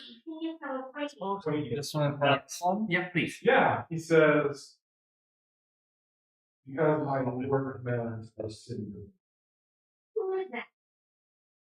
And I will 20. That would be the one that's across from Adam. I'll still give you. No, I said you were going first. A second. Yeah, my apologies. So that would be the blade guy. Let me see. There is this absolute mechanical monstrosity. To the left, there is this flaming imagery of some kind of shape, straight on, and this swirling, kind of moving, NATO void, to the right. And just kind of standing, kind of hovering around these three pillars, these three masses, these three kind of objects that can form that domes. Like literally, not only is the image of these three creatures, kind of taking shape at will, so is the rock creatures. And that's a blade guy to use an action. Is the key? Tom's trying. You said it's rocky? You said it's rocky on the track, is that right? Yeah. Or what, the train? Yeah. So Beetle bend down, pick up the little rock, toss it at the bell. Okay. What happened? It's just a simple toss. It hits it. You see that ping of energy, and the rock falls. One piece. That's your bonus action. Yeah. Some. Beetle's gonna pull his cauldron out of the bag, set it out, start cutting some meat to put it in the cauldron, and use their action to cast create bonfire under the cauldron. Okay, so with all this going on, your plan is to start cooking. You can't leave the bell, so might as well cook. Fair enough. Mike, you're up. That's never mind. So you want to have the chill? Most, I think I can. Well, I got my 30 to 20 feet. I'll take one of my javelins and throw at the blade guy. Give me the time. One more time. 19 on Uh, Pardon me? 90. Yeah, like you tuck your javelin at this blade monstrosity, and it skitters onto the dirt. I held its action. It is going to throw some daggers in your direction. Who's on your side? That's yourself, and who's next to you? Okay. And so I see.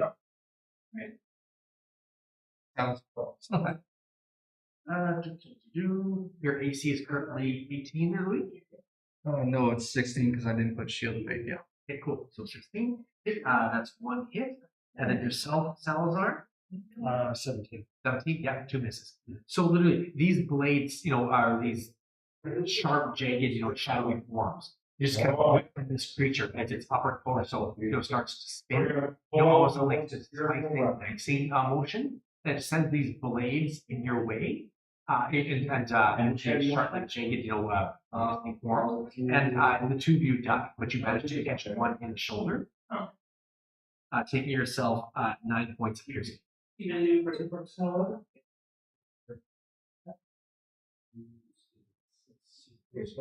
And I guess for my bonus action, I'll do that shield of faith. Okay, so now you're at 18. What do we have? Perfect. Sounds good. It is the fire one's turn. It is going to stand there in front of that rock-like structure that's shifting and it is going to hold swing down a 16 hits. All right. Weapon is well. I don't know how I'm necessarily going to fight a giant thing of fire. So he's going to turn hop down and this way. Where he's going to draw something of his. 7 hits. Nice. He's going to take his bow. His bow. Okay. It is a very fancy bow. That's the bow that was donated to you? It was. It is an upgraded version from the one I planned on. It is an ascended dragon wing. Your guy is not. What exactly does that do? It is a +3 bow that does 3d6 psychic damage on a hit and additional 3d6. And when you draw it, the bow earns its own recognition. So you get to 3 hit up. And you're going to attack the With wings. Yeah, he's going to use a bonus action. We call it an attack of opportunity. Pop this guy out. And I'm going to fire 1 arrow into him.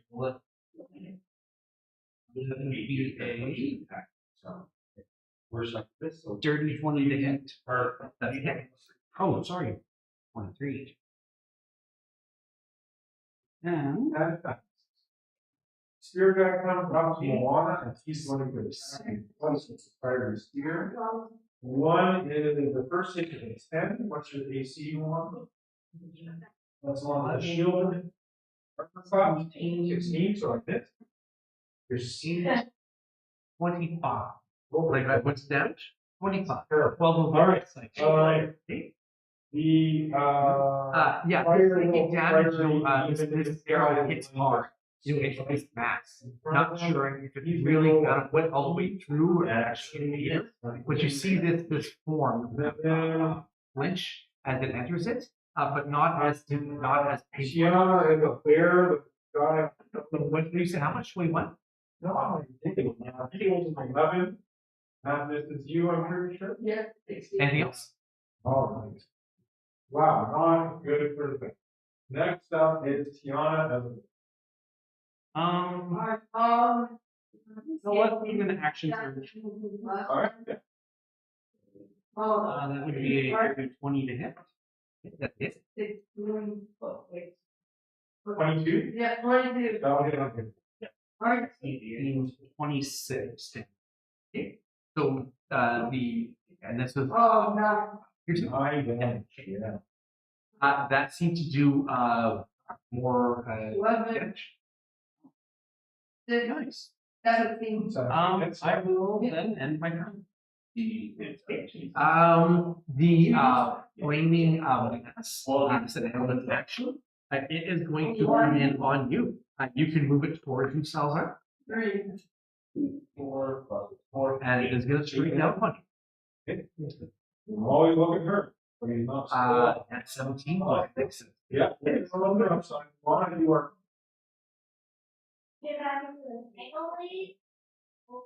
You take yourself 14 points of fire damage. Yeah, as this huge flaming mass. It's really not the color of fire. It's more like this gray kind of memory or image of what fire should look like. It's even not that. It's just like it flickers. Something similar to that. And it comes down, and it's not that it's even heat. It's just like the pain that's comes with heat. It strikes you. Like there's no burning, but you definitely feel like that flooring of body. That rush of everything. Okay. Anything else? No.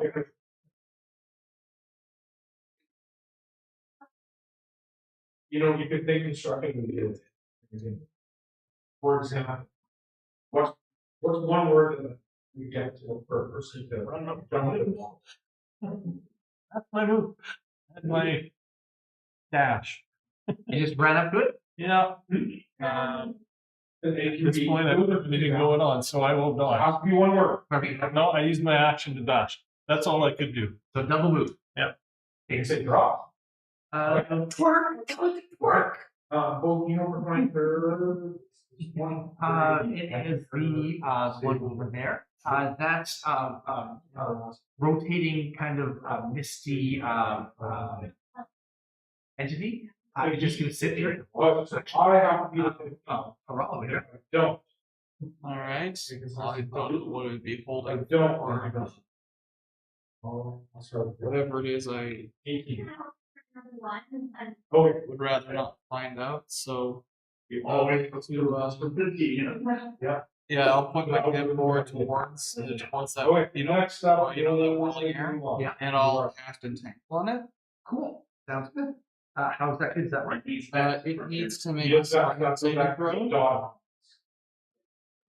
Let's see. Yeah. Yeah. Is that like access to the grapple? I mean, if it fails the save, it's restrained. Okay, cool. Give us the flavor you cast. Yeah.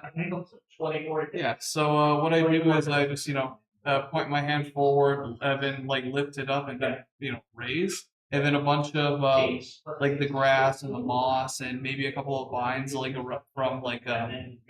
ground underneath it, and then just start trying to. Yeah. So these, the earth, I know what. It's like it's the ground or it's the material that's top regardless, the starts taking form. Trying to grab it, to kind of restrain, to kind of grab this thing. And it simply just works its way through each of it. And you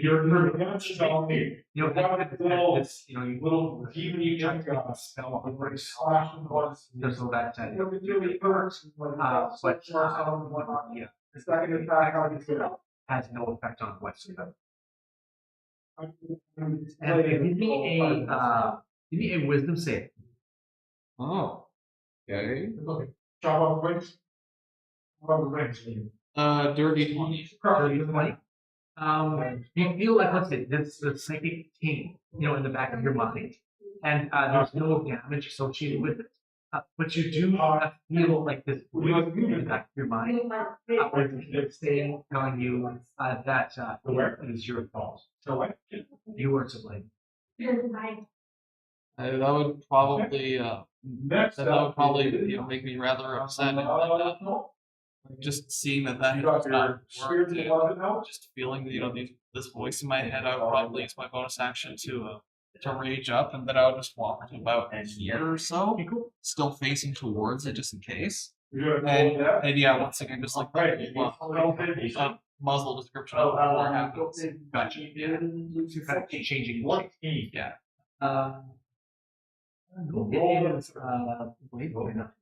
It's got your Echo and yourself, or sorry, it's got Echo and Bello on it. It is going to do its spinning attack. 8. Nice. And that is your HP is the same for the Echo, right? It is currently. Yeah. So that is 20. And your HP is currently 19, right? Yep. He is still up of there. It is one. She's the original. And it starts spinning around. Just kind of whirling and then just smashing away.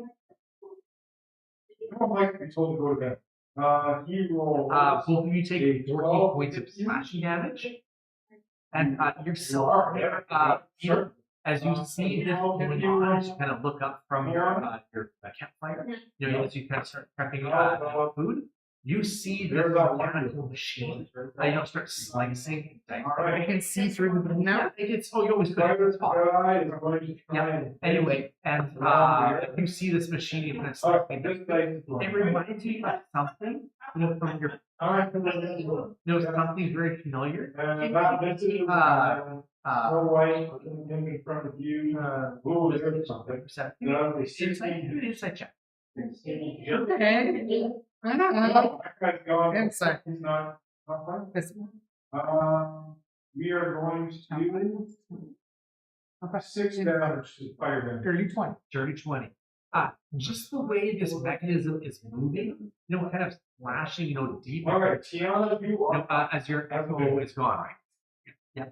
And you see Bella take these hard slashing motion across the rest of the arms, adding to those scars that are mysteriously, kind of appearing with every 24 of the slumber. It reminds you of a machine, some kind of a device that you have in your kitchen. I imagine you would have a job of sorts in a kitchen or restaurant somewhere, perhaps an inn. Sorry, I was looking for a video. Okay, tell me about this back room. A place where you live affectionately. You're kind of like the mother hen. The top chef. Either was a prep button for the while. Tell me about that spot. And how this machine turning reminds you of that memory of one of those. Little apprentice under a goblin named Group for a little while. Under a goblin named who? Group. Okay. And they were very creative and how they cooked it. And one time they had one of those animatronic dolls, and they put knives in the arms, and that's how they tried to cut the cucumbers. How well did it work? Great. Not great. And you see this as that memory comes back.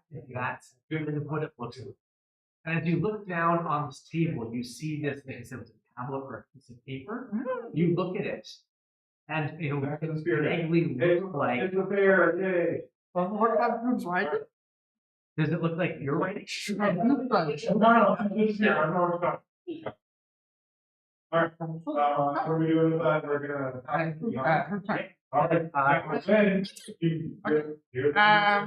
Trapped in the.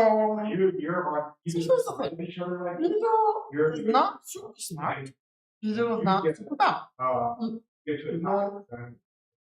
Smart for God. And so you got the full twice. already many scars that are new.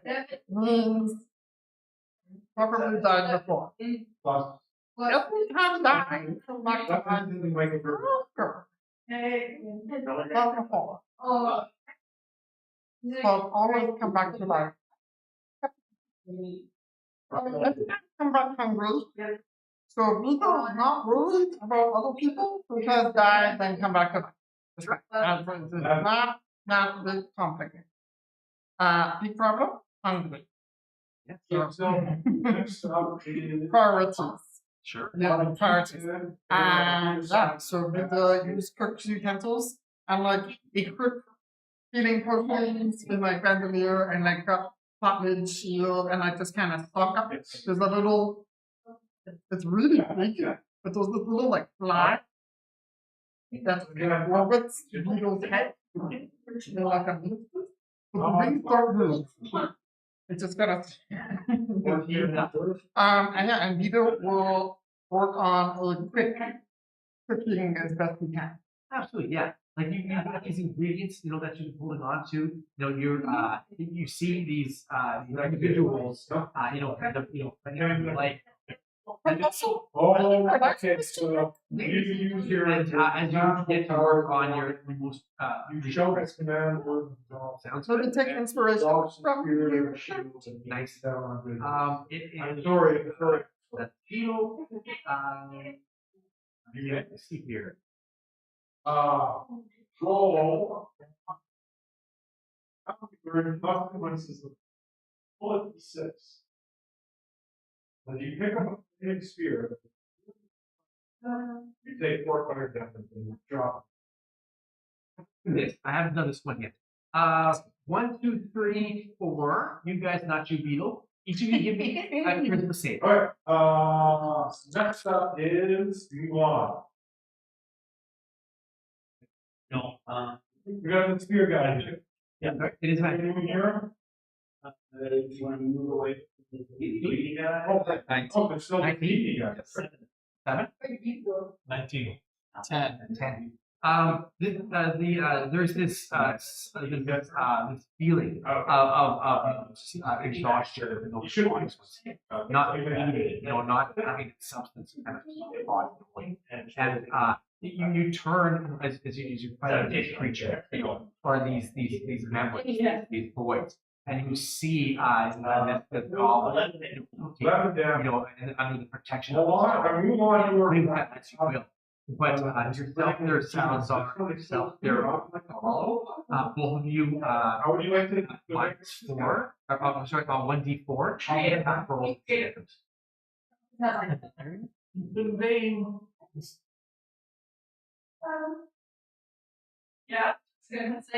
question. You can see the boom. There Okay, so still there. On your turn. Let's just my turn. As you see this effect, once again, you see Salazar and Rollo, once again, kind of quiver, with the shades of the lack of energy, kind of pushing their body, fighting for their lives. You feel this presence behind you. As you look behind you, you don't necessarily see anything, but there's definitely something living. So no skull mound, but still feel kind of weird presence in that general direction. Arcana or 14. Arcana. And 2 more attacks. 2 more attacks. 9. There is definitely something behind you. Yeah. Yeah.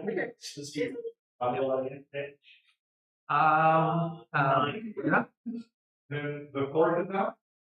Just give you an heads up, I did go to get uncommon items. So I got comments of overpowered, and I got the protection. Cool. The golden protection is one. I have the +1 to AC. Yeah. Okay, cool. Just so I'm up to date on the fact. So in total right now, 17 AC. And Next up is I guess I'll pull out my shield, so I actually got here. So you want to say 17 or it's 17. Yeah. Yeah. Okay, 17. Okay. My bad. Use it like Yeah, and I'm using my shield now to keep it up, so now I got a 19 AC. nice. And I'm just gonna see Salazar kind of stumble for a second, seeing flame beating on him. He's gonna say to himself, "This is gonna be stupid." And he's just gonna run towards the flame beam and go for his 2 attacks. This is the good one? Yeah, sure it is. Yeah, it is. No, it's not good with 3. So Fails. As your spell, you're tall. Yes. and 30, I'm not sure if I do the 3. Because all I got is a long sword. Yeah. Do you think I'd be able to do that? It's kind of in between squares. I'm not exactly sure. A good idea. It only lasts for 1 I was gonna try and attack the the flame guy, but only have 30 feet of movement. It looks like he's either 5 feet away or not, but he's kind of. It's questionable. Yeah, you have to.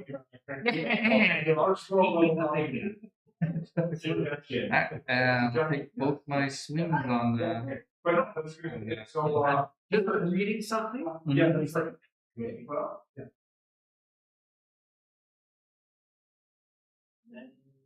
Noise, backward noise. Things happening while Eric's reading.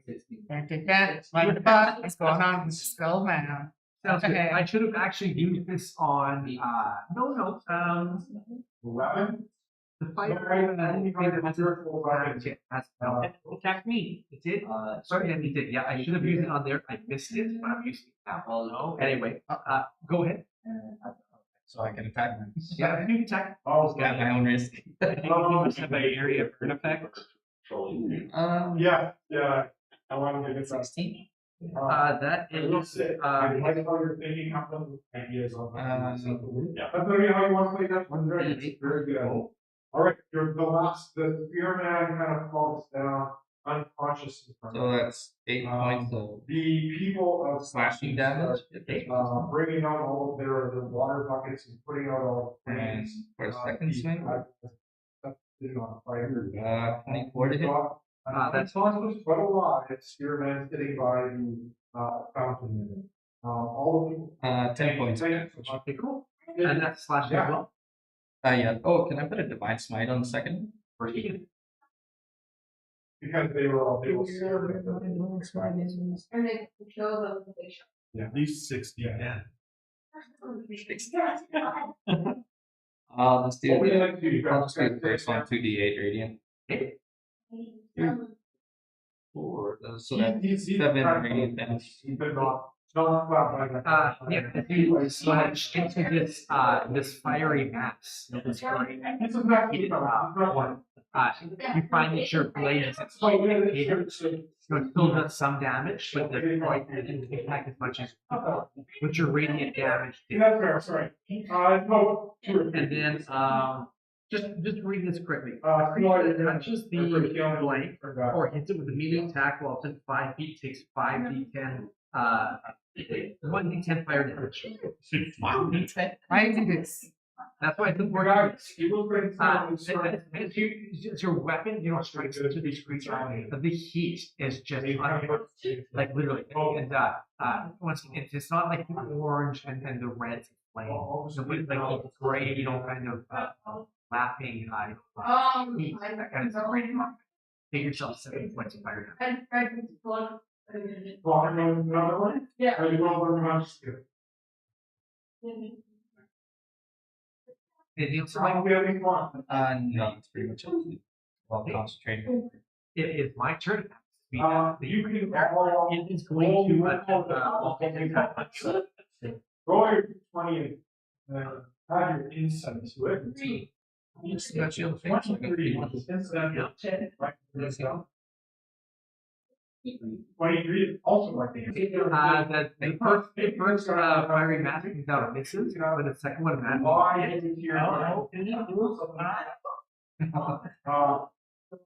so you wait a few seconds and it looks like he's coming out of the room. haven't had him. You know, I'll keep going with these mine. Always getting And so that's just for now I take the lowest. well, this one is a hit as well. This is a nat 19. 14. Nope, I'm still there. And you know Nat what? 19. Right, it's still be up here. Again, Okay. I'll start rolling it. That's advantage again. You don't know how many I got here. I don't know how many I have back here either. Yeah. That is the miss. Yeah.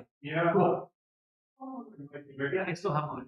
And you see it. Yeah, so okay. The heat rating on this thing is terrible as it comes down. What do you want to know? Tell you anything you want to do. Salazar, you're up. Salazar is going to move around.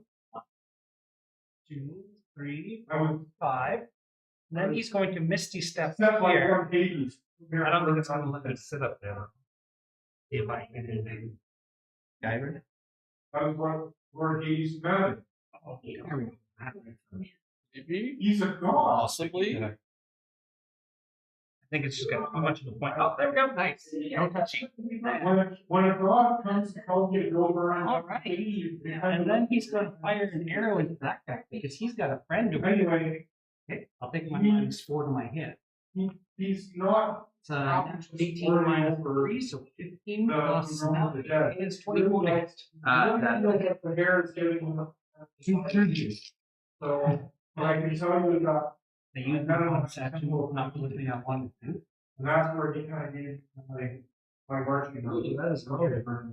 That is If you're looking for him, that's where you find. 4. 10 psychic. That's where you are. And for a 2 hours, I've never seen it. Okay, so you said 10 psychics, that means 16 flash. You kind of. You did see through the so I have a little piece of paper. that's the math. It looked like that. and it is magic up here. All good? Yeah. Yeah, once again, you know, this, the piercing damage, you'll get your this massive, you know, hitting the form. I put the psychic damage, you have to wait. I can tell you that. As you're watching this beetle, you can feel something coming on. You know, like there's something not right. You can feel your body starting to give way under the weight of it all. You know, as you're in this recipe or this, you know, this area. No, I promise. I'll then I losing on. down I'm the using myself. there all the way. And you can feel as you see this swinging apparatus, you know, I know taking deep into the flesh of Bello.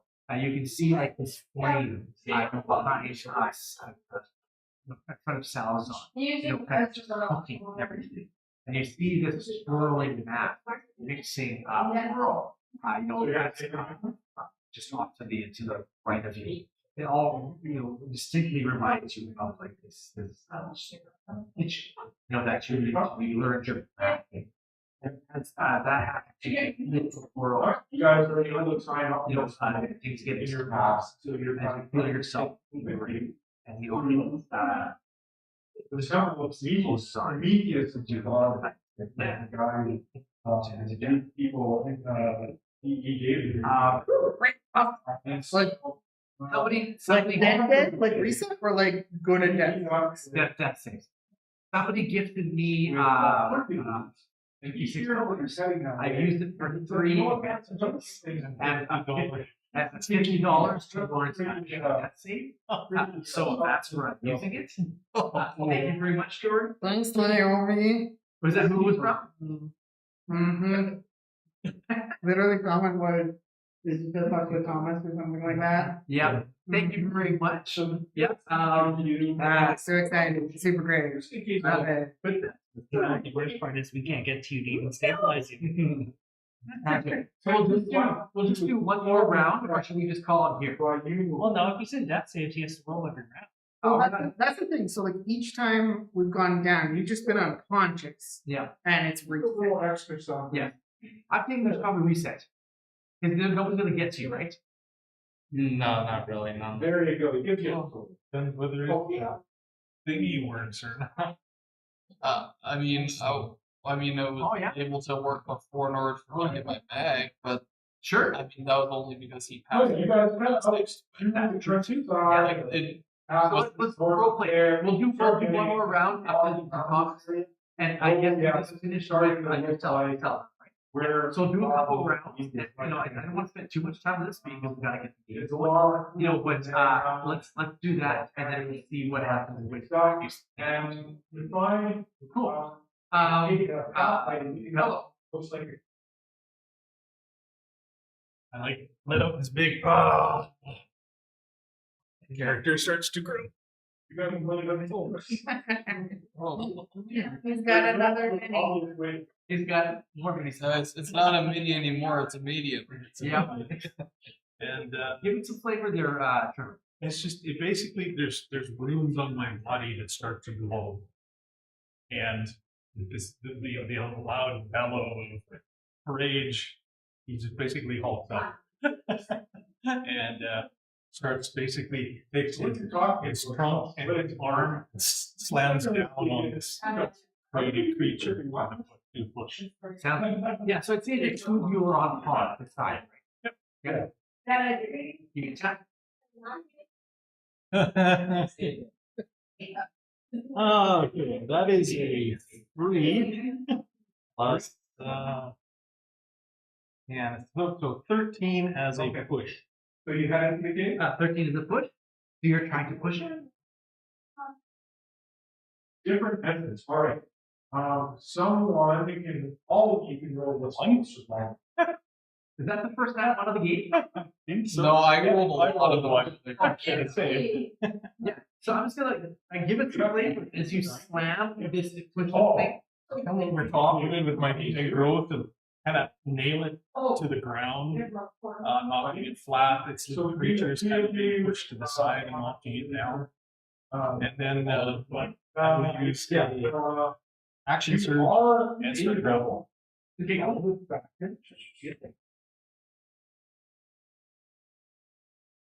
That 1 and 21.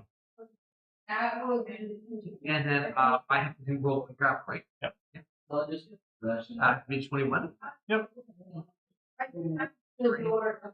Close, but not. Okay. So it is currently grappled and prone. Yeah. And so like this apparatus is literally trying to rotate, trying to slash, trying to stick you with its mist-like blade. When you have it locked in place, you pretty much have like an elephant hug. With your trunk wrapped around it, and you're on top of it, so you don't wait to force it down into the ground.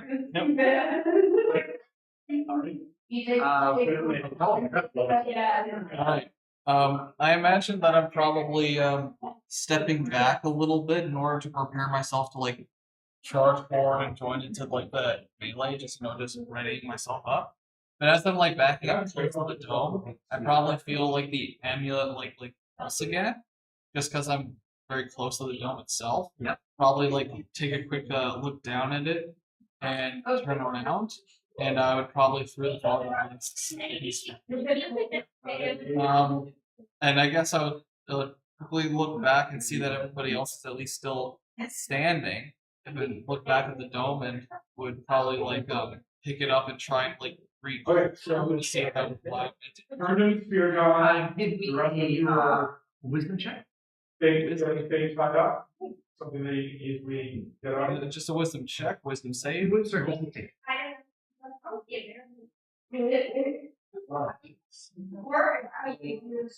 14's probably not enough. This would make it 17.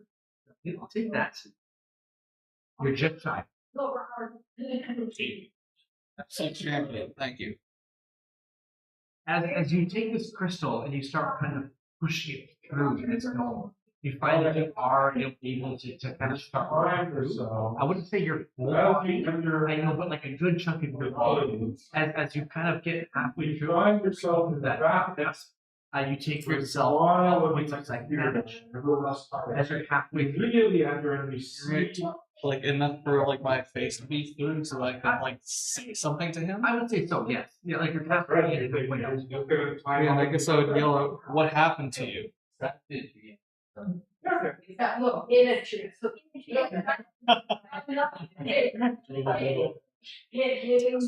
guess I'm not getting much words out. You know what? I mean, I guess if I can only push that far in, then that's all I can do. Sounds good. It is. the straight dexterity. Thomas, go ahead and roll a death save. Plus the dex. But I do have the opportunity to do something here. I have it all down here in this. Oh yeah, you're able to hide real good. Yeah, you're here sitting there for a few minutes and raging. Leave just so, and it looks really good. And the other bit is what you gonna do for did you get for the fans, for Oh, the children? There's children here. There's on watch. You know what? Yeah. I'm gonna do this. I do this 3 times in a count. They gotta grow so. Absolutely. Give me a will save. There. Will Will save? We mean wisdom. Sorry. Wisdom takes Wisdom right now is just saying. One of the pieces of the You meat know that what? is more power than I previously had. So No one will be able to take this from me. Not You're even making a wisdom blasted. yeah. How much is it right now? Not even. Or have you rolled it? Suits himself. I rolled and like the result of being it. I'm gonna add these to that Everything table. else he's gonna do with his newfound power. I like the show. You get 16? Oh yeah. He's got 80 before he's started. Thank you. What are we trying to? I appreciate your spirit. Okay. Oh, but Yeah. just let me go. Just let me go. 15. Go one more roll. Oh, one.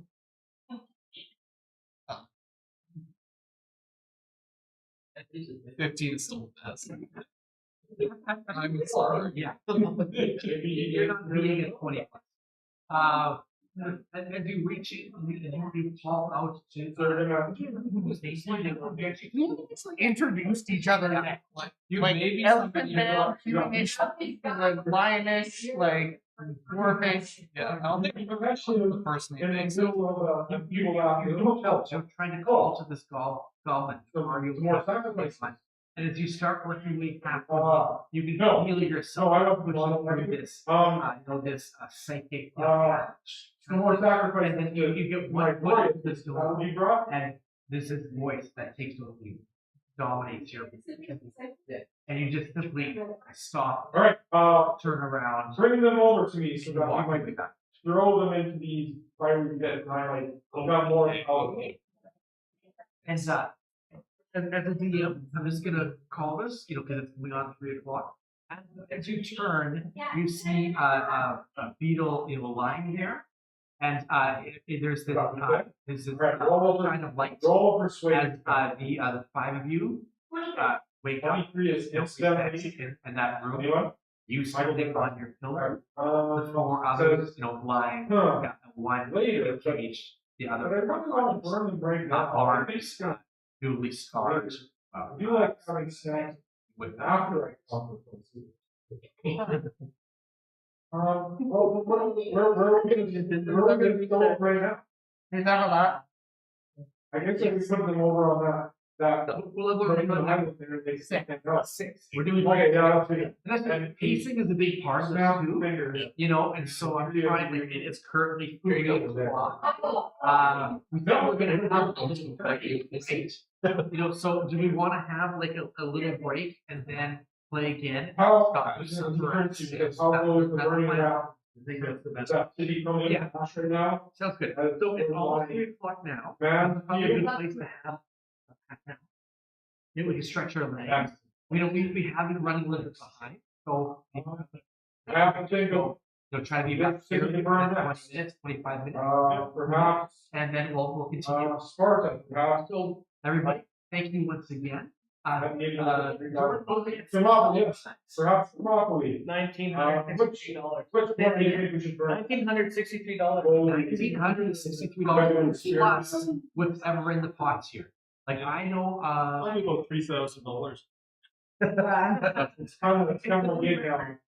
$1,000 we're heading. Fire guys. Amazing. Thank you very much, Yeah, everybody. no, everyone needs to So you sign. guys want to see Sign the up. pockets? Everybody You know. know, I'm that thing, I got someone. Big burn. Thank you. What's your brother's name? Naomi. Thank you, Naomi, for putting Thomas in this place. Naomi, the butt face. This idea. Sort of makes you what? 2 hours ago, I said, here's the- Butt face. No. No, not that. The children, thank you. Well, I'll give you a reason to run the clock. Thank you. Thank you, Keisha, and shout out to my niece. Yeah. How are you? Absolutely. You know, Thank you. you know, Keeley's parents are Barbie. Thank you, Chess. Thank you, my San Francisco crew. Thank you, Auntie Grace. Thanks to Auntie Grace. Well, I guess thanks to my dad. He was the first one on. 22. Cool. Nice. Awesome. Well, you know, I guess sometimes it's a good idea to get ideas from. Just my fam. That's Well, you know what? my friends. Yeah. Thank you once again. We're going to follow up for half an hour. Just try to So I'm gonna. A little I bit. think some. See you at 3:30, which is approximately 34 minutes. Thank you once again. Do the thing.